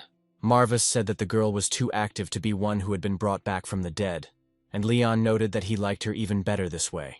Walter noted that in the end everything ended well, and both girls even survived, if you can call it that. Raleigh said that she would count this mission, and now they could officially award Leon the status of a silver-ranked adventurer. The girl said that the payment would be sent directly to the Marvis mansion, for which Leon thanked her, and said that he would hope that this was not the last mission. Raleigh assured the guy that he would be the first to hear if a worthwhile mission came up. Carlin vouched for her words, saying that the girl does not make empty promises. Carlin smiled sweetly and said that Leon only needed to worry about paying off his loan on time. Richard grimaced and said that the girl was too hypocritical. The guy didn't need to turn around to realize that a gun was immediately pointed at his head. Marvis interrupted their argument and said that it was time to stop this talk and move on. The demon said that first of all they must find out what powers the newly minted servants Elysia and Helen possess. Carlin continued to smile and said that they had to insist on doing as many favors for Raleigh as possible. The guild mistress grimaced and spilled her tea on the table. Meanwhile, Louis and Caliban returned to the imperial castle. The commander-in-chief came to report to the prince that the archbishop refused to eat or drink and was completely plunged into the abyss of despair. Louis didn't understand why he was so sad about a couple of children when the archbishop was capable of making several more. The crown prince looked at the king and said that only a weak man would allow himself to be consumed by despair. Louis asked if the archbishop was ashamed of having let the emperor down, since the precious opportunity to give the world the miracle maiden had been wasted. One thing remains constant, whether there will be a new opportunity for the Blessed Virgin to appear. Caliban bowed his head and said that it was his fault for this situation and asked to be given a chance so that he could devote himself to the empire. Louis said it was time for them to talk about more serious things. The crown prince said that Caliban's mission was thwarted by a dark mage of unknown origin. However, the commander-in-chief was never able to come any closer to unraveling the mystery of his identity. Caliban suggested that the spirits were intercepted by outside intervention, since they could not have simply disappeared. The commander-in-chief said that there was no mage on the entire continent capable of controlling such power, except for the legendary necromancer. When Caliban said this, some ideas came into Louis's mind. We returned to Leon, who, together with his companions, managed to persuade Raleigh to create a forest area for testing. The girl agreed to this only because she wanted to see the skills of the saint who became a living dead. Raleigh continued to address the saint as if she were the only girl. Leon told her that this body was inhabited by two souls, each of which was endowed with its own power. Leon said that he would demonstrate the powers of each of the girls, and asked Raleigh to arrange a suitable target for them. The girl asked how strong the target needed to be. Leon asked for an exceptionally strong target. The boy approached the saint and said that he would like to first demonstrate the powers of Elysia, to which Helen agreed. A golden glow appeared around the saint, symbolizing the change of soul. It took a couple of moments, but now a softer gaze was turned towards Leon. The girl bowed to the owner and apologized for her and her sister's insolence, scolding her sister for neglecting her manners. Leon said he was fine with it, and told Elysia that he wanted her to demonstrate her skills, rather than be held accountable for her behavior. The girl raised her head and said that she was ready to start at any moment. Raleigh took this as a signal to act and waved her hand. Immediately after this, large monsters with brightly glowing eyes began to emerge from the ground. Richard immediately recognized the creatures as a squad of forest trolls. The mage said that these creatures are known for their rapid regeneration, and considering that Elysia is just mastering her abilities, it will be very difficult for her. Carlin understood what Richard was talking about, but Leon had already demonstrated more than once that he was not one for recklessness. Walter and Crow began to measure their faith in Leon's powers, but Marvis began to egg the monster on again, provoking a fight. Leon told the saint that trolls were not easy guys and asked if she could handle it, to which Elysia excitedly answered yes. The trolls emerged from underground and ran towards the girl. Leon opened the Necronomicon, intending to rule Elysia. At that very moment, a club appeared in the girl's hands. When the troll ran close enough, the girl hit him with a backhand blow with her mace. At that very moment, the troll flew so far away that it was lost from sight. Marvis saw this and froze in shock, saying that such a crude display of force left no questions about professional suitability. Lying on the ground, Crow held the demon by the scruff of the neck and called the saint a true femme fatale. Everyone noticed how easily the saint crushed the skulls of her enemies with her club. Two trolls were enough to scare the others and make them not want to come closer. Elysia turned to Leon and smiled shyly. The guy said that this was more than enough to show strength. Leon said that it was time for Helen to demonstrate her power, after which the girls' souls switched places. The changed look immediately made it clear that Helen was in control of the body again. The girl started to take out the chain and said that she really loves to show herself off in all her glory. Helen looked at the approaching trolls and said that the world needed to know how diligent she was. The girl hit the monsters with a chain and said that the nasty monsters deserved a good spanking.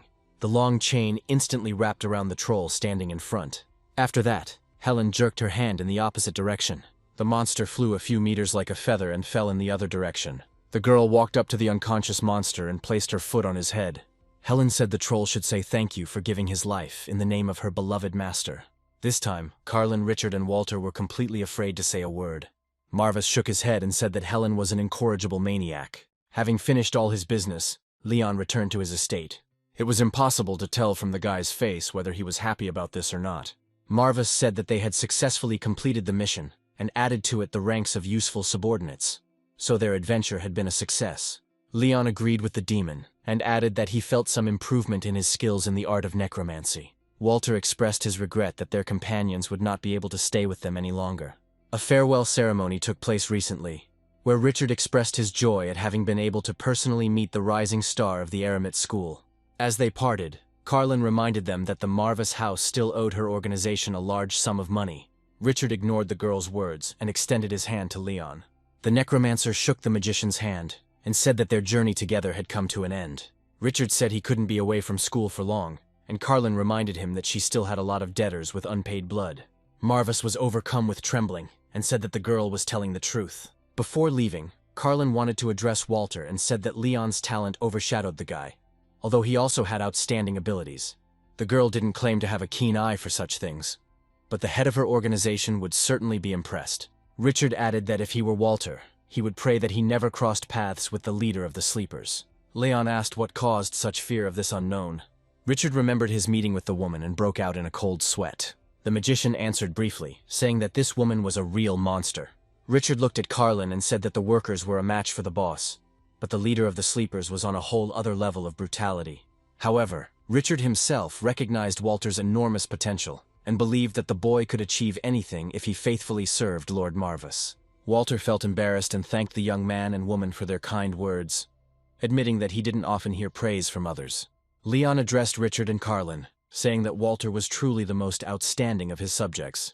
The necromancer said that the boy's potential could exceed all their expectations, and he plans to help him blossom into his full glory. Richard said that sounded wonderful, but he reminded them that it was time to say goodbye.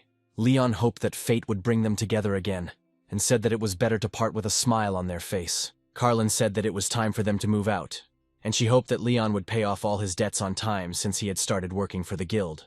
After these words, the smile on Leon's face faded, and he promised Carlin to pay for everything.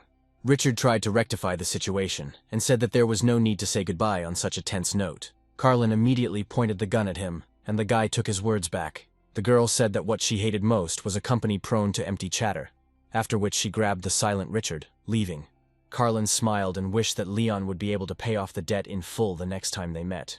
The girl wished the guy a safe journey, and Leon nodded back at her with a smile on his face. For a while, the guy watched the retreating figures of Carlin and Richard. Now Leon returned with his subordinates to the lands of Marvis, and something shocked him. People greeted the head of Marvis, rejoicing that the guy did not abandon them, and thanked the Lord for this. Leon was confused and asked why people looked so surprised. At this moment, it seemed, the main reason for people's concern appeared. Sir Pullen rushed towards the young master with loud cries and sobs. Leon tilted his head suspiciously as he watched the man running towards him. At that moment, a blow landed on the back of the guy's head, taking him by surprise. The girl with pale purple hair asked where Leon had been for so long, leaving the estate without an owner for a long time. The guy fell to the ground from the blow, and rubbing the back of his head, turned his head towards the girl. In front of him stood a girl named Diana, whom he knew well. Walter rushed to Leon, asking if he was okay, and Pullen pressed himself against the master's feet, continuing to sob. Leon suggested discussing everything inside, and Marvis supported his idea. After some time, Leon informed Marvis that Diana was his childhood friend, and also the heiress of the noble house of Varisha. All of Leon's subordinates and Diana gathered around the table in the council hall, but a tense silence hung between them. Chief Manhwa said that the girl was a wonderful spirit caster and was always ready to help him. Crow said that Leon is a real Casanova, because there is another beauty in his retinue. Diana said that she was the most puzzled person here. She never thought she would see Lord Leon, who was like a brother to her, in the company of a demon, and now she didn't know what to think of this unholy union. Marva smiled and said that the girl could think what she wanted about it. Pullen said it was a very long story. Crow picked up the noise and said that what happened, happened. Only Walter sat modestly in his place, apologized to the girl, and said that it would indeed be very difficult to explain. Diana said she really didn't understand why it was necessary to get involved in such difficulties. The girl dropped the topic and asked how Leon had come up with the idea of leaving the estate without disclosing the reason and personally joining some guild. Diana said that the people were desperate and thought that the Lord had abandoned them, to which Leon replied that he had no excuse, but he was grateful that the girl had taken care of the estate in his absence. The girl blushed and said that she could not abandon Pullen to his fate, and besides, she was told that Leon would soon return to power. The guy looked at Diana and asked if there were any other reasons why she came to him. The girl looked at the guy in bewilderment, worried that he might have forgotten. Diana bowed her head and said that she had come to make sure that everything was in order, since there was not much time left. The girl asked the guy if he understood what they were talking about, but Leon replied that he didn't. Diana beckoned the guy with her finger and asked him to lean closer. Leon leaned over and then received a flick from the girl as punishment for forgetting about such an important matter. Only after these words did the guy begin to remember, and Diana was glad about it. A gathering of aristocrats awaited them ahead. On this day, all noble houses are invited to a major celebration. Besides this, Leon and Diana must be present there as partners at the ball. The girl reminded the guy that they were, after all, engaged. Meanwhile, another noble house was in turmoil. The butler tried to wake up his young master, who preferred to rest even during the day. The man informed the gentleman that the day of the aristocrats' meeting was approaching. A young man with white hair asked if his older brother could take part in it instead of him. The butler said that 3 noble families of darkness must be present at the meeting. Moreover, Lord Reinhofer considered this an excellent opportunity to prove that the youngest descendant of their family was not an outcast in high society. After this, the young gentleman finally got out of bed. The boy was unhappy, but he could not resist his father's will. The days flew by, and now Pullen is helping Leon get ready for going out. The door to the room opened, and the guy turned his attention to the guest. Diana Viridia was already ready to go out and was waiting for her companion. The girl was a future marquise and a rising star of the House of Varisha, a longtime ally of the House of Marvas, and Leon's intended bride. Leon asked if he really had to be there. Meanwhile, the Holy Virgin wept because she considered her master a faithful man, and Diana reassured her that their engagement was only a formality.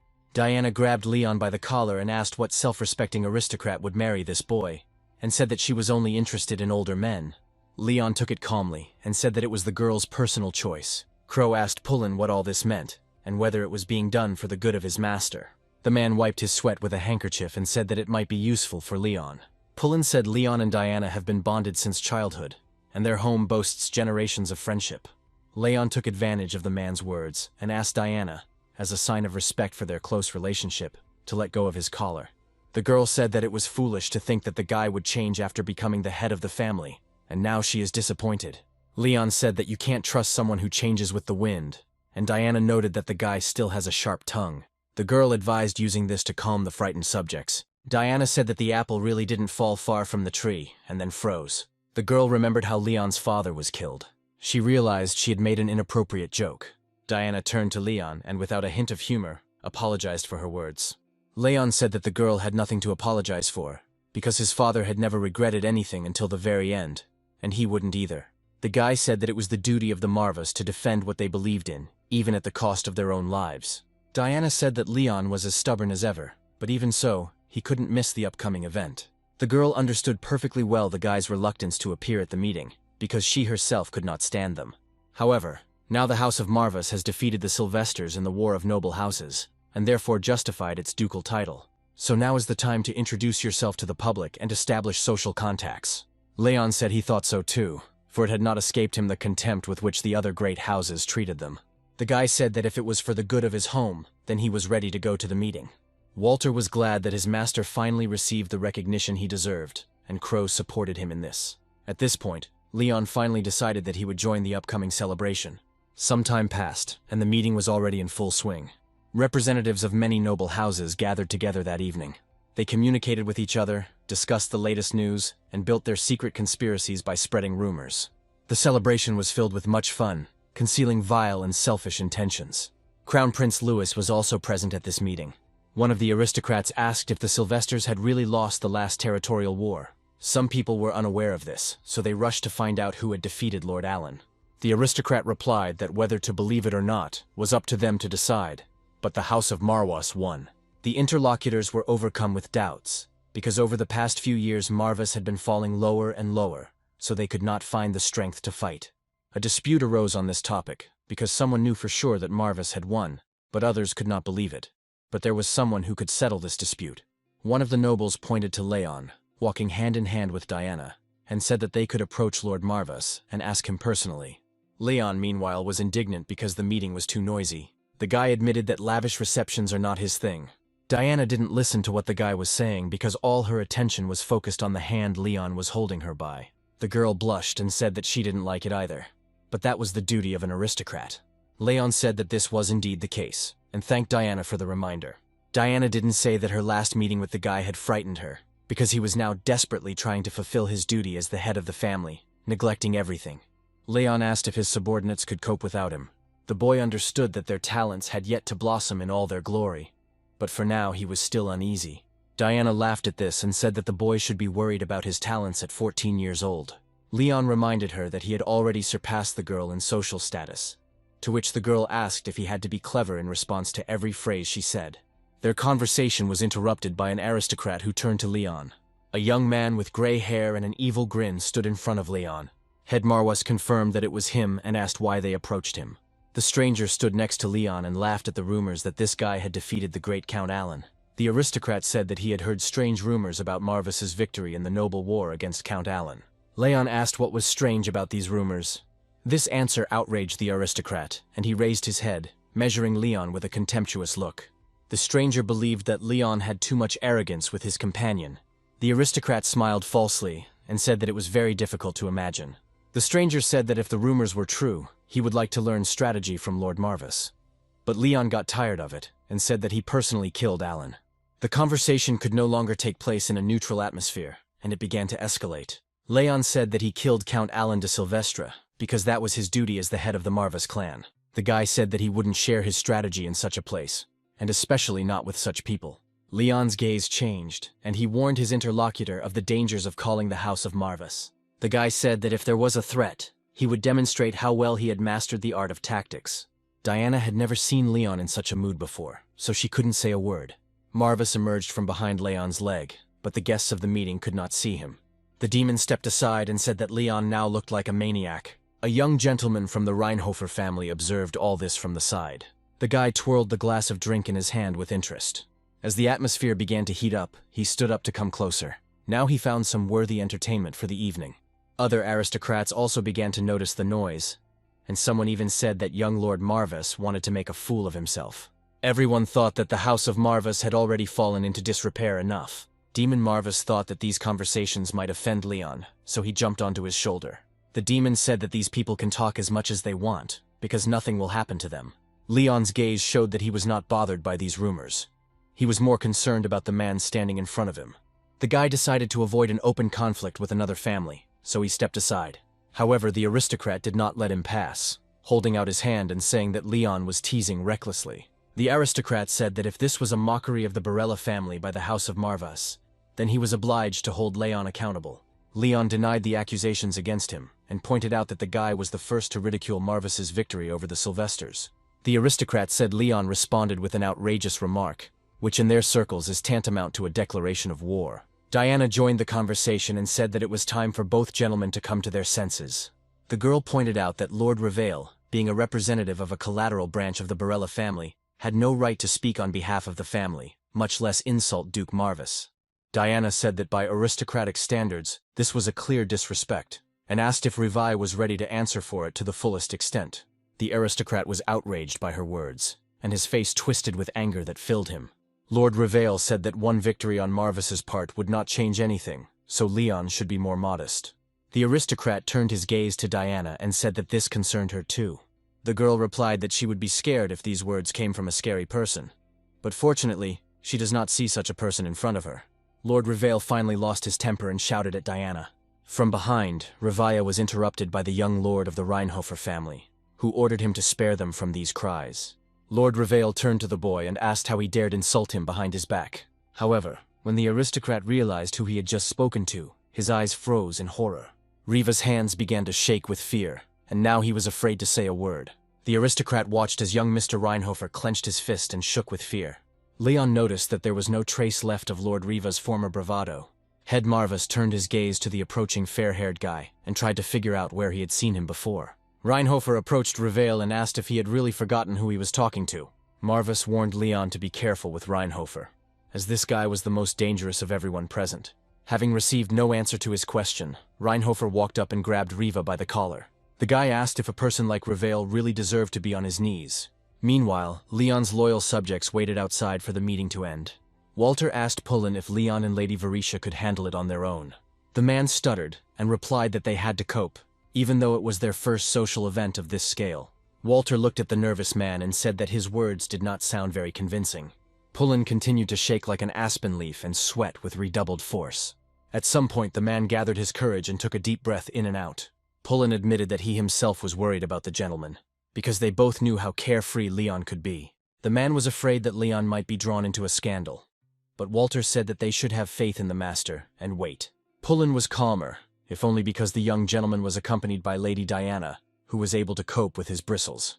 Walter asked what was known about Diana, other than the fact that she was Leon's fiancée. Pullen said that Leon and Diana's engagement was a mere trifle. The man explained that the girl was more like an older sister to the gentleman, with a significant age difference. Pullen assumed that Walter had already guessed that Diana was older than Leon, and that was why she cared about the guy who was often in the clouds.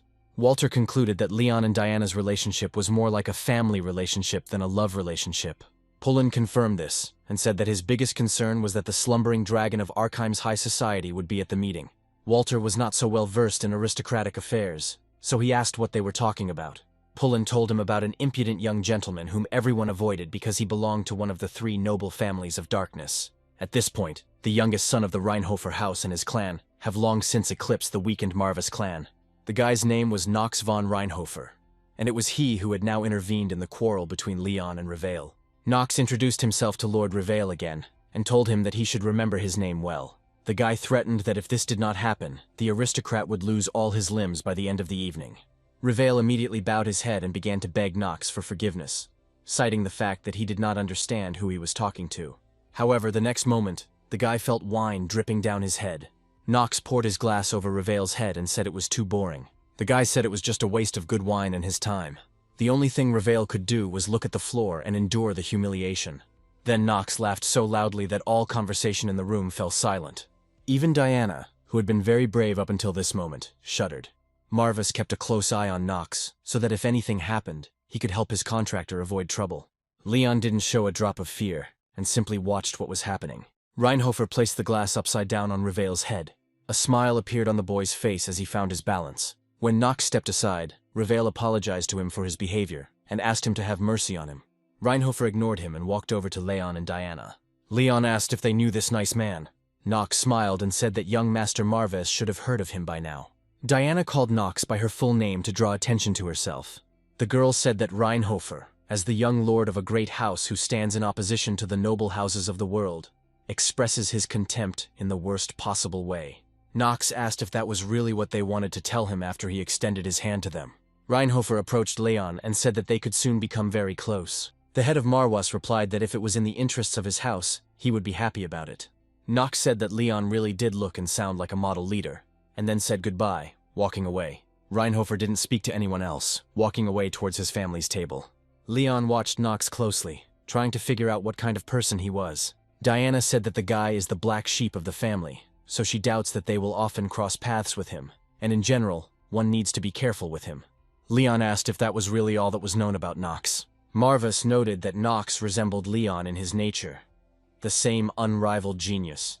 But the demon was upset that such talent was in such a poor shell. Chief Marvis agreed with the demon, as he immediately felt an intense and dense mana that he had never encountered before. Contrary to Diana's words, Leon was convinced that he and Reinhofer would soon become closer.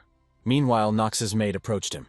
The girl turned to the gentleman and asked why he decided to stand up for the young gentleman of the Marwas house. The maid slightly amended her question, saying that Knox had previously preferred not to get involved in minor matters. Reinhofer said the girl only needed to see with her own eyes to understand the reason for his actions. Knox, like Leon, felt the dark energy emanating from his interlocutor. Reinhofer was confident that soon there would not be a single living soul left on the continent who did not know the name of the head of Marvas. The maid thought about her master's words for a while. Nox said that no matter how Leon performs, good or bad, it will still be an impressive spectacle. The guy told the maid that they were heading home as he was already tired of this boring meeting. After the departure of young Mr. Reinhofer, the atmosphere became more favorable, and the guests continued to celebrate and dance. Diana took Leon's hand and said that although it was a formality, the guy needed to play the role of groom in public. The guy said that he understands this, but does not know what the girl requires of him. Diana assumed that Leon still remembered the basics of dancing, since his late father must have taught him this. The guy nodded his head in confirmation of the girl's guess. Diana took Leon by the hand and pulled him towards the dance floor. The guy and the girl stopped in the center of the hall and stood opposite each other. After this, they stood in position to begin the dance and waited for their beat. Leon moved calmly to the beat of the music, his empty gaze never leaving Diana. The girl felt that the guy was well trained, and now she finally sees that there is still something left in him of the charming boy she knew. Diana turned her head and said that he was not her type anyway, but Leon did not understand what she was talking about and asked again. The girl said that the guy needs to get everything out of his head and stop counting steps so diligently, because they only need the appearance of dancing. Leon said his father taught him that a lord of a noble house had a duty to put his best foot forward in any endeavor. After this, the guy grabbed Diana more tightly and pulled her towards him. The girl did not expect such actions, which is why she blushed with embarrassment. Leon's eyes still showed no emotion, as if they were dead. Diana believed that the guy had always been a zealous head of the house, but it was not necessary for him to pull her so close out of some sense of duty. Leon ignored the girl's shyness and preferred not to tell her about her blush. He continued to lead her in the dance as if he practiced every day. Their dance was measured and strict, just as Rune himself had once taught Leon. Because Leon was too close, Diana couldn't take her eyes off him. Whispers began to spread throughout the hall, directed at the couple dancing in the center of the hall. These voices were able to bring Diana to her senses, and she said that the guy was still just as immensely diligent in all areas, even the most unexpected ones. Leon replied that he would like to say the same about the girl, but she was not as flexible as before. The girl's mood immediately dropped, and she told the guy to shut up. At that moment, the idol was broken, and noise was heard from the street. Leon immediately became wary, ready to act at any moment. The aristocrats began to talk about a fight breaking out outside, causing everyone to rush towards the exit. However, soon witnesses said that what had happened there was more of a one-sided beating than a fight. Diana looked at Leon with concern, waiting for his actions. A few moments later, they took off together, running out into the street along with the rest of the aristocrats. Once outside, Leon's face showed confusion for the first time, as did Diana's. They saw a tall knight holding a sword in his hands. Pullen lay on the ground, clutching his stomach, which appeared to have been hit hard. Walter stood between Pullen and the knight, ready to engage in battle at any moment. It seemed as if a fight had already happened, judging by the fact that the guy was breathing heavily. Pullen could barely breathe from the pain and did not say a word. Walter was clearly angry, but he was afraid to act too abruptly without orders from his master. Diana looked at this picture and asked if Lord Reveille could clearly explain the reason for this disgrace. The boy stood to the side with his servants and smiled, saying that Lady Varicia had arrived just in time. The girl said that she was not going to repeat her question twice and asked why all this had happened. Reveille asked if the lady's tone was too commanding without a powerful lord behind her. Marvis thought that this guy had started to think he was a lion after Reinhofer left the meeting. Leon did not participate in the conversation between Diana and Reveille. He was looking at his loyal subject, who was kneeling. The guy walked up to Pullen and saw how he was feeling. Seeing his subordinate in pain, Leon demanded that Walter tell him in detail what his man had done wrong. Walter winced and turned his gaze from the knight who had attacked them to his master and began to tell his story. This happened right after Lord Reveille was humiliated by the young master of the Reinhofer family. The servants helped their master to tidy himself up, but he looked angry and humiliated. When a subordinate asked Reveille if everything was okay, the master snapped at him and called them all useless, insignificant clowns. Moments flashed before his eyes when Reinhofer humiliated him in front of everyone. The new head of Marva simply watched this, and no one stopped them. Lord Reveille clutched the handkerchief in his hand angrily. He felt his head, checking if there was any remaining wine on it. Lord Reveille was about to head home when his attention was drawn to the conversation of some servants in the street. He heard Walter say that the gathering of aristocrats was a convenient opportunity for young ladies and gentlemen to socialize and make new connections. Pullen said events like these are especially important for the House of Marwas, given how tarnished their reputation has been. The man said that this was another reason to thank Lady Diana, since she agreed to accompany Leon to this evening. Walter noted that Leon and Diana valued each other very much. Pullen smiled and said that they had been inseparable since childhood, but Walter cut him off abruptly, waving his hand. Lord Revale stopped on the stairs and asked if they were another of the rabble from House Marvis. Pullen immediately recognized the young gentleman as the young heir of the Barella family, but did not understand what he needed from them. Pullen confirmed Revai's suspicions, but pointed out that the boy had addressed them in an extremely offensive tone, and asked why this provocation was taking place. Revale said that these were too big words for a little butler, and ordered Knight Coleman to come forward. From the other side, a tall man in a cloak approached Walter. Coleman was a knight assigned to the young lord of House Barella. Lord Revai looked at the knight with a smirk, and ordered him to kill Pullen and Walter. Coleman hesitated and said they were on the ducal property. Lord Revale interrupted him and said that he had enough questions. He simply had to kill fallen aristocrats who deserved only contempt. The boy ordered the knight to proceed, and he no longer dared to resist the will of his master. Coleman drew his sword and addressed Walter, saying that the price of disobedience was death, but the boy must draw his sword if he considered himself a knight. Pullen stopped Walter and told him not to fall for this taunting, because for now they could not afford another confrontation. The man said that they could not cause any more trouble for their young master, but he did not have time to finish. Coleman didn't wait for Walter to respond and quickly approached, punching Pullen in the chest. The man immediately fell to his knees and wheezed in pain. Walter began to go wild and his true form began to break through the amulet. Pullen, with all his might, told the boy to calm down and think carefully before doing anything. However, Coleman put his foot on the man's head, silencing him. The knight simply carried out his master's orders, without a shadow of pity or doubt. At this point, Walter finally couldn't stand it any longer and pushed the knight aside. The guy stood between Coleman and Pullen. Walter drew his sword, accepting the knight's challenge. Pullen didn't want this to happen, but the boy tried to calm him down, saying that he wouldn't cause Leon any problems. Walter turned his gaze to his opponent and said that he only wanted to protect the man. The boy said that Pullen was as dear to him as young Master Marvis. Lord Revale watched the proceedings with laughter. The boy told Coleman that Pullen and Walter should regret their loyalty. The next moment, Walter and Coleman's swords crossed. The fair-haired boy tried to parry the blows of the experienced knight, but he wasn't doing so well. Walter understood that he was facing a very strong opponent, and if there was no help, he would lose. Coleman sensed weakness in his opponent and continued to press hard. The knight delivered a powerful blow that knocked Walter off balance. The guy took a couple of steps back and fell to one knee. However, Walter quickly rose and prepared to continue. At that moment, Diana's voice was heard demanding an explanation from Lord Rive. We return to the present and see that the guests are already tired of Riva's antics, but they were interested to know if the Marvas really defeated the Sylvester house. All the aristocrats doubted this, and some even hoped that the clans of darkness would simply kill each other off. Lord Rivai approached Leon and proposed a friendly sparring match, figuring the crowd would enjoy it very much. Young Master Marva stood up and said he accepted the challenge, which worried Diana. Leon ignored the girl and began to gather mana in his hand. Contrary to his words, Lord Revale had no intention of fighting himself, and ordered Coleman to attack Leon. The knight stood in front of Lord Marvis, giving him the opportunity to strike first. Before he began, Leon said he expected more from Walter. The boy lowered his head in disappointment and apologized for letting his master down. Leon interrupted him and said that was not what he meant. At this point, Coleman got tired of waiting and decided to attack first. Before the sword touched Leon, a bright flash of mana appeared, blocking his vision. The first thing that became noticeable was that the severed arm of Knight Coleman flew off to the side along with the sword. For a moment, the knight could not come to his senses and realize what had happened, so he did not feel pain. Lord Revale began to realize that he had made a great mistake in getting involved with Leon. Diana looked at what was happening in shock, because she had never encountered Leon's abilities before. Only Walter looked at his master in amazement, whose skills had improved. Leon said he hoped Walter would fight for Sir Pullen with all his fury. Lord Marwas said that he would announce one fundamental principle of the House of Marwas. Coleman fell to the ground, clutching where his hand had been. At that moment, living dead began to crawl out from underground.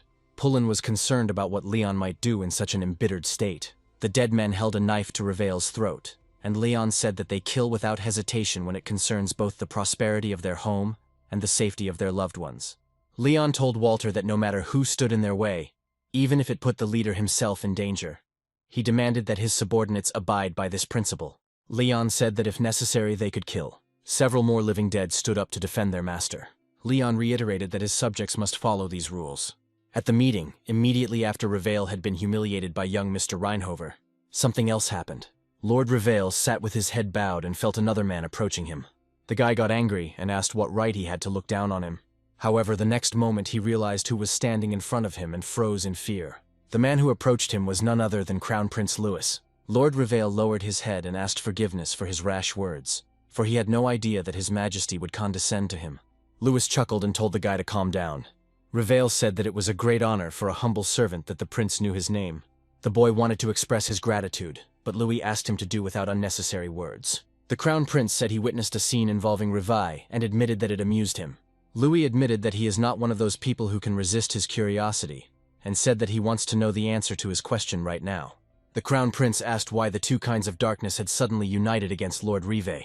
Louis did not believe that Marvis and Reinhofer had become such good friends, and besides, the prince had received news of Marvis's victory in the recent noble war. Lord Reveil said that these were indeed strange rumors. Louis leaned toward the boy and suggested that with a little help, Reveil might be able to uncover the true intentions of the Dark Lords. The Crown Prince asked if Lord Reveil would do him such a favor. Reveil was confident that after Nox's departure, young Marvis would be a tiger cub without fangs, and could be easily removed at the behest of the Crown Prince. The guy decided that he couldn't miss such an opportunity and agreed to Louis's proposal. The Crown Prince smiled, because his plan had worked, and now he would know the whole truth without entering into conflict personally. However, at this moment, Lord Reveil realized what a huge mistake he had made. Reveil said that it was a grave sin for the lord of a noble house to interfere in the simple squabbles of servants. Leon said that where the boy sees insignificant servants, he sees his standard-bearers. The necromancer turned his gaze to Coleman, who was kneeling in front of him. Lord Reveil realized that the situation was out of his control and tried to put pressure on Leon. He said that even if they really were Lord Marvis's bannermen, it was not worth going so far for them. Leon repeated that if necessary, they kill without hesitation, and there will be no exceptions. Chief Marwas headed towards Raiway to demonstrate the laws of his clan in action. Lord Marvis was accompanied by his living dead. Stopping halfway up the stairs, Leon turned to Walter and ordered him to take Pullen to the doctor immediately. The guy said that he understood everything and ran up to the man. Diana blocked Leon's path and said that she was certainly on his side, but thought the guy should stop. The girl said that Lord Reveil, as a descendant of a collateral branch of a noble house, did not pose a danger to House Marvis. Diana warned that it would be too high-profile a matter to be made public, so she asked the guy to be wiser and back off. Lord Reveil decided to take advantage of this moment to turn the situation to his advantage. He looked back and signaled to his subject. The servant immediately understood what was wanted of him and began to act. The guy fought with Lady Diana and grabbed her, putting a knife to her throat. Marvis noted that these were two primitive actions. Lord Reveil smiled and ordered Leon to retreat immediately, or he would not hesitate to test the limits of his hypocritical farce. The boy pointed at Diana and suggested that Lord Marvis wouldn't want his toy to be scratched. Leon said that in Lady Diana's case, he himself was more likely to be her plaything, so Lord Reveil should have his eyesight checked. Marvis slapped himself on the forehead, remembering that his contractor wasn't very good at choosing words to suit situations. Lord Reveil said that the boy would not allow Diana's fingertip to be injured under any circumstances, so he suggested calling off the dead and parting amicably. All the aristocrats froze in anticipation of Lord Marvis's decision. Leon began to lose his temper, and this was noticeable by the mana that had thickened around him, after which he said that he would repeat it if he was not heard. Lord Marvis said that Reveil had dared to harass his subordinates without any reason, and even decided to threaten Lady Diana. Lord Reveil shuddered, sensing that something was wrong, as an ominous chill filled the air itself. Leon said that the boy would not get away with just the hand of his servant, and asked if Reveil was deliberately dishonoring Lady Diana. Marvis told Leon to speed up, since silence is often taken as an admission of guilt. The boy thought about his words and said that he would take this lesson into account. Leon said that in that case, the only worthy payment was death. Lord Reveil became frightened and shouted that in that case the girl would also die. However, he underestimated Diana, because she had already snatched the dagger from the servant's hands and struck the blow herself. A smile appeared on the girl's face when all trace of the threat disappeared. For a few moments, a purple outline with a white eye flashed in front of the girl's face. However, Diana had nothing to do with this, as she soon discovered what was behind Leon. The undead attacked the remaining servants of Lord Reveil, disposing of them without any problem. Reveil could only watch as his men fell to the ground. The guy was horrified by the realization of the situation he found himself in, because all his attempts only made the situation more difficult. While Reveil was distracted, Leon walked up to him and grabbed his face. Lord Marvis's eyes glowed with anger, and his face ceased to resemble a human one. Lord Reveil thought that before him stood something that looked more like a demon than a man. Diana watched Leon and did not understand how this could happen. The girl had heard rumors about the guy's unexpectedly increased power, but she had no idea that it was of such proportions. Marvis approached Diana and said that the girl really occupied a special place in Leon's heart. The girl didn't understand what he was talking about, and the demon said that he had never encountered this side of the guy before. Until now, Marvis had never seen such a riot of emotion on Leon's face. The conversation between the girl and the demon was interrupted by the desperate cry of Lord Riva, who begged Leon to stop. However, Lord Marvis had already lost his temper too much, and now nothing could stop him from taking revenge. At one point, Riva's scream stopped, and Diana looked towards Leon in fear. The aristocrats began to whisper that Leon von Marvis had killed a man using necromancy at a gala evening. Many saw that the guy was still untrained, but his strength already frightened many. One man said that the Marwas house had only been seen in two guises before. They were either a terrifying force that any noble house would tremble in fear before, or an outcast awaiting their inevitable fall. At this moment, Leon was definitely instilling fear in everyone present. He quickly dealt with Lord Revale and absorbed his body, making him one of his future soldiers. After this, Leon's face relaxed, as revenge had been accomplished, and he could rest easy. The silence was broken by applause from the entrance to the banquet hall. The Crown Prince came out onto the platform and said that Leon had put on an interesting show. Louis looked at Lord Marvis with a strange smile. Leon replied that for the vast majority this spectacle is unflattering, so His Highness's tastes are quite specific. Diana hastened to stop the guy, but Louis said that he was not offended, but rather inspired by the fact that he personally witnessed the moment of the return of the art of necromancy to the lands of Arkheim. The Crown Prince's view changed, and he said that this art had lain dormant for centuries in the inept hands of Leon's predecessors. Now Louis was interested to know how the boy was able to master something that no one else could. Leon said he was called a gift, although he didn't think so, and Louis suggested that they were talking about someone who was born once every 100 years. Lord Manhwa said that strength had enabled him to withstand the onslaught of the enemy, and stand here now before the Crown Prince as the head of the Manhwa's family. There was silence for a moment, after which Louis wished that this talent would not be considered an enemy by the imperial house. This was to be expected, as the emperor had been oppressing the families of darkness for many years. But now they were all beginning to gain strength. Leon smiled and said that he would be glad of that if the Marvis house was not in any danger. The prince's servant sensed a certain message in the boy's words, and looked at Louis with concern.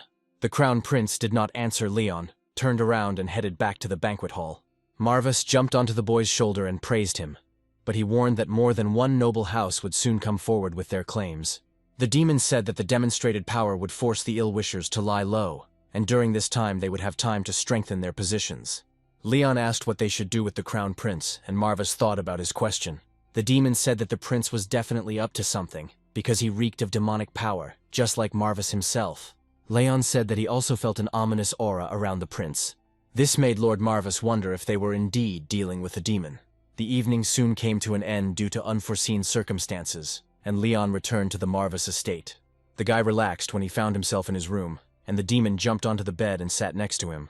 Crow and the Holy Virgin were also present in the room, but they remained silent, allowing their contractor to relax. As soon as the commotion of the evening had died down, since not the slightest reproach had come from the Barella household, they returned home.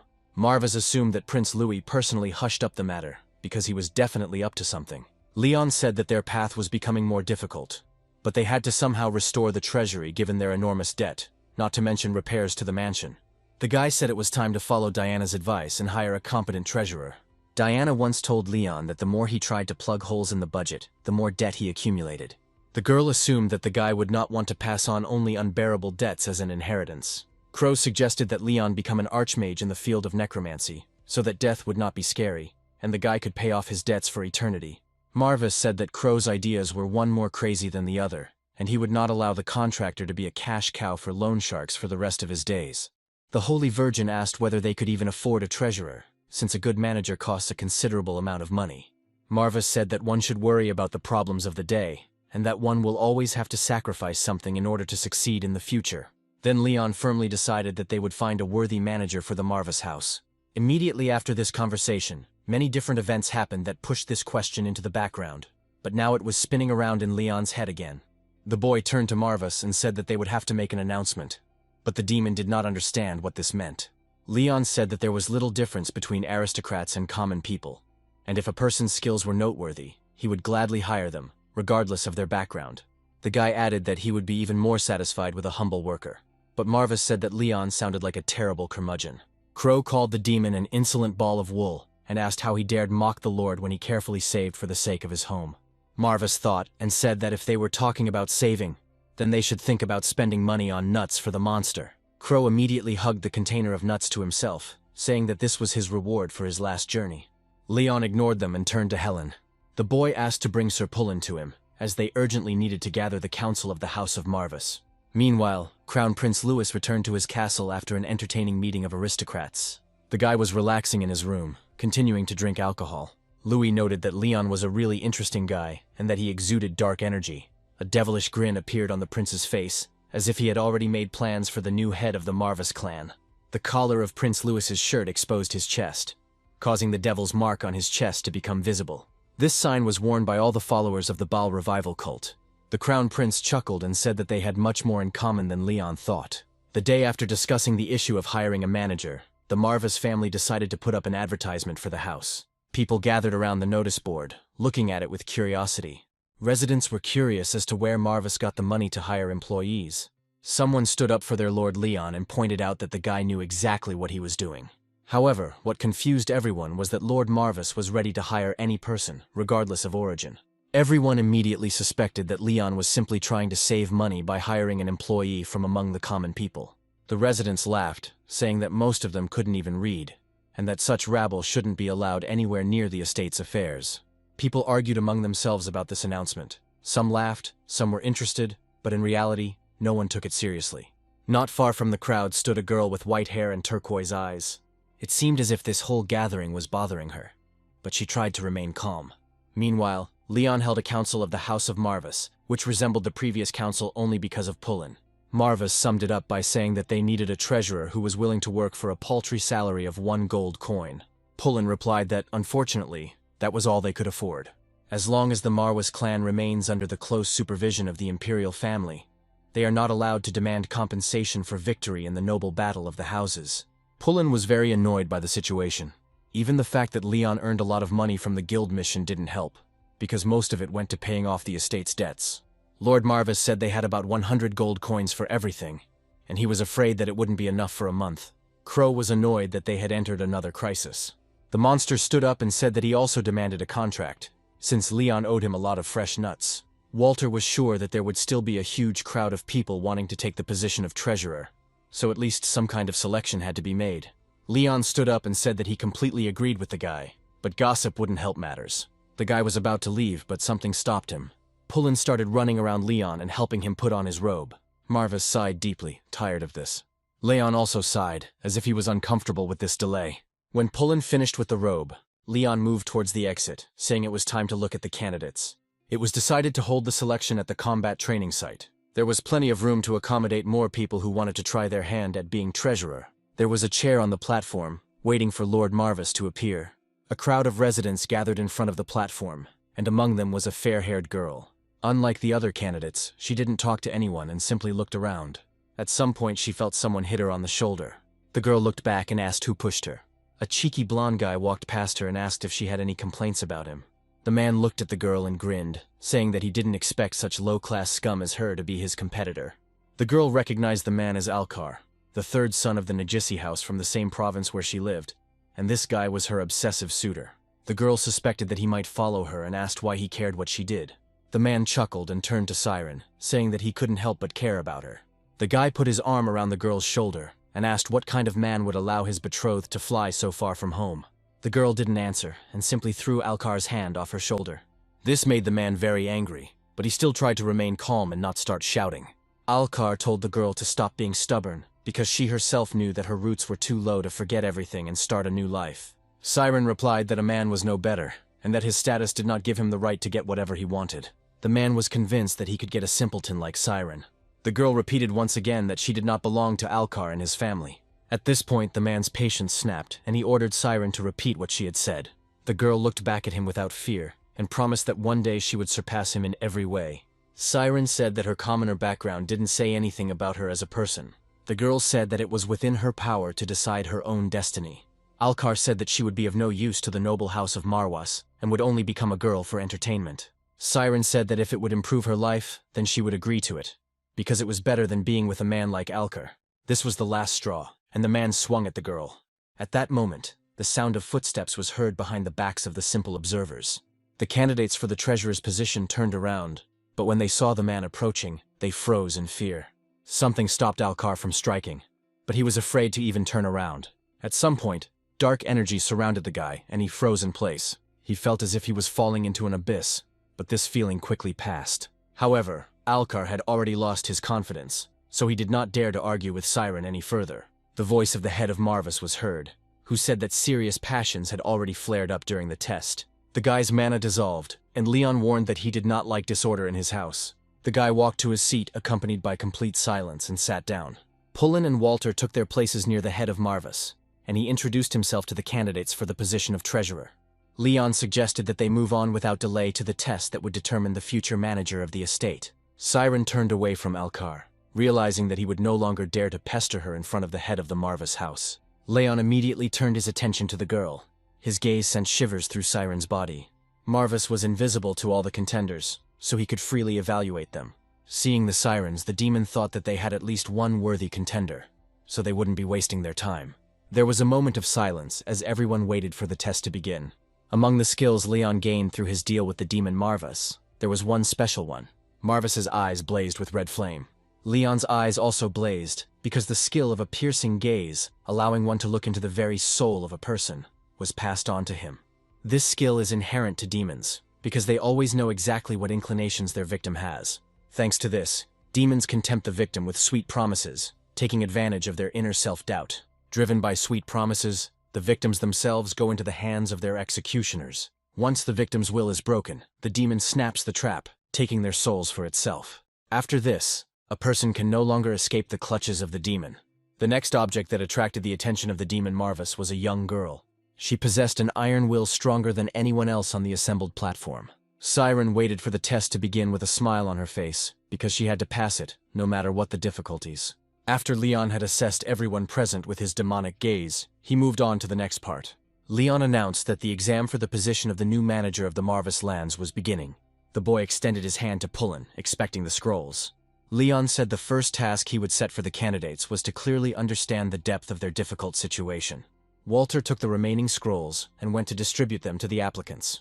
Leon said he handed the people a map that reflected the entire territory of the Marwas clan and its neighbors. The guy assumed that everyone knew in general terms that they were currently experiencing financial difficulties. Leon said that thanks to their connections with other noble houses, he was confident they would be able to overcome this crisis. The key to solving problems lies in selling resources and special goods. Leon raised his hand and materialized an hourglass in it. The guy asked if 10 minutes would be enough for the candidates to put forward a proposal to solve this problem. Siren didn't take this as a question, and immediately turned to the card she had been given. The girl studied it carefully, trying to come up with ways to solve the problem as quickly as possible. With a pen, she highlighted the routes of supply and resources. At some point she stopped, thinking about what to do next. She understood that the lands of Marvas were located on the southern border of the continent. This family has little trading potential in terms of special products or natural resources, with the exception of a single mine. However, even this option is not available, as Marwas does not have the money to develop this mine due to a budget deficit. The girl crossed out the mine on the map, saying it was a controversial decision. Siren quietly said that there would also be a problem with a shortage of labor in the mine. Alcar watched the girl's plan from over her shoulder, trying to steal the plan from her. The girl thought that it would be difficult to find an incentive to attract young people here, and hiring knights and magicians would be too expensive. While Siren was thinking, Alcar decided that she had no solution to the problem, and he said that very soon the girl would be kicked out of here too. The girl turned her head in his direction. After that, she turned her gaze back to her map, without saying anything. Alcar also looked at his parchment, and said that he would not help her, so she could do whatever she wanted. The man himself looked at the map of the Marwas lands and did not make a single note. Alcar wasn't good at planning, so he didn't have a single thought. Meanwhile, the last grain fell into the hourglass, symbolizing that time was up. Leon clapped his hands and said that if the applicants gave up right away, they could leave right then and there. The guy told the rest that they could go up to the podium with their plan and present it for everyone to see. One of the candidates, a young man, raised his hand and asked permission to go first. Leon nodded his head in agreement.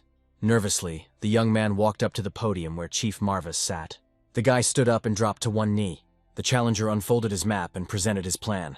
The guy said that the Manhwa's estate had always been considered an impregnable fortress with a small piece of adjacent land, so there were few options for production here.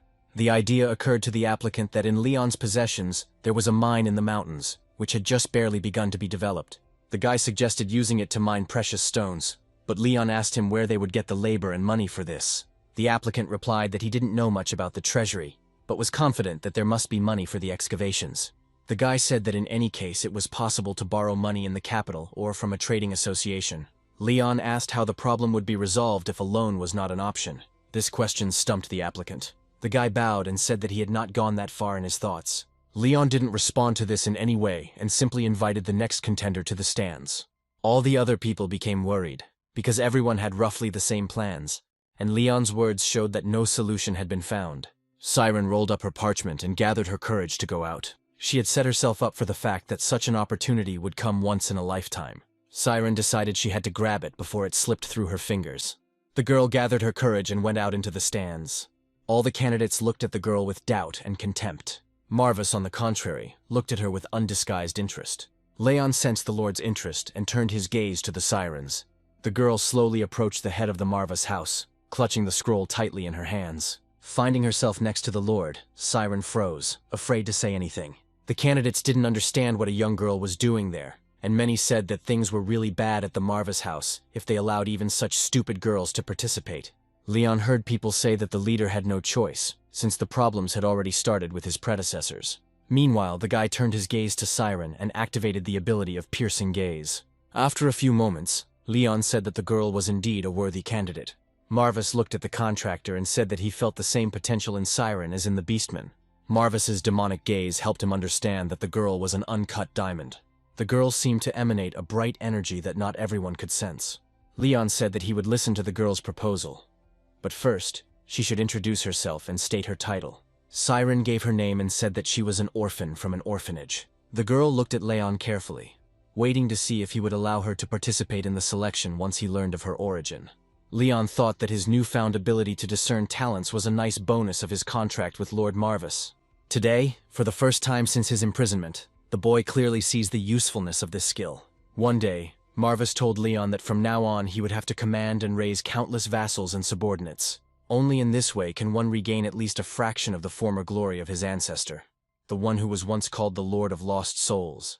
Leon supported Marvis in this, but he doubted that they needed to recruit just any rabble from the street, because they needed the best of the best. Then the demon said that he would give the boy the power to distinguish wheat from chaff. Leon looked at Marvis with interest. The demon used his skills and shared them with the guy. A red fiery eye rose into the air. After that, he approached Leon and merged with his own eyes. Leon looked into the mirror hanging opposite him and saw that his eyes were burning with fire. Slowly the fire began to fade, as if being absorbed into the eyes of the new bearer. Marvis said the new eyes would bring clarity to the selection of allies. The demon explained that the more outstanding talent people possess, the more fiercely Leon would see the radiance. The guy decided to check how it works in practice, and went to the window. The window overlooked the knight's training grounds, where recruits were currently training. Marvis jumped onto the windowsill, looked at Leon and asked if he saw the difference. The boy watched the training with his vowel eyes for a while. Leon noticed that people were emitting completely different colors: white, scarlet, orange, and many others. Marvis explained that the brightest colors have the greatest potential. Leon concluded that he needed to take a closer look at the participants who were shining brighter than others. But he still had one question. The boy asked if they could hope for a miraculous restoration of the Manhwa's house. Leon asked what talents he himself possessed to contribute to this. Marvis turned back to the window and said that the answer was too obvious. The demon did not answer directly, but promised that Leon would soon understand everything himself. Leon was radiating black energy, and Marvis hoped that he would soon be able to see with pleasure what the boy could offer him in return.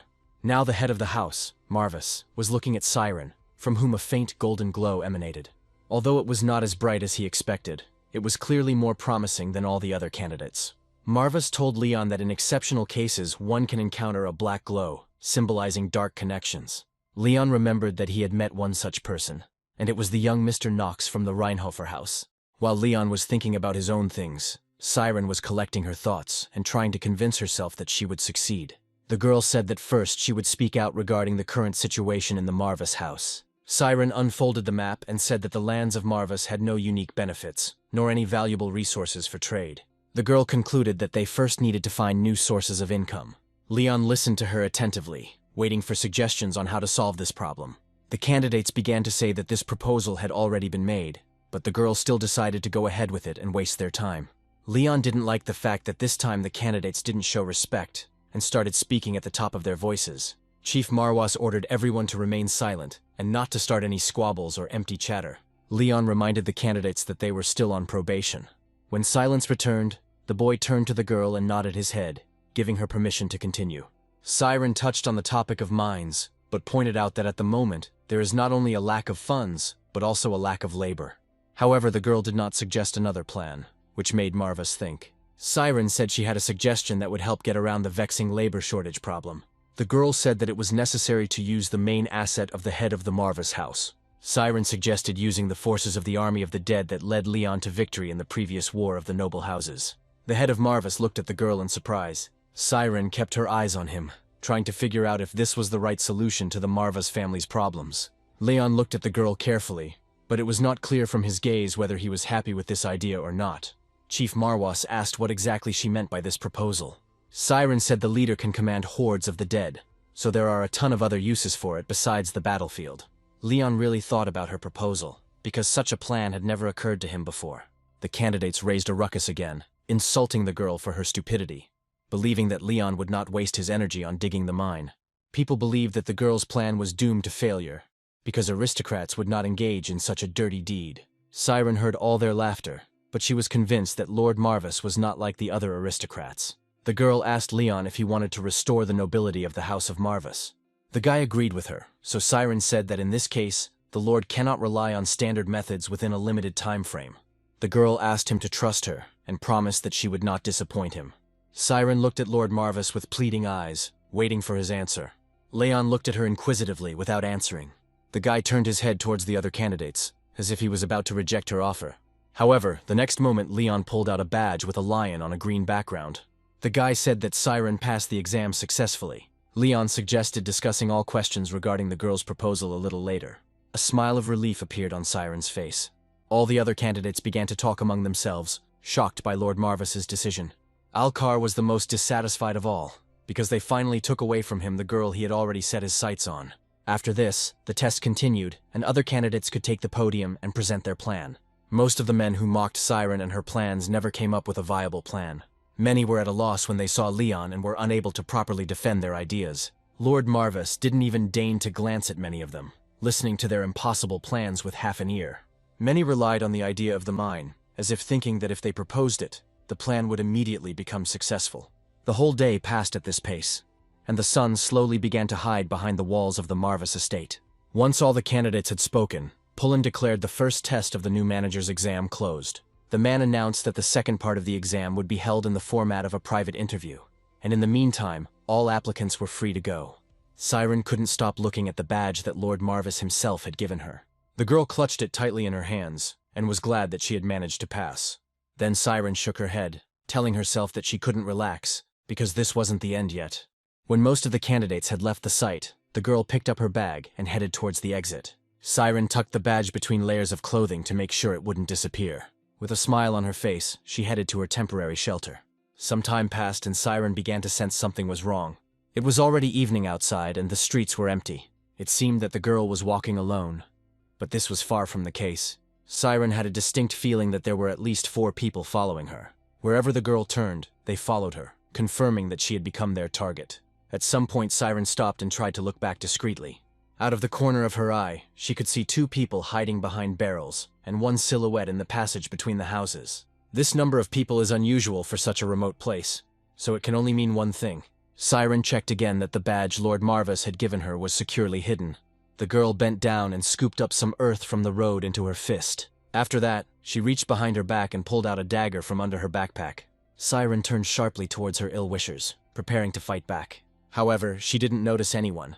As if in an instant, everyone hid. The girl was so distracted that she didn't notice the threat from behind her. The man ran up to Siren and grabbed her in a grip, making it hard for the girl to even breathe.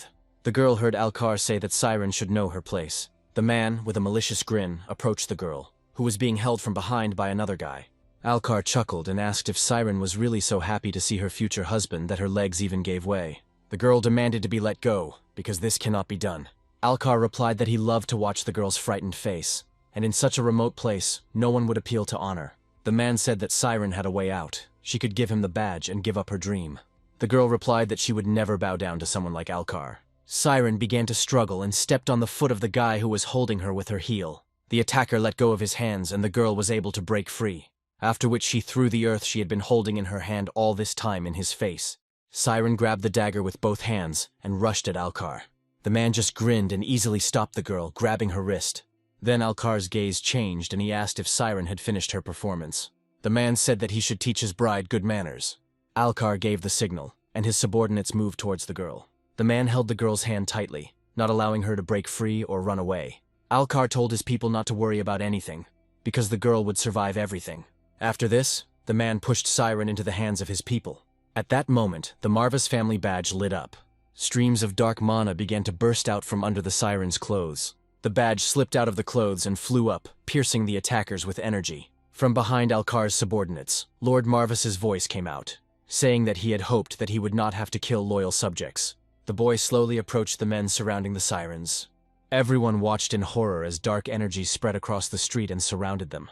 Siren was glad to be saved from the fate Alcar had in store for her, but she was terrified of Leon himself. The guy came close enough and snapped his fingers. Leon said that such was the unfortunate duty of the Lord of House Marvis. The next moment, a noise was heard behind the people, causing them to turn in the opposite direction. Living dead people began to emerge from underground. Alcar now saw that the abilities Lord Marvis had demonstrated during the selection test were only a small fraction of his powers. The man realized what kind of trouble he had gotten himself into by getting involved with Lord Marvis. The least amount of dark energy swirled around Siren, who asked Lord Marvis what he was doing there. Leon replied that he was just doing his duty, as he had said earlier.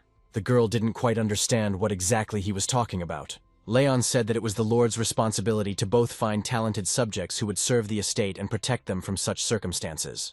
Lord Marvis walked past the girl and stopped in front of Alcar, who fell to his knees, bowing his head. The man asked Leon for forgiveness and admitted that he could not have imagined that the Lord had such plans for this girl. Alcar's men abandoned him and ran away, while the man still begged for mercy. Leon asked what kind of species he was talking about, and said that the man was making strange conclusions. Lord Marvis's gaze hardened, and he looked at the living dead. The dead watched their master closely and awaited instructions. Leon addressed Alcar by his name and title, and asked if he really intended to harm his subject. The man swore that he would never even glance in the Siren's direction again. Leon assumed that if someone else had stood up for the girl's honor, Alcar would have ordered that he be dealt with. The man did not answer this question, and was even afraid to raise his head. Leon demanded that Alcar answer him one single question. The living dead stood next to the man and raised their swords to strike. Leon asked if Alcar got pleasure from oppressing the weak, while tucking his tail between his legs only in front of the strong. The man raised his head, and promised that this would not happen again if Lord Marvis forgave him and allowed him to live. The answer was that Alcar saw his reflection in the sword of one of the dead men. One of the living dead raised his sword over the man's head. Leon said it was obvious that Alcar's answer was not worth listening to. At this, Lord Marvis turned in the opposite direction and walked away. A scream was heard behind the boy, after which the dead man struck, taking Alcar's life. Leon didn't even give the man a glance as he called the dead away. Siren watched this from the sidelines and was afraid to say a word. Leon approached the girl and said that after everything she had been through, she had had enough of the trials. Lord Marvis smiled, which helped Siren finally relax. When Leon returned to the estate, Marvis summed up the evening, and the main event was that the guy killed one of his subjects right on the streets of the city. Lord Marwas confirmed this and said that he would do anything for the good of House Marwas. Leon had brought Siren into the estate, and now she sat across from him while the Holy Virgin looked her over from all sides. Siren didn't pay any attention to this, and looked around the office she found herself in. Pullen informed Leon that Alcar was a young man of very bad morals, so there was no need to worry about his disappearance. Crow was glad that they were cleaning the world of bad people and offered to continue this work. But Leon was only glad that the problem was solved so easily. After this, the guy turned to Siren and welcomed her to the service of the House of Marvis. The girl thanked him for the opportunity, and then became embarrassed because the Lord was addressing her too formally. Leon replied that he was used to treating everyone around him with respect, after which Siren calmed down. Pullen turned to the girl and asked her not to pay attention to Lord Marvis's manners, as he was very different from most of the nobility. Walter said that he too was initially surprised by such respectful attitude towards subordinates, but quickly got used to it. Leon suggested moving on to pressing matters and said that Siren would now have a lot of work as the new manager of the Marva's house. The guy said he was very impressed by the girl's proposal to use his dead people in the construction, but the girl said she wasn't entirely sure about the plan yet. Leon said that this was his concern as Lord Marvas, so he would be able to decide what tasks to set for his dead. The guy put the papers aside and said that Siren would only need competent advice, and he would take on the implementation of it at the estate. Walter and Pullen showed no doubt about their lord's words. All of Leon's subjects looked as if they had long been accustomed to and trusted their master. Only Siren was surprised by such composure of the lord, who was barely 15 years old. The girl suspected that this was due to the fact that the boy had to grow up too quickly after the tragedy that resulted in the execution of his father. Leon looked at Siren and asked if she had any other questions. The girl answered negatively, and thought that she was ready to give her all to help the Marva's house return to its greatness. Siren knew that she couldn't waste such an opportunity if she had been given one. Helen approached Siren from behind and whispered in her ear that she would not tolerate foxes sniffing around about her lord.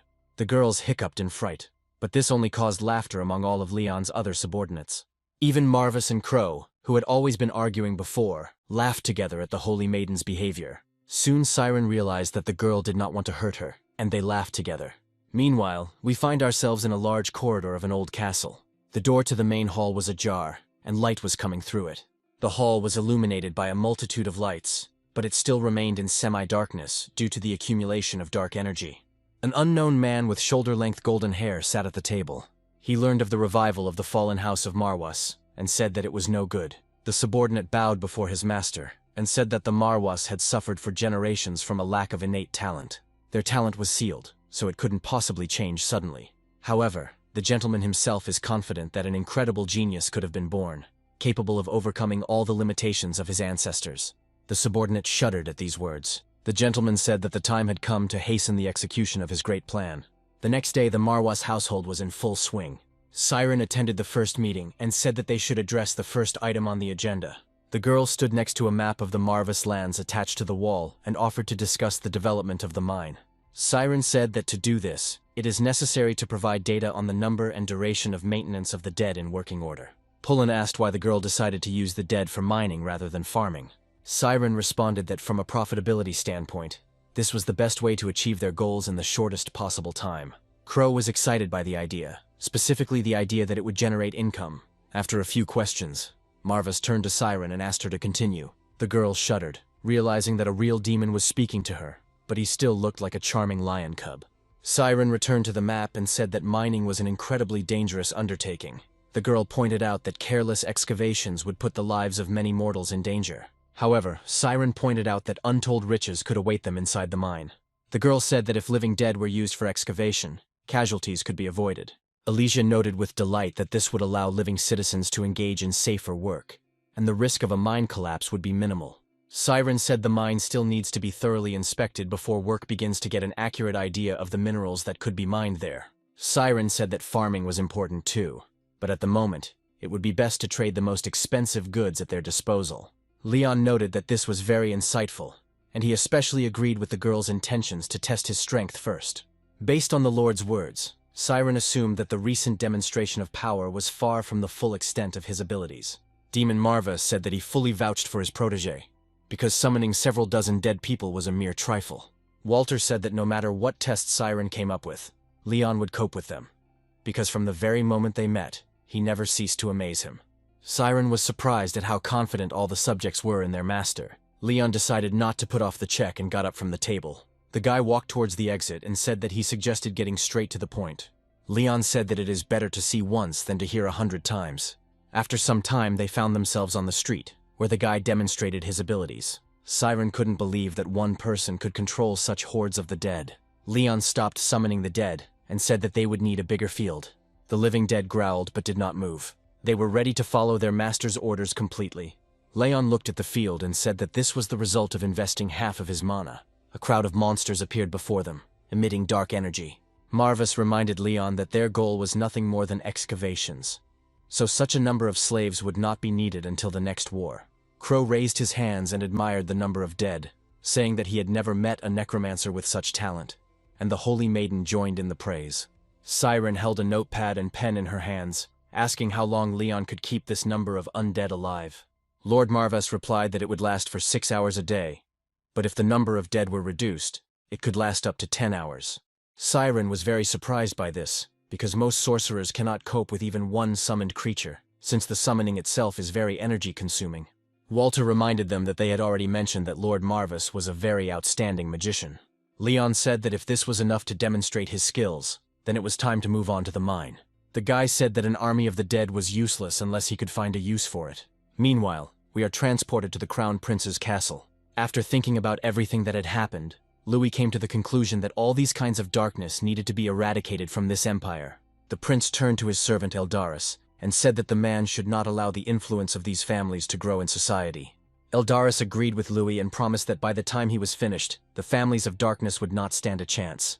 The Crown Prince reminded them that the Marwas family was deeply in debt, and that he wanted things to stay that way. A girl with long golden hair was watching this whole conversation from around the corner. She already guessed that her brother did not allow House Marvas to demand reparations after winning the War of Noble Houses. This girl was the princess of the empire, and her name was Penelope von Arkheim. There was another girl next to the princess who noted that the Crown Prince had very bad intentions towards the Marwas house. The girl's name was Echidna, and she was the eldest daughter of the clan of Light that served the princess. Penelope was also troubled by her brother's fixation on one particular kind of darkness. The girl wanted to find out what he was planning, because she still needed to come up with a plan that would prevent her brother from taking the throne. The princess asked if she had made herself clear, and Echidna bowed and said that she understood everything. The girl promised that she would definitely find out what was going on. We return again to the lands of the Marvas clan, where Leon and his subjects have already reached the mine. The boy again summoned the dead and ordered them to take with them tools to work in the mine. The dead men calmly took apart the equipment they were given and immediately got to work. After some time, the first batch of mine treasures arrived. The wheelbarrow contained many precious rough stones of a bright blue color. The dead man drove the wheelbarrow to Lord Marvas's palatine to show off his spoils. Leon asked Siren, who was standing next to him, if these measures were enough to start with. The girl smiled and said that this was enough for immediate expenses, but as soon as the mine was fully operational, the estate would be able to get back on its feet. Siren turned her amused gaze towards the mine. Leon watched the girl intently for a while. Then Lord Marvas admitted that he was jealous of Miss Siren, but she did not understand what he was talking about. Leon said that he always acknowledges the abilities that he himself lacks. Lord Marvas explained that it was about the fact that Siren could be admired sincerely without ulterior motives. The guy was confident that in the future, the girl would become simply irreplaceable for the Marvas family. These words made the girl blush with embarrassment.